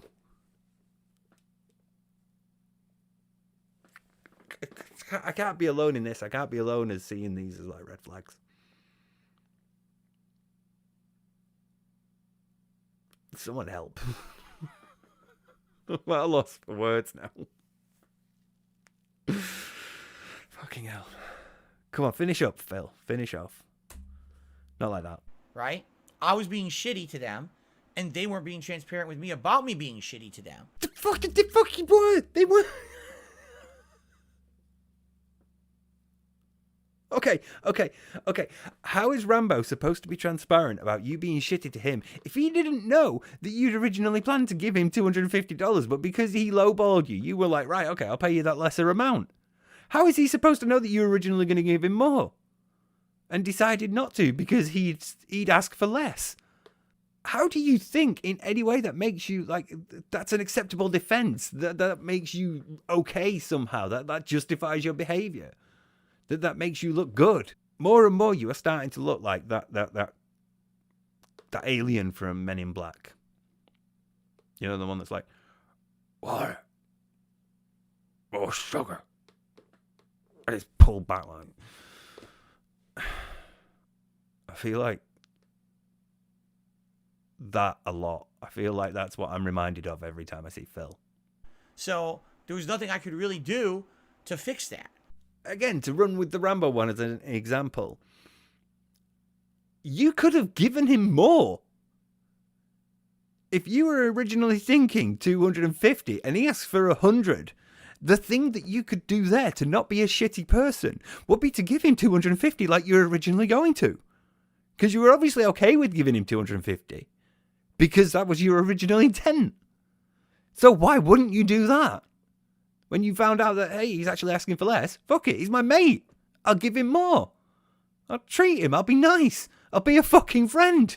He had to ask. It didn't occur to you to say, hey, do you want me to help you cover your transport bills when you're coming up here to film? He had to ask for that. He had to ask for help with his car because it didn't occur to you to say, don't worry, man, I'll help you out. It's fine. No worries. We got this. And you weren't like 14 or 15 at this point either. You're fucking 30s. Major issues. Major issues here. I don't know. Like, it just gets worse. It just keeps getting worse. How does it keep getting worse? I thought he was supposed to be finishing. If you guys call me out on this stuff, then I can improve. No, you can't. No, you can't. That requires being able to change, Phil. And you're incapable of that. Otherwise, you would have been okay with saying, I'm sorry for the way I've behaved. I won't do it again. Without appending as much or as often. You know? You wouldn't have been able, you wouldn't have needed to do that if you could change. You would have just said, yeah, I won't do it again. Because you would have been making a conscious effort to change. And you're not. You can't. Anybody that calls you out gets banned. See, look, there's a comment there, dude, in the UFO. And don't ban them for criticism. See?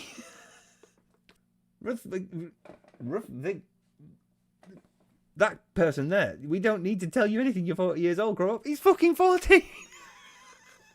We're too cautious because we think we'll get a mute or a ban, call you out, ban, gone forever. You don't want criticism, you know. Just be careful when you're calling out. Big words don't change the context. Fucking hell, this is just... He wants to be seen a certain way. Here right now, it is important for him to be seen as apologetic. Because he needs to do that so that the people that give him money don't stop giving him money.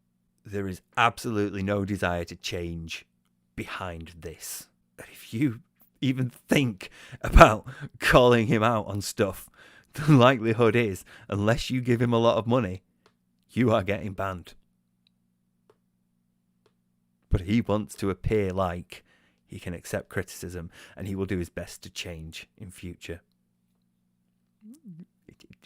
Absolutely no intention of doing that. Because again, we're just going to be here the next time he does it. Okay, so thank you for that. To the people who did that, I really, really appreciate that. And I'm going to do my best to improve. All right, now that we've got a half an hour segment about it. All right, real fast, let's talk about the schedule. Well, today, Oh God, come on. Oh God. Oh, we went full screen then. Now, H3 Productions, the only reason I know about them is because they got into a beef with Keemstar years ago. And they went back and forth making videos about each other. And I kind of watched a few of those videos at that time. And then he was brought up in the Keemstar documentary that I reacted to last year. So I know a little bit about him, but only a little. I know almost nothing about the guy, big picture wise. So, that would be interesting to learn more about him and his business and everything like that. I guess a lot of people are saying he became hypocritical over the years, that he used to be really, really hypocritical, he used to be really critical of people who did React style content, and now he has a whole show that's just reacting. Right? Gee, that sounds kind of familiar. It's almost like there was someone else on the internet who is very critical of React style content and now has a whole channel for that. I wonder who that person could possibly... Hold on. Before you go full screen, doing this does not absolve you of the hypocrisy involved in this, Phil. You're still a fucking hypocrite. You still shit on people that do React content, and now you're doing React content. You're still a fucking hypocrite, no matter how much you go, oh gee, I wonder who else is doing that. No. In fact, no. I'm skipping on. Truth Seeker did a super chat. You got me feeling guilty. I'm sorry. I don't know why I would ever make you feel guilty because I didn't talk about anything that would make you feel guilty. Bro, you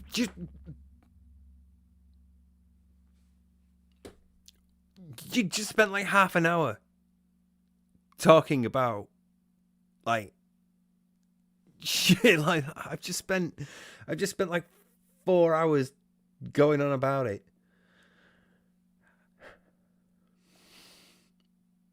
It is exactly the sort of thing. You pressure people into caving. This person feels guilty because you've made such a gesture towards apologizing and trying to appear contrite. So they feel bad because, I'm really, really sorry, guys. Really, I'm really sorry. I've got a lot of shit on right now. Really, there's a lot going on behind the scenes that you don't know about. Okay, and I know that I can be bad at this sometimes. You fucking spewing that bullshit is what makes people feel guilty. They feel bad for you. And you deliberately do that. You know exactly what you're doing when you do that. You want them to feel bad because that means they're more likely to stay, to try to help, to try to make things okay. They're less likely to leave and abandon. You are counting on the empathy of others. Jasper, did you? I think he just jumped in a bag in my closet. Hold on a second. I think he really did. Oh, for fuck's sake, come on. Okay, tips. Holy moly. A bunch of dollar tips came in, which either means people are very supportive or it's a bunch of trolls. So we'll find out. First tip of the day, actually, is a $20 tip from someone named Caster saying, happy early birthday. I'm looking forward to your chill stream today. Thank you. Because today's gameplay should be pretty chill between both Hogwarts and Like a Dragon Ishin tonight. So tedious. I got a dollar tip here.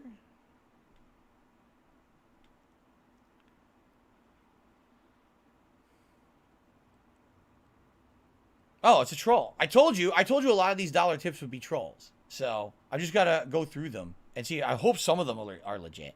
It's just these trolls they know the minimum tip's $1. So, yeah, so here we go again. So, okay, keep going. Okay, this is a $3 tip. Usually you wouldn't get a $3 troll tip. How many of them were questions? How many of them were legitimate questions? That's what I want to know. How many of those troll tips were actual legitimate questions that you didn't want to deal with? Okay. So I'm going to keep going, ignoring the trolling. What about this here? See? You can't handle it. Let's see here. You can't handle it at all. You can't handle criticism. He can't handle anything critical, any questioning of him at all. None of it. He's incapable of appropriately dealing with it. And he's 40. Again, I remind you, he's 40. Shit like this is why we call you a literal man-child, Phil.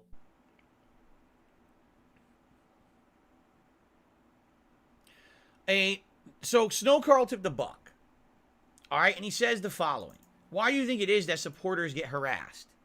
Because in particular, a lot of the supporters, he's not calling anyone out, but he's saying he knows, especially him and other supporters, aren't necessarily, they're not coming in here dropping hundreds of thousands of bucks a month. We're talking to someone every once in a while drops $1 or a super chat or a membership. It's like, why are people harassing people like that? Because, those people, just take a look at it this way. You could spend money every month on a Netflix subscription. You could spend money every month on Disney Plus, HBO Max. Each one of those runs you, what, 10, 15 bucks a month, correct? And you get a ton of content. If you subscribe to DSP Gaming...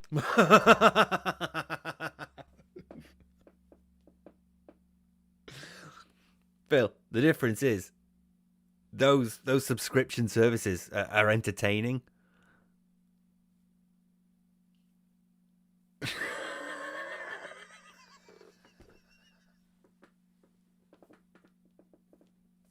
Oh, is he going to say, like, you get a cool chat crown, you get, your name highlighted in chat, you ignore slow-mo mode. Is he going to do the sales pitch? It's $5 a month. No, it's cheaper. It's $4 a month, right? And that's not subscribed. That's a membership. If you become a member of DSP Gaming, it's $4 a month, right? If you tip every once in a while, it's $1 here or there, right? And basically what you're saying is, listen, Phil provides a ton of what I find to be entertaining content.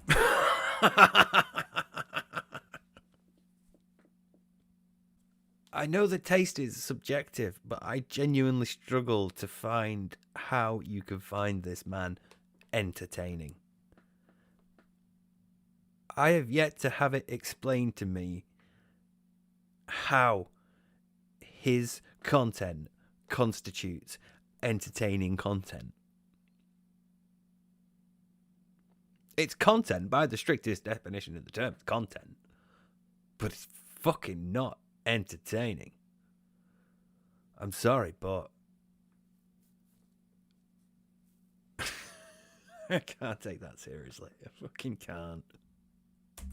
I want to support that and let it to continue to happen. Because if I don't support it and Phil doesn't get support, he can't do this for a living anymore. And then it's either going to be reduced the amount he can make or he just can't do it at all anymore, right? I think we all understand that's how it works. It's give and take, right? You don't have to support, but if you do, thanks. You're the reason why I get to keep doing this, right? We all know that. And you're getting this content for a few bucks a month, if that, right? So why is it that these people harass people who do that? Because they're shitheads. There's no other explanation. They have become part of a cult.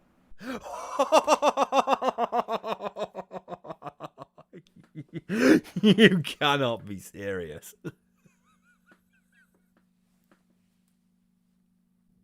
Coming from the man who has openly stated that he conditions his audience. I want you to remember that.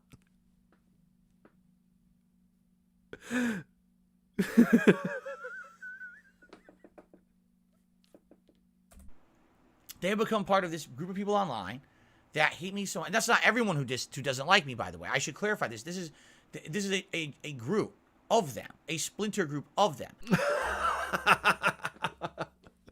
A splinter group. He makes it sound like we're the fucking IRA. This is the armed faction of the detractors. All balaclavaed up and holding AK-47s. Fucking hell. This is a splinter group that like sarin attacked a subway. Get out. Fuck me running.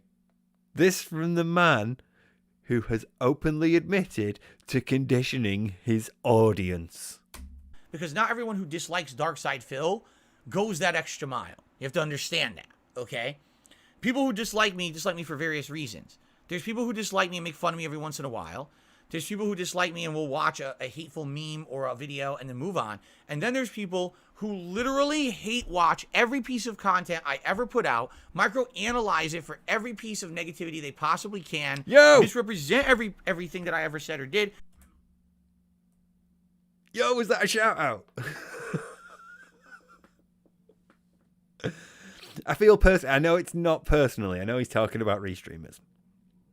who will pause and talk shit over him. But I like to feel like part of that is inspired by me. And the unique bed that I have made for myself that I am happy to lie in. To make me look like a villain, and then on top of that, go the extra mile, because if they can't get me canceled off the internet, they've now got to move on to the periphery. What? Phil, again, no one's trying to get you cancelled, for fuck's sake. What a victim complex. What a persecution complex you have. Jesus, your Catholic upbringing is definitely showing there. Fuck me, Phil.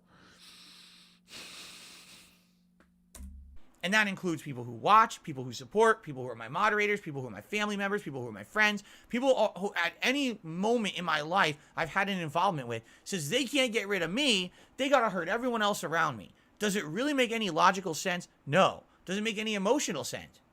No. What happens when people do things that don't make any logical or emotional sense? What do you call that?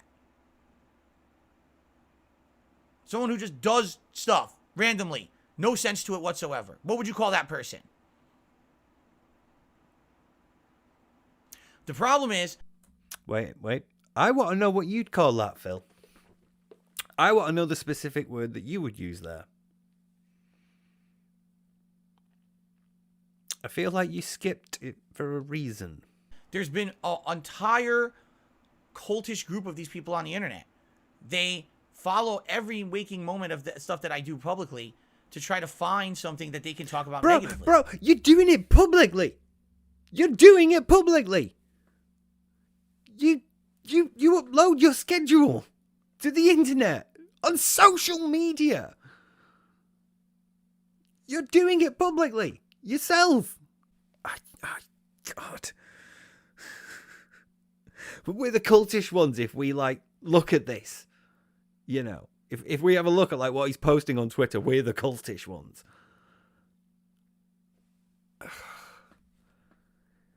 It's like the reason, and I know that obviously the big name at the forefront of his mind right now is Derish. The reason people keep track of Derish is because he's so fucking prolific on the internet. He posts so much to Twitter. It is not difficult to follow that.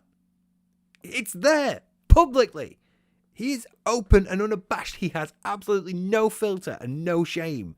And he is a fucking force of nature when it comes to tweeting at porn stars and sex workers and other adult entertainment workers. It's like the reason your audience attracts so much attention. Okay, let's be real now. Let's be realistic here.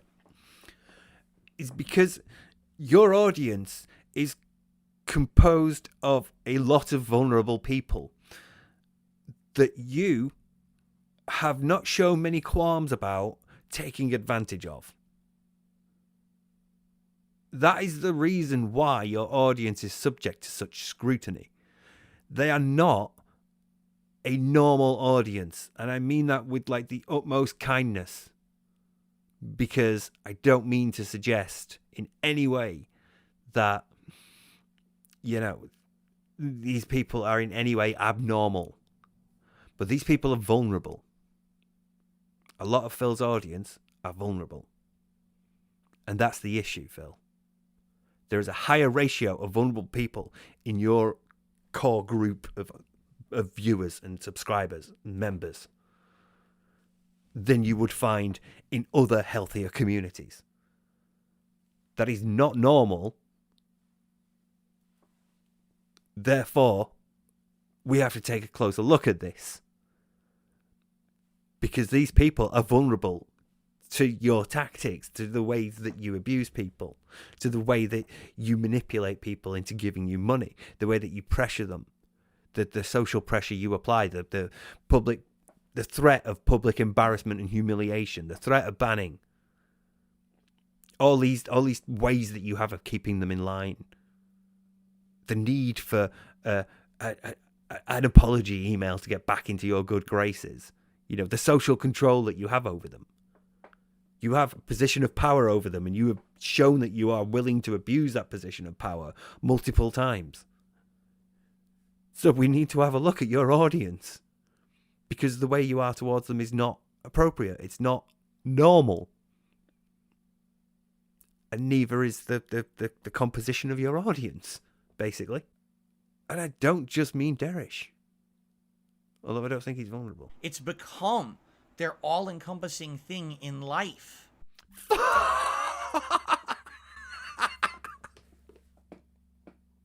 Love it. I love it so much. He has fucking nothing on us at all.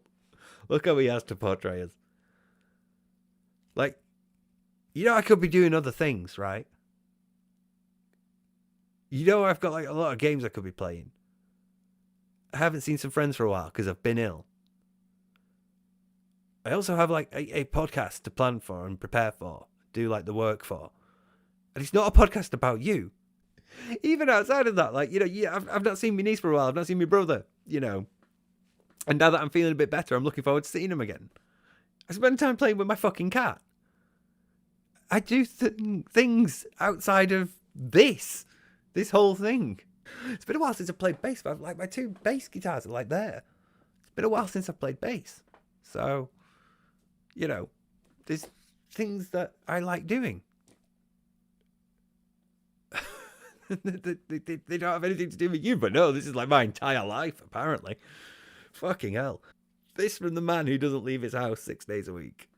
This from the man who only goes out to go shopping. This from the man who hasn't been round to a mate's house in nearly a decade. Or over a decade. Delete is appropriate, Steve. Check later. That's not healthy.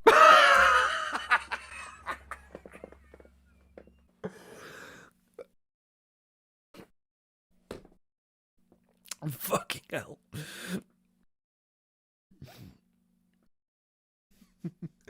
Oh, I'm so glad I stuck around for this. That is amazing. Look at the way he says it as well. That's not healthy. That's not healthy.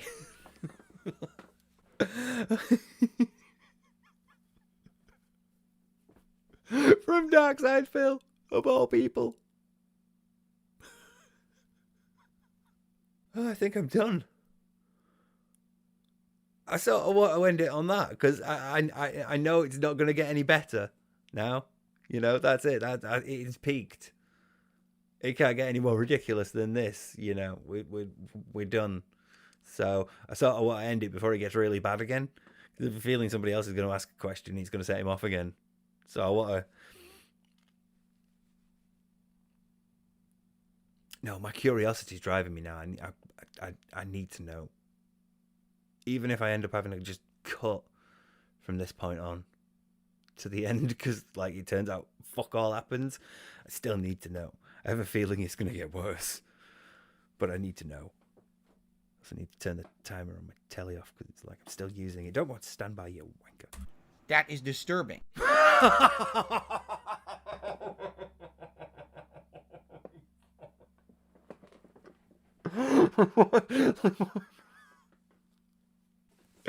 Phil, you are an alien who doesn't understand how human relationships work, and you freak the fuck out at any sort of imposition in your like comfortable bubble of being carried by other people that might mean that you actually might have to get up off your ass and do a bit of work for a fucking change.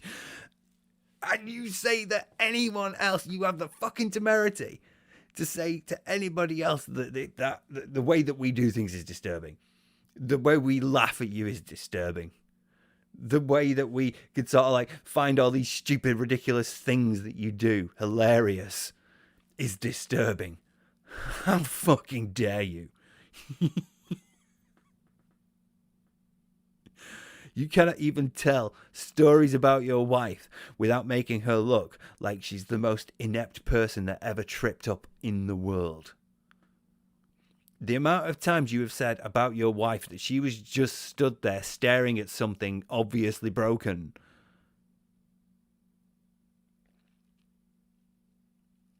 And you dare say that anybody else, the way that we go about things, the way that anybody else does it, is disturbing. How fucking dare you?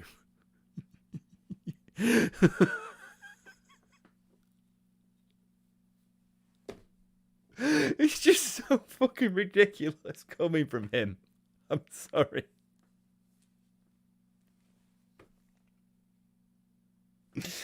Oh God. Oh God.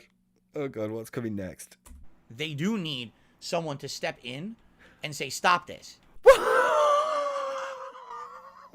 We are about to get a lecture on the need for for a safety network.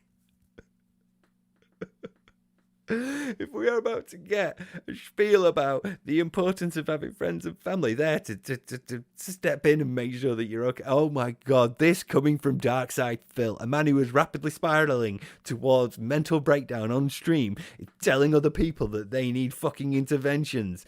This is just straight into my veins.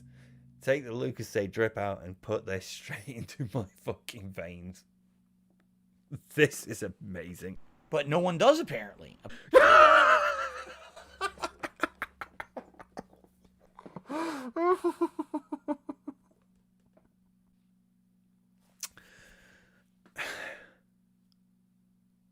Phil, we organised a community event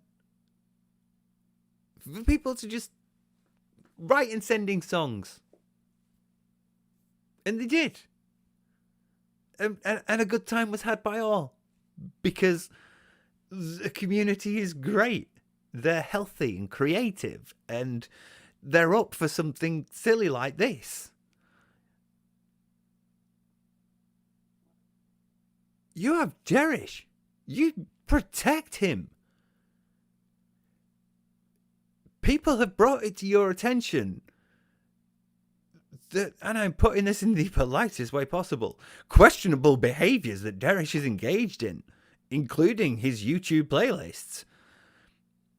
And you've protected him rather than remove him from your community. And you dare say that about us? I question when you said that you want to get up in the morning and be happy with what you see in the mirror. I question that you actually see anything. You cannot be this unself-aware. You just...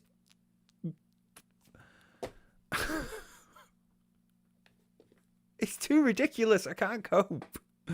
I'm like trying to get some sort of thought or analysis out, but coming from him is just too ridiculous. I'm sorry. Apparently they just go on their merry way, hate watching everything I do, shitting on everyone around me, and they, no one, that's sad that they have no one, like no support group. Oh, we did! Oh, we did!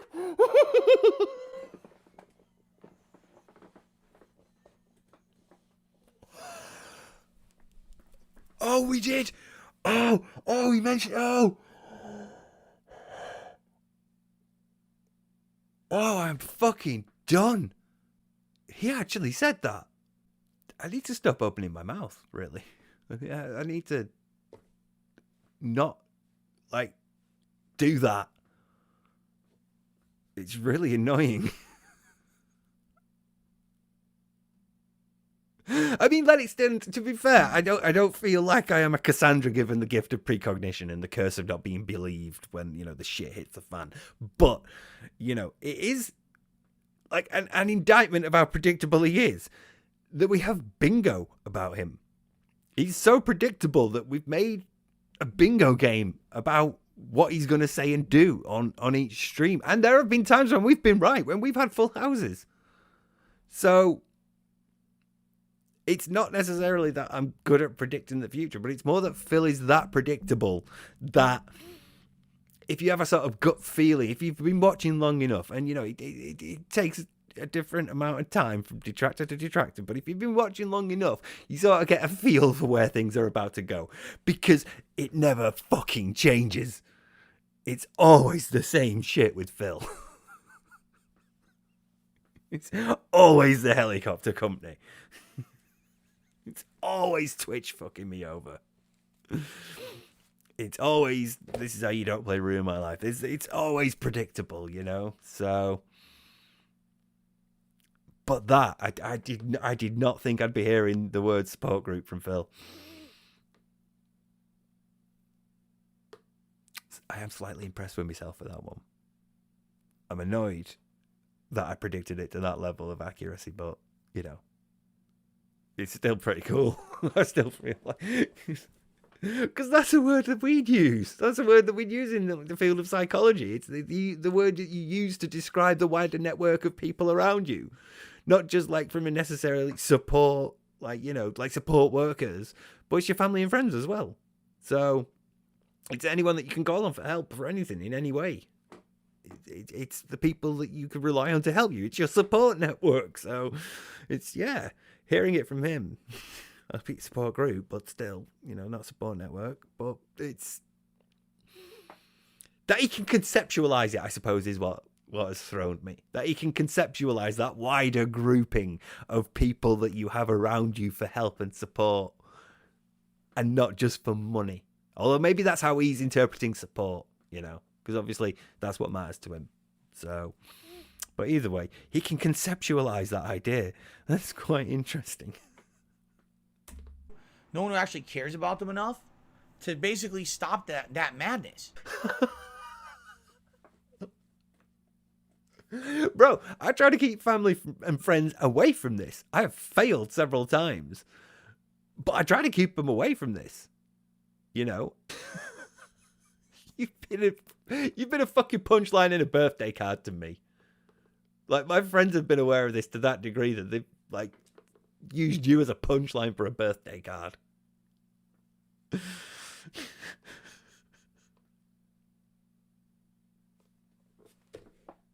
See, that's the sort of thing you could do when it's, you know, healthy. When you're aware of, like, you know, oh, this is another thing you're into. Fair enough. You know, you can have a laugh and a joke about it. I still go around and see those people that sent me that birthday card. Josh, to be fair, Josh and Liz. So, you know, they're my friends. Of course, we can laugh and joke about shit like that. So, but yeah, generally, I've tried to keep people away from you. Because nobody should be falling down this rabbit hole, really. But, you know, when it's your family and friends, you want to care about them a bit more. And not just because they can give you money, Phil. You know what I mean? Because it's madness. It's you. Who would do that? You should be finding productive things to do with your own life. Constructive, productive. Not... Bro, I've, like, improved my editing skills through doing this. In the time since I've discovered you, I've gone and got a degree in forensic psychology. I am still waiting for my fucking backup. And in the meantime, I'm still trying to do shit. I've had COVID and I'm still been editing. I was lying in bed editing while I had COVID. Fucking... I hate that. See, again, right? We had an event where we invited members of the community, anyone, to write a song, to pitch a song, record and upload a song for us. And they did. A lot of people did. And we had fun listening to them. Because there's a wide variety of creative people out there. And they are able to express that creativity in this way. We gave them, albeit temporarily, although, you know, the way ALT was earlier on the show, we have still got some songs left. So, all right, program director, Fantastic Mr. Sam, you have two videos at your disposal. One is from WPIG, one is from Kaiser, and the other is the view breakdown from 2D2 Will. All the things above you are all songs to play that we should play today. So I'm just telling you. I should have told you this before the show, but a little bit behind the curtain for everybody. Jesus, we've got like 7 songs to play. We've been on for a long time, man. I don't think the speak pipe will allow us to even take anymore. I think we're like 150% full. Oh yeah, dude. Today we were 100% filled for the last 4 days, I think, and I had to delete. I deleted a whole page to make space for more. Oh my god, that's you guys, please sending them. So 3 weeks from now we can delete all of them. But we gave them an outlet for that creativity. People could express themselves properly. It's a healthy, creative thing. Fucking hell. destructive to others, but that's how they are, you know? That's very sad. I feel like if Phil's calling it sad, it's probably all right. That they don't have anyone to stay. What are you doing all day? You're hating on someone on the internet? This is your hobby? No, like, most detractors go to work during the day. And then they do this in their spare time. Not every day. This is a hobby, Phil. This is a hobby. That's the thing. It's a hobby. Hobbies are things you do for fun, right?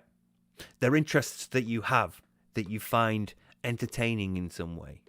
You might find them funny. You might find them curious. You might find them interesting. You know, there might be a morbid aspect to your curiosity, but still, either way, you'll end up watching because you enjoy it. It's fun. You find it fun. It's a hobby. And just like other hobbies, it's balanced in your time. So we can do this and also do other things because we have other hobbies as well. There are other interests that we have. There are other things that we do that do not involve you. And we like doing those things as well as watching you and laughing at you and making fun of you. And see, here's the thing, like, this is a hobby of mine, but so is video editing. The two happen to complement each other here. So I get to indulge two hobbies at once. I edited videos before I was a detractor. I just get so high that I'll sit there for ages doing that, watching the trails change colour. They weren't great, but, you know, I still enjoyed doing them because I like video editing. So I get to indulge two hobbies now. And I also like playing music and writing spoofy lyrics. So I got to indulge another hobby.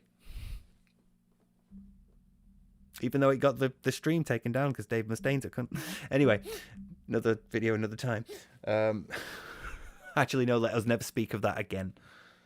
The idea that this is all that I'm doing, when instead I'm sat here thinking, I bought Fatal Frame Maiden of Blackwater a while ago and I still haven't played it.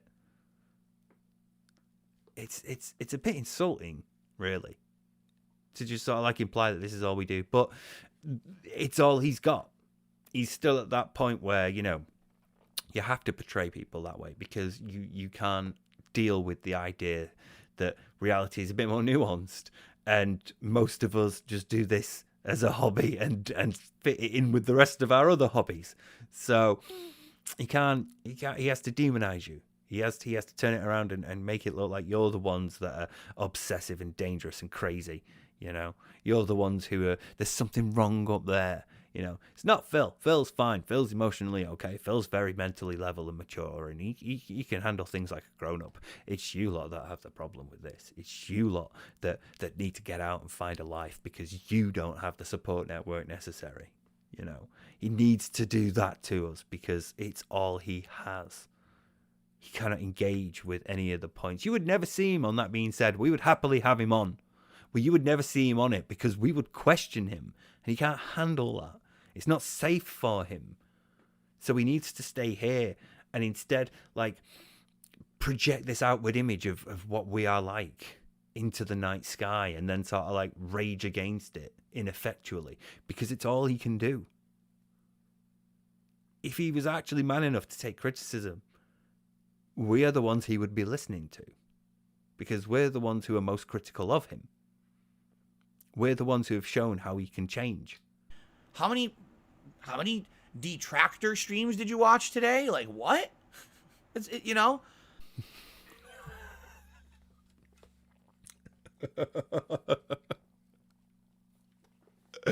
This is okay. So this is some behind the scenes goss.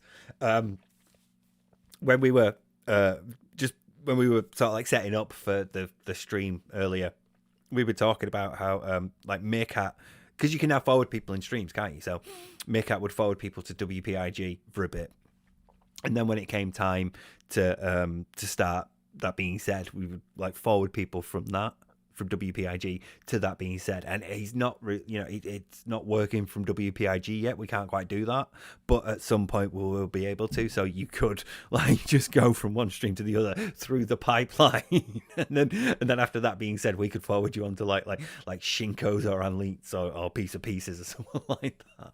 We could like forward you that way, so we could keep the pipeline going. We joked about that.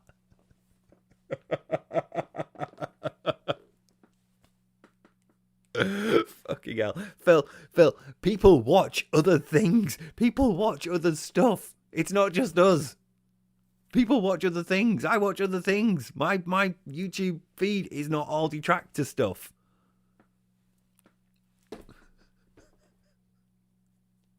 Fucking incredible, this. And and the thing is, if YouTube, sadly, would stop that kind of behavior, a lot of this online harassment would go away. They don't. If YouTube would just get rid of the meanie bullies, I would be okay. Oh, for fuck's sake, Phil. That is really the level that we're at now. And once again, it's YouTube that's accountable this time. It's not Phil. It's not anything that Phil does. If Phil changed his behavior, like significantly, if he actually made positive changes to his behavior, if he took on board some of our suggestions and made strides to improve his streams and like ease the burden on his audience and like actually not be a complete cunt to him, then most of us would just sort of like wander off and leave him. Oh yeah, it's changed, fair enough. We would be a lot of us would be suspicious. We'd be cynical. We'd have to keep coming back to check. But if he persisted, if he made like actual genuine change, like we suggest, most of us would leave him alone. But he doesn't. So we're going to keep watching. And because he doesn't do that, right? Because he doesn't make those changes himself, we still watch. And because he's never going to make those changes, the responsibility must lie elsewhere. So it's YouTube's fault. Because they don't get rid of us. There's no reason to get rid of us. What we do is like completely fair and fine and legit. Especially, you cannot argue that I am like in some way infringing on Phil's copyright. I am dragging out like 10 minutes into an hour and a half of content. So, if nothing else, I am fucking transformative. But he's like, Mama Susan didn't get rid of them and now she's gone and I don't know who this new guy is. What? Are you getting fed up with this now? Can I carry on? Can I finish? Look, I feel like it was worth it to at least get to the end because there's been some funny bits here. It's just this bit's a bit ridiculous. Yeah, it's the YouTube. Seriously, he's blaming YouTube again. They should be doing something about it. They should be getting rid of us. Because their view is legally, they just want to protect their own butts. They don't really care about what's right, what's wrong, what's harmful, what's not. They just don't want to get sued. YouTube isn't a legal service, though. YouTube doesn't want to be held legally liable for any conflict that might occur on its platform. That's why it sort of makes you go and do it off-site. That's why it makes you say, yes, I will take this to court if I'm wrong, or if this person protests, I'll escalate it. YouTube doesn't want to be involved in that because YouTube doesn't want to litigate for things like copyright law and stuff like that. So yeah, YouTube's always been hands off about stuff like this. You just need to learn to deal with it, Phil. So, it is what it is, but that's why they can't hurt. If they can't hurt me, hurt everyone else around them, or around the periphery of me, because they somehow feel like that's it. It does it. By the way, it doesn't. It's not doesn't. If you haven't noticed, people have been doing this for how many years? I'm still here. Hi, I'm still here. But you haven't learned. You're still here, but you haven't learned. You haven't learned anything. You haven't changed. You haven't grown. You've gotten worse, objectively worse. Your life situation is objectively worse. The content you're putting out is objectively worse. You are actually crippled by chat in terms of making entertaining content because you don't get the fun of seeing him struggle that was integral to his early success, with people watching him just be like, your common garden gamer playing games and just sort of blundering through them and having a laugh while they're doing it. You don't get that anymore because chat will hold his hand through it. You don't even get openly drunk side Phil, You don't get Phil being fun. You are objectively worse. You are objectively more boring. You barely reduce the number of videos that you put out in a day. You're still putting out 7 a day and they're all an hour long. Who's got time to watch 7 hours of you? So, fuck. You've not changed. You've not grown. Everything is worse for you. You're in an objectively worse position. You're still here, but you're just like hanging on. It's not admirable. Your longevity is not like some sort of plaudit. It's not worthy of praise or recognition. You don't deserve special like treatment because you've been doing this for so long. Stop relying on this as a crutch. It's part of what's handicapping your growth mentally and like as a person, emotionally. You need to get over this idea that you're special because you've been doing it for so long. You're not. I'm still streaming. Still making meaningful content. Oh, fuck it. Oh, fuck off. It's not meaningful either. Fuck off with that. I need to get that done. I need to do something about that because it's just... You want to go out. You see, even she's done now. So...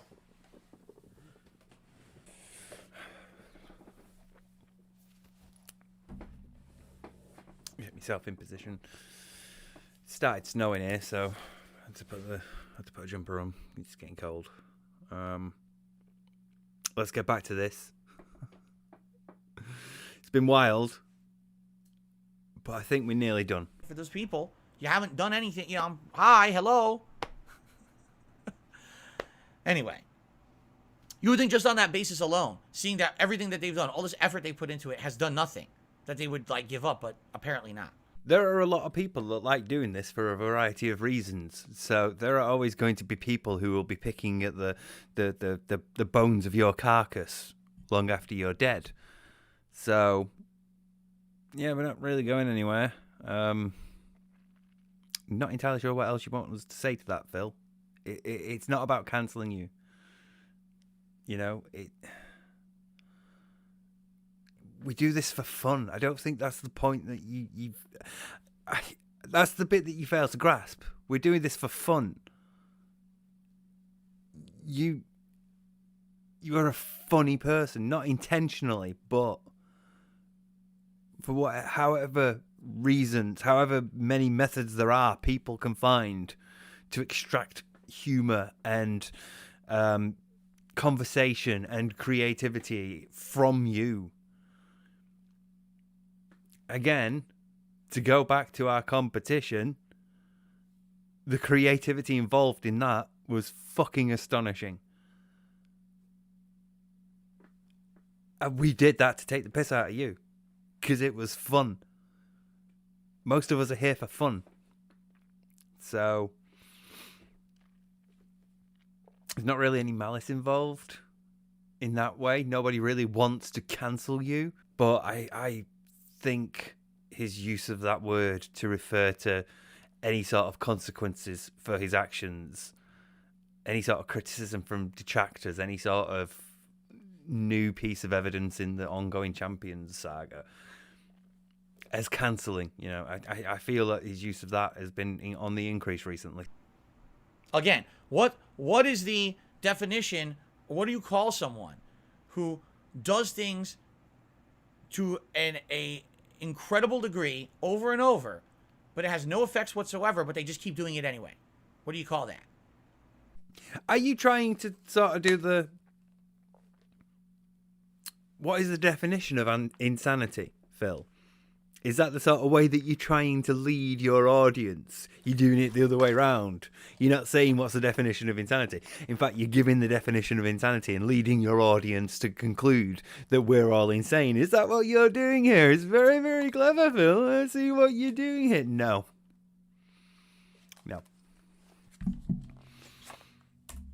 I don't have to say the words. All I have to do is present the scenarios, and you can make the judgments for yourself. You see? Open your WWE Champions account. That's all you have to do to make like most of this go away. We have presented a scenario, Phil. You have yet to properly address it. So Snowkarl did another $1 tip. He said, the other day your channel demographics showed only 1 to 2% of your audience is in the 13 to 18 group. To be able to sustain your channel in the long run, do you think you should change in order to attract those people? No, because I don't want to attract those people. All right? I had that audience at one point. Absolutely, I had that audience at one point. And that was, I hate to say, it's not the kind of content I want to make anymore. I don't want to make that kind of content that's over the top immature, that's constantly has to be every piece of pop culture, that constantly has to be every stupid meme, every dumb sexualized, racial joke. You know, that's what they like, the risque shit. If you're in that age group, you will like racist, sexist humor.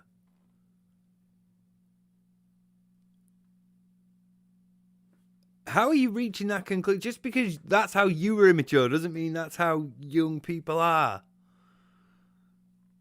Just because that's your experience of immaturity and adolescence doesn't mean that everybody else goes through that same path. Oh my God. And once again, right, the generalized racial sexist humor that he's talking about, that's so immature, he was doing in his 30s. Throughout his 20s and into his 30s, he was doing this. Well, let's talk about something real quick that can add to that stigma, right? And I think this is important. You said the light bulb went off, you know, about a year ago. You got to change. You changed your background and stuff. But I want to bring up, like, there's still jokes that are made that that don't necessarily, like, they don't fit today. And I want to play one for you, really, just kind of get your reaction to this. Okay, so this is yeah. So you know where this is going, and I want to watch this so we all understand what's going on here.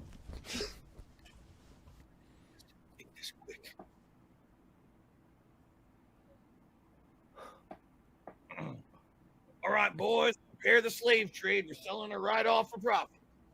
Oh! That's it. No cringing. His reaction was dead. Like, no cringing. No, like, oh, God. Oh, I know. Oh, fuck. Nothing. He was just like, yep. Yep, I said that. Put the kid in the vehicle. Poker faced, isn't he? Mm-hmm. I don't think he expected them to get the clip up. She's worth lots of money. That's okay. fucked up. Yeah. So what's going on there, man? Like, let's talk about that. Like, how does that when you see that? When you see that, how does that make you feel? What are you thinking? Do you regret that, saying that? Like, is that edgy humor? What's the easy answer? I have an honest question for you guys. You've now seen it. I don't know if Adam has ever seen that clip before. Okay. No, I Is that haven't. the first time? Okay. What do you think the joke was there? I'm just curious. What do you think I was? No. What do you think it was, That Phil? you're selling that girl to the slave trade. Okay. That's what it sounded like, and that's pretty fucked up. Yeah. Okay. That's so what it. now, Yeah. From what reference are you think? How can I say? Oh, he's telling him context. Okay, I'll approach it from the detractor perspective. Okay. From the detractor perspective. No, I want to hear your perspective of what. Yes, good. Right. Okay, Yeah. we'll do both. It's We'll do both. pretty obvious. No, do what both. The detractors mean, like for me, that would have put me on the detractor side because it sounds like you were making a joke about selling that little girl to the slave trade. How is it not? And why would you she's make black. that? Like, what did you Well, mean? no, that that's absolutely, that's the joke. But there's a difference between saying that's okay and it's funny, or the It's not! ridiculousness of the Oh my God! situation. See, you just saw that clip completely out of context, correct? You don't know what's going on in the game right there. Okay, explain the context. What are you doing? That Yeah. sheriff is a corrupt sheriff. He is actually orchestrating a situation to try to murder people inside a building. Oh, to it's the protect sheriff who's his saying it. secrets. He's like a dark guy who controls the whole Phil. town. And no one knows this. Everyone thinks the sheriff's a squeaky clean guy. Dude, so this is what's being that got to do revealed with you throughout making the plot that joke? He's a scumbag, right? So the joke is this guy's such a scumbag. He's saying to the dad, "I'm going to save your daughter. Give me your daughter. Let's take him in and rescue her." But in reality, he's such a scumbag. He'd probably do something like that. He'd probably, track. Your Honor, Whoa! That's the I joke. rest my Now, case. Is it a joke that's acceptable by today's standards? By 80% of people? By today's Probably standards, this was 6 months ago. I agree with you. Do you think that's a joke? Like, do you think that's a joke acceptable by any standards? Like, I don't. Even a decade ago, 2 Right. decades ago, 3 decades Like, ago. And I it's like, I just want to hear your thoughts on that, because He's got a I way think out there's of it, man. edgy content, then there's inappropriate content, and we've all been guilty of edgy content before, so. But that's racist. I think Just it's say it. dark That's humor. It's definitely skirting the risque, okay? Not to say that I've heard much worse, obviously, from other people, but that doesn't make it okay for me to. Have you watched the last 5 years of content I've put out? There's probably okay. Yes. He said it. I make errors, absolutely, and I'm stupid, and I do dumb stuff when I get over emotional. This is not the norm on my streams. People yes, it is. Out of context, like you guys just did. And if all you knew of Darkside Phil was that joke, you would hate my guts. You'd be like, what a scumbag. You made a joke about child trafficking. Push him on it. So don't do those jokes. Child trafficking is funny. When you watch it in context, it's not as bad, but it's still bad. It's not as bad. The context that you explained didn't make it any better, I'll be honest. That's fine. Because I'm not sure which character you're even like portraying. So were you acting as the sheriff in that situation? Yes. That's why I did. That's why I did like the accent. Yes. I don't know. I think that like in a situation like that, like we live in a society now where like, look, I understand that going into this interview that literally every second of this is going to be analyzed, and Adam understands that, and you understand that, right? But so, literally everything you say, there's a camera on you at all times, especially when you're a live streamer, you know. And like, do you have it in there that it's like thinking like when you said that you're like maybe that was too much, or you were just free flowing and that's just kind of you? Good question. Let me put it this way: if I'm streaming and a joke pops into my head, and I feel, oh man, that's probably too much. Today, I usually will not say it. Usually, it'll be. But you're still thinking it. Yeah, you're still thinking it. You're saying to me that you're thinking things that you can't say. That was a momentary lapse because I've done it for so long. I get this weird observational. It's like Phil's in my head. You know, observational humor. A million miles a minute. Here's a joke. Here's a stationary. Here's a joke, right? But do you think that's observational humor, though? Like that's exactly what's observational about that. I don't know. Like I'm not one to like. There are people who make, like, there are comedians who make jokes and they're edgy and such like that. I guess. Do you fancy yourself as a comedian? Like because you're telling us that people come to your streams to watch you, you know, rage react to streams and it's pretty funny. Things like that. Not intentionally. I don't necessarily, and I don't know. I'm asking. And I think this is probably a better question for your fans. Are they coming to watch for those edgy jokes, or are they coming to watch you rage? Because Derek, I don't know, man. It doesn't. We know what he's coming for. It doesn't fit. You know, that's I really. Agree with you. I agree. I actually agree with you today. I should not have made that joke. I know that. That today. Then why did you? Correct. 15 years ago, even 10 years ago. It was a different climate on YouTube, and people were looking for that. That's who I was, and now I'm. So this was last year. YouTube wasn't racist 10 years ago. Last year, yeah. So, because it just feels like a big leap from going from a sheriff who is like trying to kill people to seeing a little black girl and thinking a slave trade. Oh, yeah. Now you said it. Now you said it. See what? You said black girl. It was on that's screen. Correct. That's correct. And herein lies the problem. What? Black people. I didn't think that. In my mind, it doesn't matter. It doesn't you're matter. Right. You're right. You're right. I agree with you. But in my mind, I didn't even see that. I didn't think that. Didn't see color. Just a little girl. This is a scumbag sheriff. He's literally lying to everyone. If he's going to traffic someone for profit, but you thought I wouldn't be slave trade. Shocked. It wasn't. She's a black girl going to the slave trade, and that's stupid of me. Why the hell did I not make that connection in my head? Because I'm stupid. Okay. Oh, you know, I'm dumb. Too stupid to be racist. You don't have to. That's fine. Okay. You don't have to believe me. I can't make you believe me. I didn't think of it. At one moment did I ever think, oh, she's a black girl, make a slavery joke. Absolutely not. You did. It was about you saw a black woman and made a thief in your bank joke. This guy would have probably done that because he's such a piece of garbage. Okay. That's a really weird way to wiggle out of it. I feel like we can. I feel like we can go on for, you know, for an hour about this clip. Press him.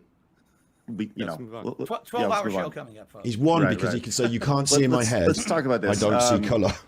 So it seems like, what do you feel that they did to you to get you removed off Twitch specifically?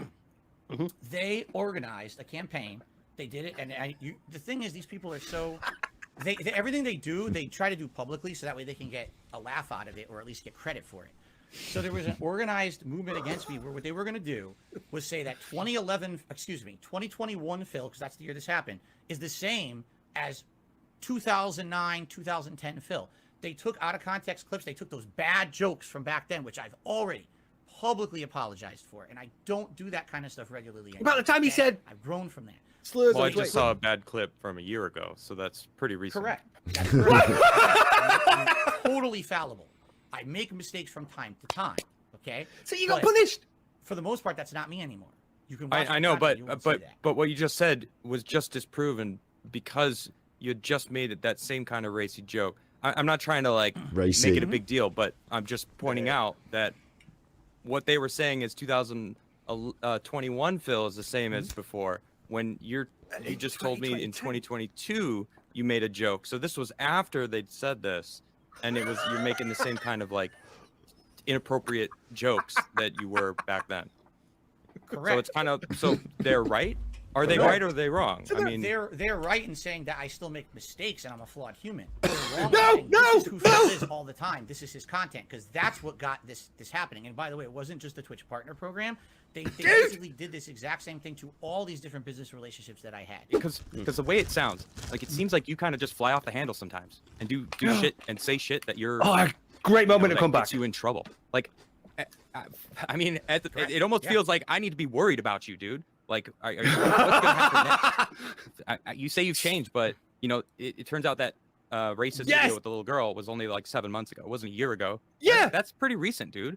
You know, can like, say it's you can say it's racist. That was not what I was. Bro, it is racist. It doesn't matter. The internet and I think Slave it's racist. trade. I saw it and it's fucking racist. You're talking about a You killer picked the slave killing trade people in the because she was a basement, black and then girl. So you're bringing up the slave, you're like sending a little girl off to the slave trade. I don't know. A little black girl. It's pretty obvious. All right. So I know you claim that it isn't, but it really did sound that way. But that's whatever. I don't know, man. It just feels like. Well, whatever. No, Craig, we can't hear you.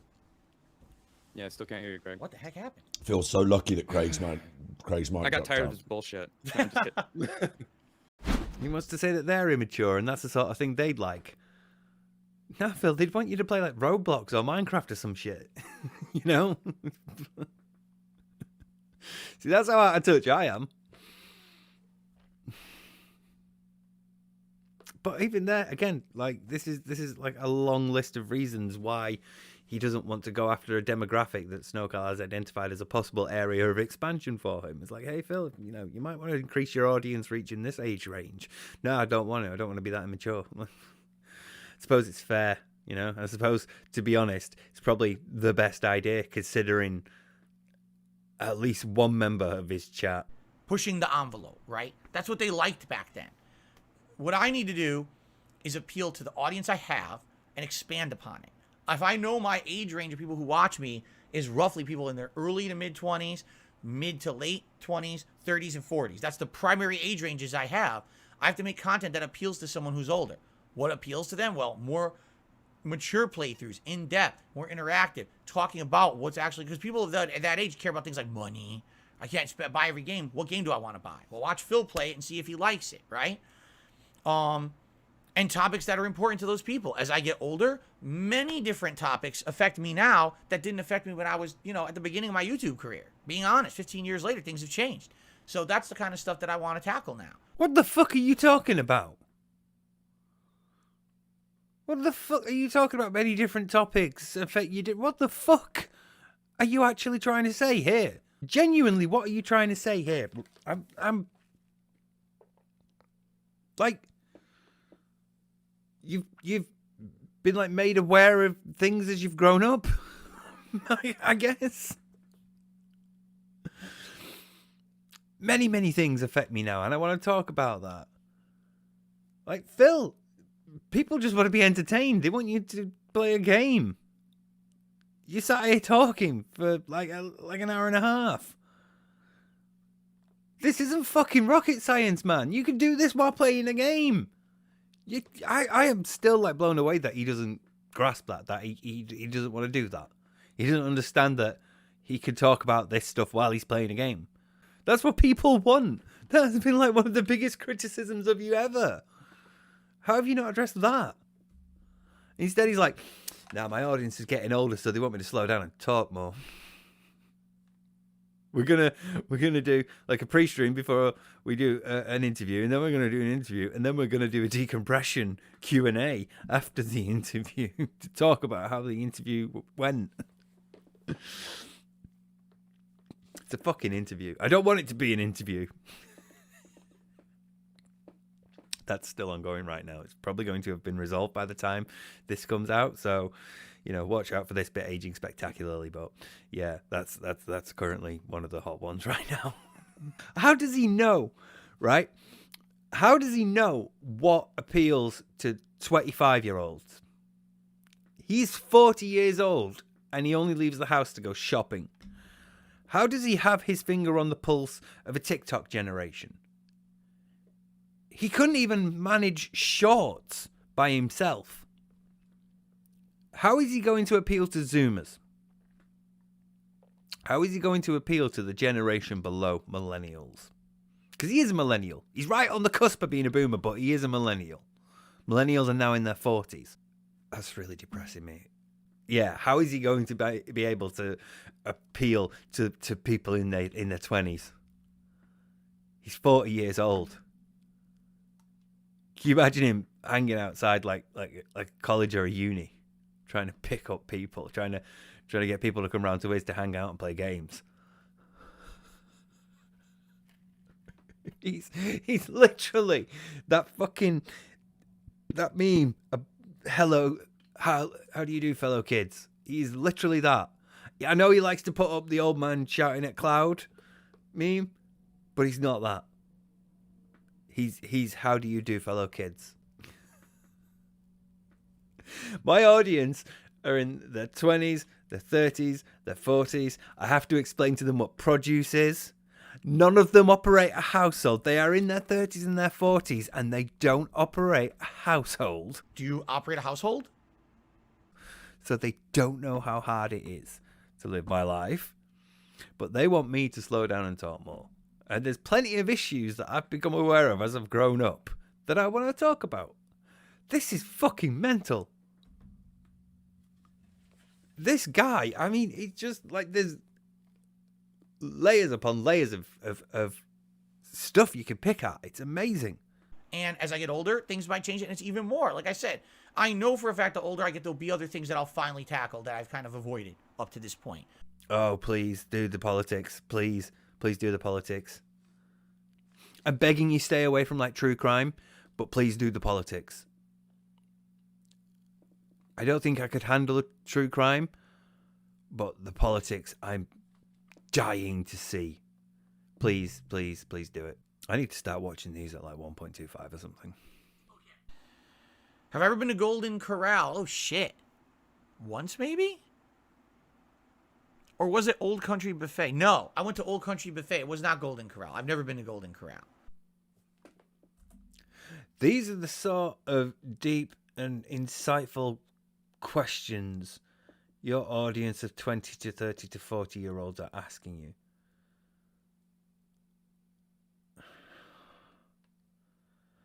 I mean, let that speak volumes. Favorite brand of beef jerky? Oh my God. Oh, we have to be done. I'm done. I don't think anybody else is going to cause like a massive outburst here. I just. All right, guys, are we good now? Yes, go. Let me end this. The next question I got was, am I afraid of snakes and spiders? I think it's time to end the podcast. Yes, it is. Yes, it is. Let that speak volumes about your fucking audience. Yes, it is. It is time to end this. Thank fucking God. I'm going to film a conclusion like after I've edited most of this, because I think I'm going to need a few days to sort of process it all as I'm going through it. So, yeah, this one's been fucking mental. It's no wonder I got DMs and tweets about this. Fuck.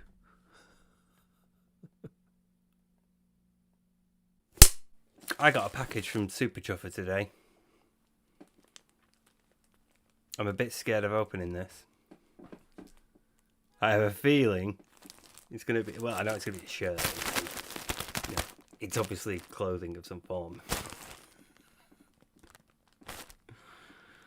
I have a feeling there's going to be like a missing or a murdered schoolgirl on this. I don't think it's going to be anything to do with his current lolcow du jour. I think this is going to be Right, okay. Right, let's just open it. I don't think he's going to give me the Shannon Matthews one that he likes to rock. I think it would be one my own. I thought the Nobby's nuts were bad enough. And I'm not lying about that, by the way. Here, well, so Superchuffer is also helping me upgrade my setup. I have some microphone stuff here. I have a new mic and a mixing, a sound thingy. I have to learn like a fair bit about sound quality and editing now. But that's what happens when you step up and when you upgrade your gear and when you move up a level. You level up. So yeah, but along with this came a 20-pack of Nobby's nuts. And I don't normally eat Nobby's nuts. There was no like pre-existing running joke that we had or anything. He just threw it in there, and yeah, I've had a bag. I've had it to try them out, and yeah, they're all right, but it's quite nice. But I don't know how I feel about them when I've had 20 of the bastards. But anyway, it's just to show that Scott is the sort of person who will send random gag gifts like that. And when I woke up this morning to a DM saying, "Hey, your parcel's going to be delivered on this date," heart rate went up a bit. So when this came through the letterbox,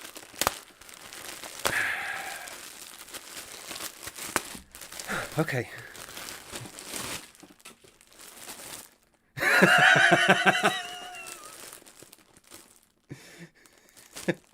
Right. Okay. Right. There's a label on it. I don't want to t-shirt personalized. It just says create your own. So there's at least one face that I recognize.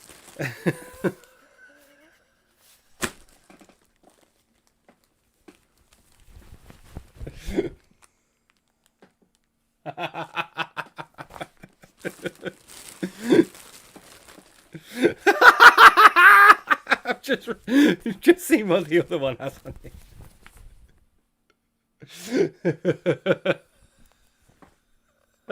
Oh, well done, Scott. Well done. Credit where it's due. That's pretty good. Well, I don't know whether to wear it. It's got to be on TBS. It's got to be on That Being Said.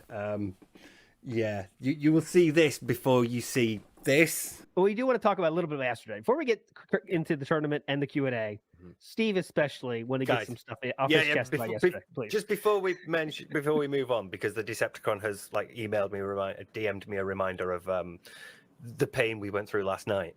I'd just like to say that a couple of days ago, I got a parcel from Superchuffer through the mail, and it had this in it.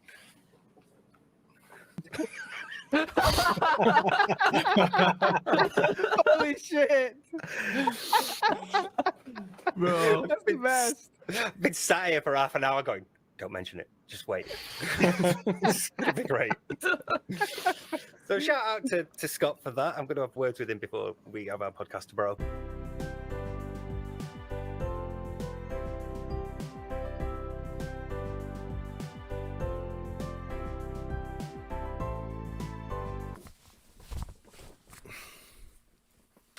It's a nice fit, actually. Cool. So first things first, I should acknowledge the interview. It exceeded my wildest expectations. I was very cynical. I was definitely on team it's going to be another The Quartering. So I have nothing but, admiration and respect for Adam and Craig for tolerating 5 hours of DSP's bullshit. It has given me a lot of work to do, though. So, yeah. I am thinking about how I'm going to break it down. I'm going to need to there's going to need to be a pre-interview bit. I'm going to have to. I'm thinking by question. It's sort of there's a while spent on one topic and then they move to another, and then there's a while spent on that and then they move to. So I'm sort of thinking it's going to have to be in chunks like that, and even that's going to be really long. And then I'm going to have to do post-interview stuff as well, because obviously he had his decompression, then they had theirs, then he whinged about theirs, and ever since then there's been stuff going on that has broken him. The interview has broken him, and it's been great for me, psychologically, but in terms of thinking, I need to do a video about this. How am I going to approach it? It's just piling more and more stuff on. So, you know, if Craig and Phil would like to sort of like hold off for a bit, you know, I'd really like the opportunity to catch up and at least try to get some work done. But it also makes analysing this whole thing that we've just watched a bit difficult as well, because obviously we know everything now and how bad things are for Phil and how bad they've been since the interview. Whereas, you know, I didn't really want to bring too much of that in to sort of like bias how I thought he was doing then. Because obviously then when I watched that meltdown, it was before the interview, so we didn't know how I was going to go. So, you know, I had thoughts about how bad things were, whereas now those thoughts might be influenced by what we know from the interview. So I'm trying to keep it a bit separate from that. But even then, there's common things that we can read into it, you know, and the conclusions that will be borne out by the interview you can draw from this. Obviously, he shirks a lot of responsibility for his decisions onto other people, and we see that from anything from the like, let's come up with a thing, guys, let's talk about what we want to do for this event, all the way to, you know, I don't know what my business expenses are, I paid somebody else to deal with that. There's a shirking of responsibility because Phil doesn't want to have to face up to either the consequences of his actions or the thought of doing work. So that's a constant that has been throughout, and that's another problem, that DSP's behaviour never changes. Those things are going to remain constant, and as we've seen born through the interview, they've remained constant. But you didn't need to go through the interview to get that. We've always known that Phil doesn't change his behaviour. Phil is like obstinate. He's a stubborn little shit, and it's hard to get him to do anything like an adopting direct capture or playing Minecraft, you know, the big ones, all the way to little things like maybe don't be a prick to your audience. You know, it's just a little thing, but you know, you could do it if you changed your behavior, but you won't, and that's a real problem because it means that you can't trust his apologies, not his responsibilities. You can't trust his apologies because he's not going to change. Part of an apology is an acknowledgement that you're going to change. You recognise that this behaviour is bad and you're going to work to correct it. Whereas that's not going to happen with Phil. He's only going to try to change his behaviour in as much as it will either get him out of trouble or get him more money. You know, beyond that, there's going to be nothing. So apologising for something major, like, you know, making an offensive joke, that's just not going to happen. You're not going to make him do that, you know, because it means being critical and understanding why you did wrong, not why somebody else did you wrong or why circumstances conspired against you, why you did wrong. And Phil just won't do that. That's obviously like the heart of so many of his issues. And a lot of it is tied up in how he sees his fans. It's how he sees them as with a sense of entitlement, you know, to their money, and how he sees like what their obligations to him should be, not how he should entertain them and how he should make an engaging enough product for them to want to support him, but how they should give him their money. That was Freudian. Fucking hell. A lot of his issues come down to his inappropriate relationship with his fans, and that's because he doesn't socialize, because that's all he has. He doesn't have friends anywhere else. So when he is being inappropriate with his fans, he can't recognize that this is inappropriate and this is not enough for socializing. You know, you need people external to all this. You need friends and family that you can be around that aren't involved in your chat.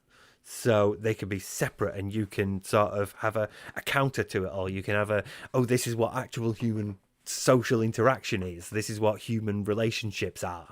You know, again, fundamentally, he doesn't understand human relationships, but even so, he would benefit from having a wider support network outside of all of this chat shit over here, so that he can go over there and be like, hey guys, how you doing? How was work? How was your wife? You know, how the kids? And yeah, did you watch that thing last night? Have you seen that movie, the latest Marvel one? You know, Yeah, let's get some beers in, lads. Come on, it's been a long week. You know, he's got nobody where he could switch off and relax. But one of the other benefits of socializing that he's not getting is the existence of relationships for support. And I don't mean financially. I mean in terms of if you have a stress in your life that you are struggling to deal with, you would benefit from having friends or family that you could either ask for like actual material help, like, you know, would you, like, you know, struggling with my back, could you come and help me move some stuff? Or, you know, I'm having problems, you know, paying rent or I'm moving, would you mind helping me here? Or, you know, general things like that. I'm away this week. Could you mind like watching the dog for a weekend while I'm away on business, or you know, any sort of thing like that, or all the way up to, you know, just I need to talk to you, man. I'm really struggling. There's been a lot going on in my life, and you know, I'm really depressed. I'm really struggling, and you know, I feel like this. There's nobody that he can talk to about the stresses and strains that he's feeling. So, regardless of how serious we think they might be, the impact of what he's feeling, what he's putting himself under is what's like relevant to him. So he's going to need help dealing with that, and when he's not got a social network to call on for support, he's going to have other coping methods. And we all have coping methods. We all have our own little ways of dealing with the stress of life. It could be, you know, maybe you have a whiskey on a Friday night when you get home from work, or, you know, you veg out in front of the telly and play a couple of games, or, you know, you like to go out fishing and just sort of like switch off for a bit and be on your own and enjoy the peace and tranquility. You know, we all have various coping methods. And some are more adaptive than others, and some are more beneficial, and some are more maladaptive, and, you know, some are more harmful. But either way, we all sort of balance them, whereas Phil has fewer and fewer of those options. His only real sort of... what's the word I'm after? His only real sort of coping methods, I've just mentioned it like 20 times. How can I forget it like that? His only real coping methods are, obviously, alcohol and champions. So there's a little bottle by the bed, and there's a little app on the phone, and that's it. So if those work and get him through the day, great, fine, no problems. If they don't work, you've got issues, because those are the things that you are relying on to get you through, and they're not working as well as they do. So you have two options, and that is use more of it, or you have to put up with the tolerance that you've built and the lack of efficiency that it currently has, and the effect of almost akin to withdrawal. So, in other words, you're going to be an arsey prick to your audience if you're struggling to deal with something and your current coping methods aren't helping.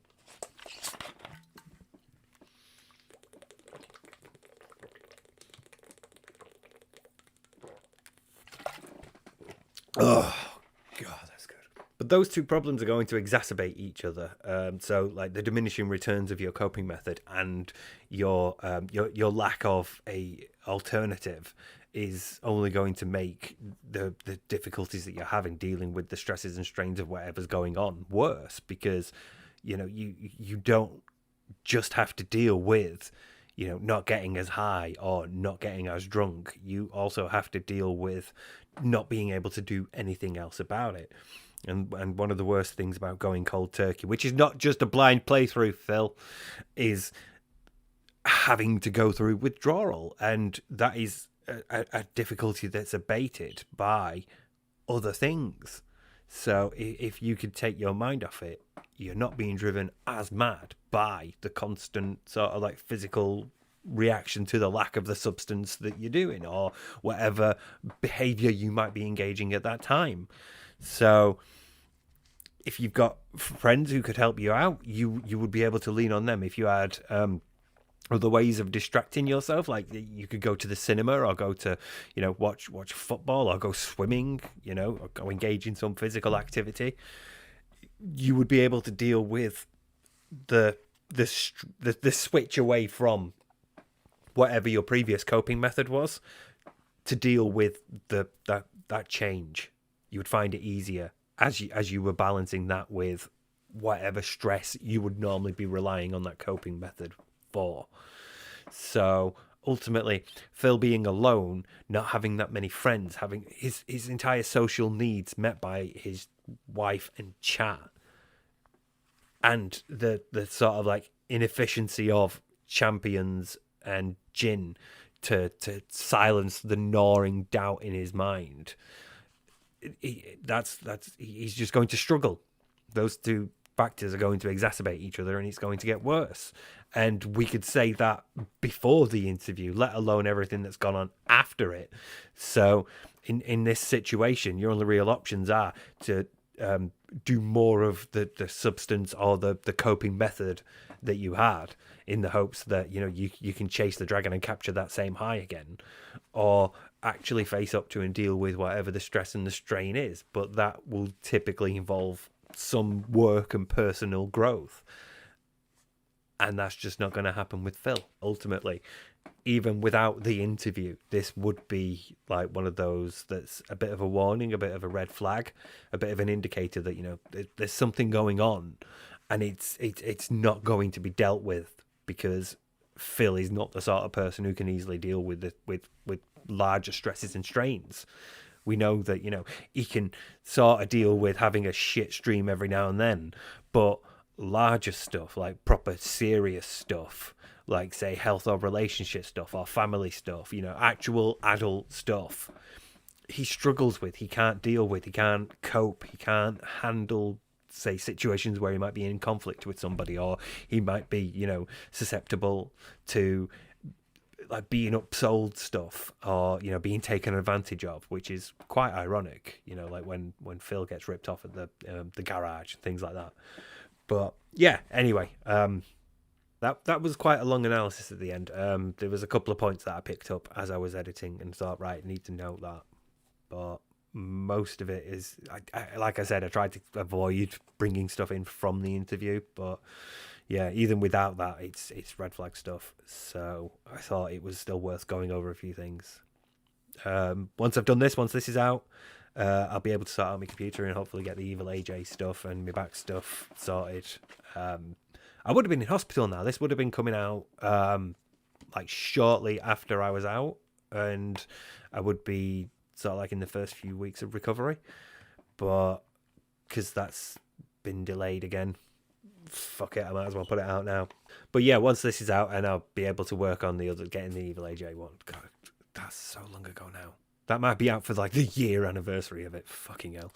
I'm also going to be working on the back video, and I'm also going to like start structuring how I'm going to do the interview. I still think, like, at the moment, I'm still currently thinking like doing it question topic by topic. It might be the best way to break it down. I did want to do a Jim Can't Swim style, but it just would have been too long. I might sort of do like a spoof bit at the end for one of them, or like as a shorter standalone video at some point. Because I do want to have a bit of fun with editing now. I've been cutting these a bit more. Like, I can still hear Scott telling me, kill your babies. So I'm going to have a bit more fun with editing, and I might start like putting more clips and stuff in. And I just, because I get bored sometimes while I'm editing. and I like playing around, and sometimes I'll have stupid ideas and I'll quickly edit something together and think, yeah, that works. And then by the end, I'll be like, it doesn't really fit in, get rid of it. So this one's like an idea that this thing coming up now is an idea that I've had since about halfway through. You'll know the quote when he says it, but yeah, the moment he said that, I thought I can work with that. There's something there.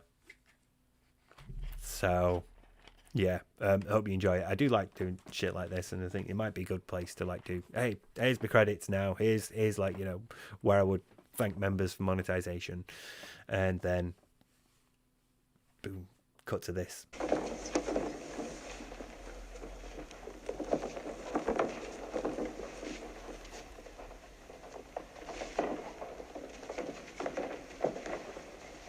What is this? I don't understand. Is it modern? Majesty, the head director, he has removed un amuleto that would have occurred at this place. Why?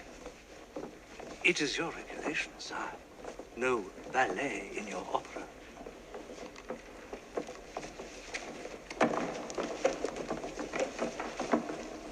Salieri. You like this? It's not a question of liking, Majesty. Your own law decrees it, I'm afraid. Well, look at them. No, no, no. This is nonsense. Let me see the scene with the music. But, sire. Oblige me. Yes, Majesty.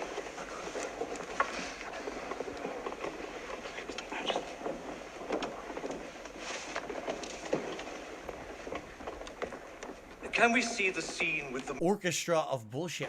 Certainly. Certainly, Herr Director.